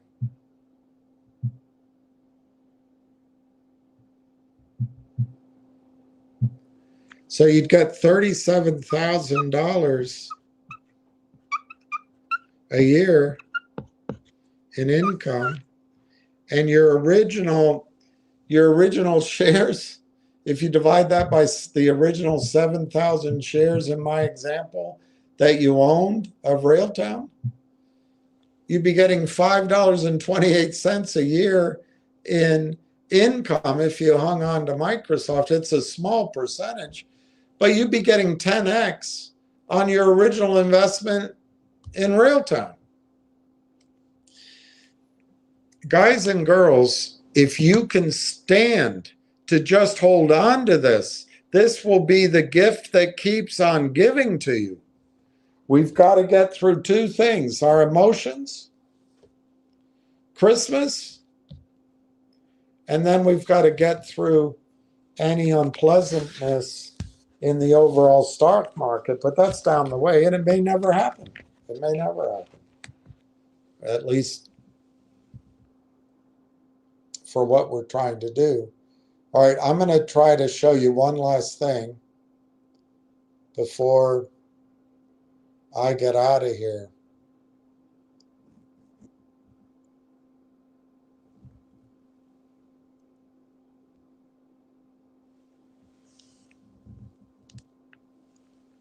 I'm going to try to show you one last thing. One last thing before I sign off.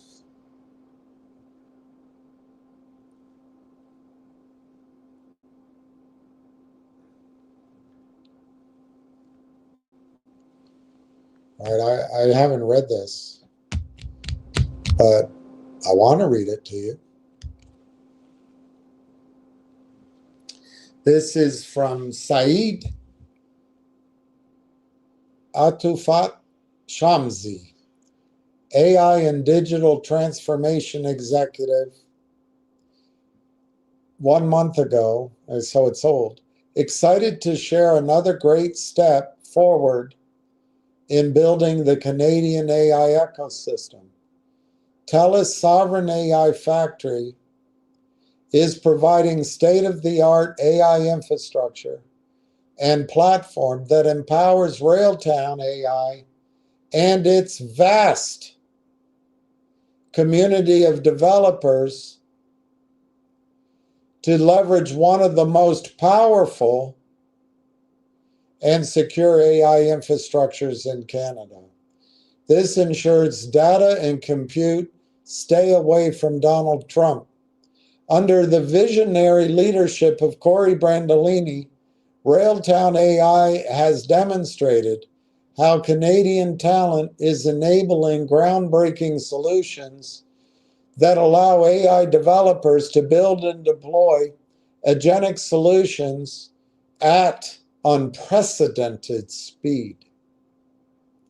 Looking forward to continuing our collaboration with the Railtown AI team and expanding TELUS AI Factory offerings in order to become the full stack solution for agentic AI developers in Canada. We together are accelerating innovation while keeping Canadian competitiveness and sovereignty front and center. I hope that you see how exciting it is. I doubt there were a lot of good space calls on X yesterday. George Palikaris, John Berta, Curtis saying they got very good freedom of information back. I hope there's fraud in there. The way you're going to get paid is with fraud.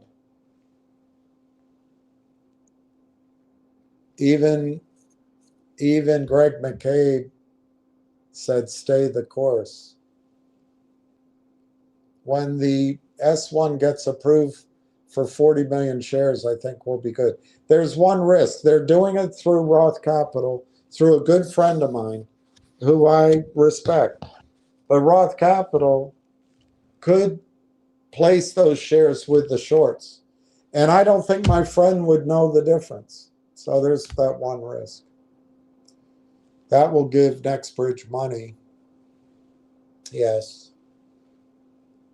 And then Greg can do whatever he wants to.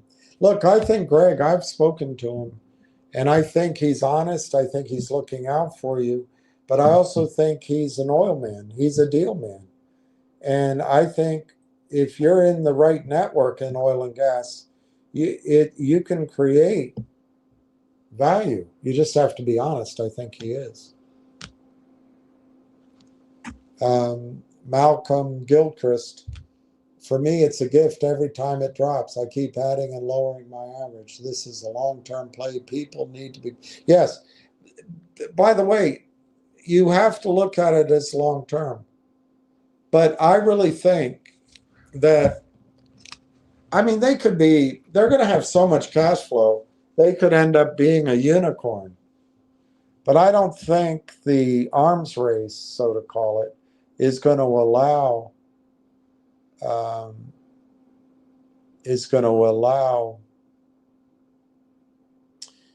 standalone Railtown. I think it's going to get bought out. But that's my opinion. We'll know more as time goes by.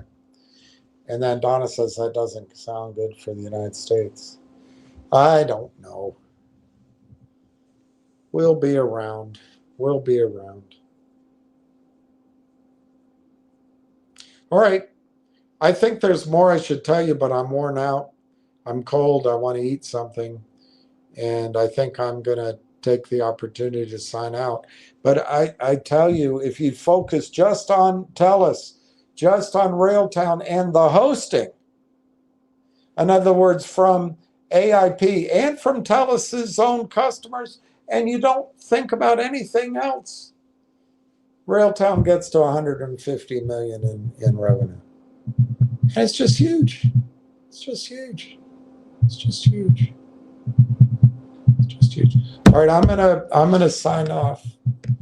It's gonna get exciting. Going back to, I think it was Jeff, going back to the questions, can it turn up? Yes, it can. And it can happen more quickly than you think.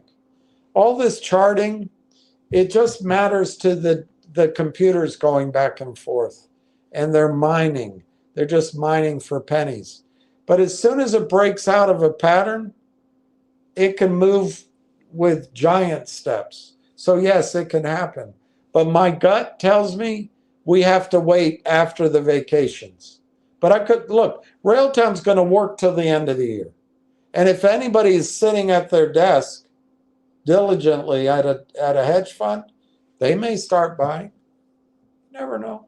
You never know. You never know.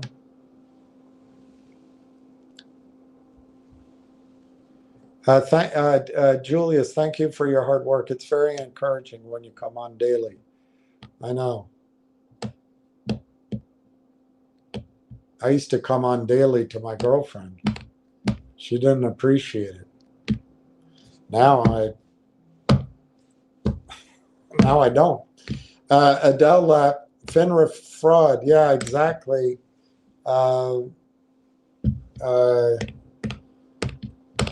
If it's fraud they find, you're going to get money, and I will too. That's where you get the money. Fraud is where you get the money.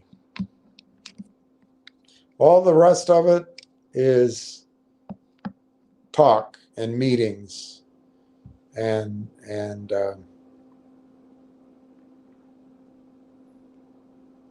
educational. Fraud, you get paid. All right, I'm going to sign off. Peace to everybody. Peace around the world. And stay warm.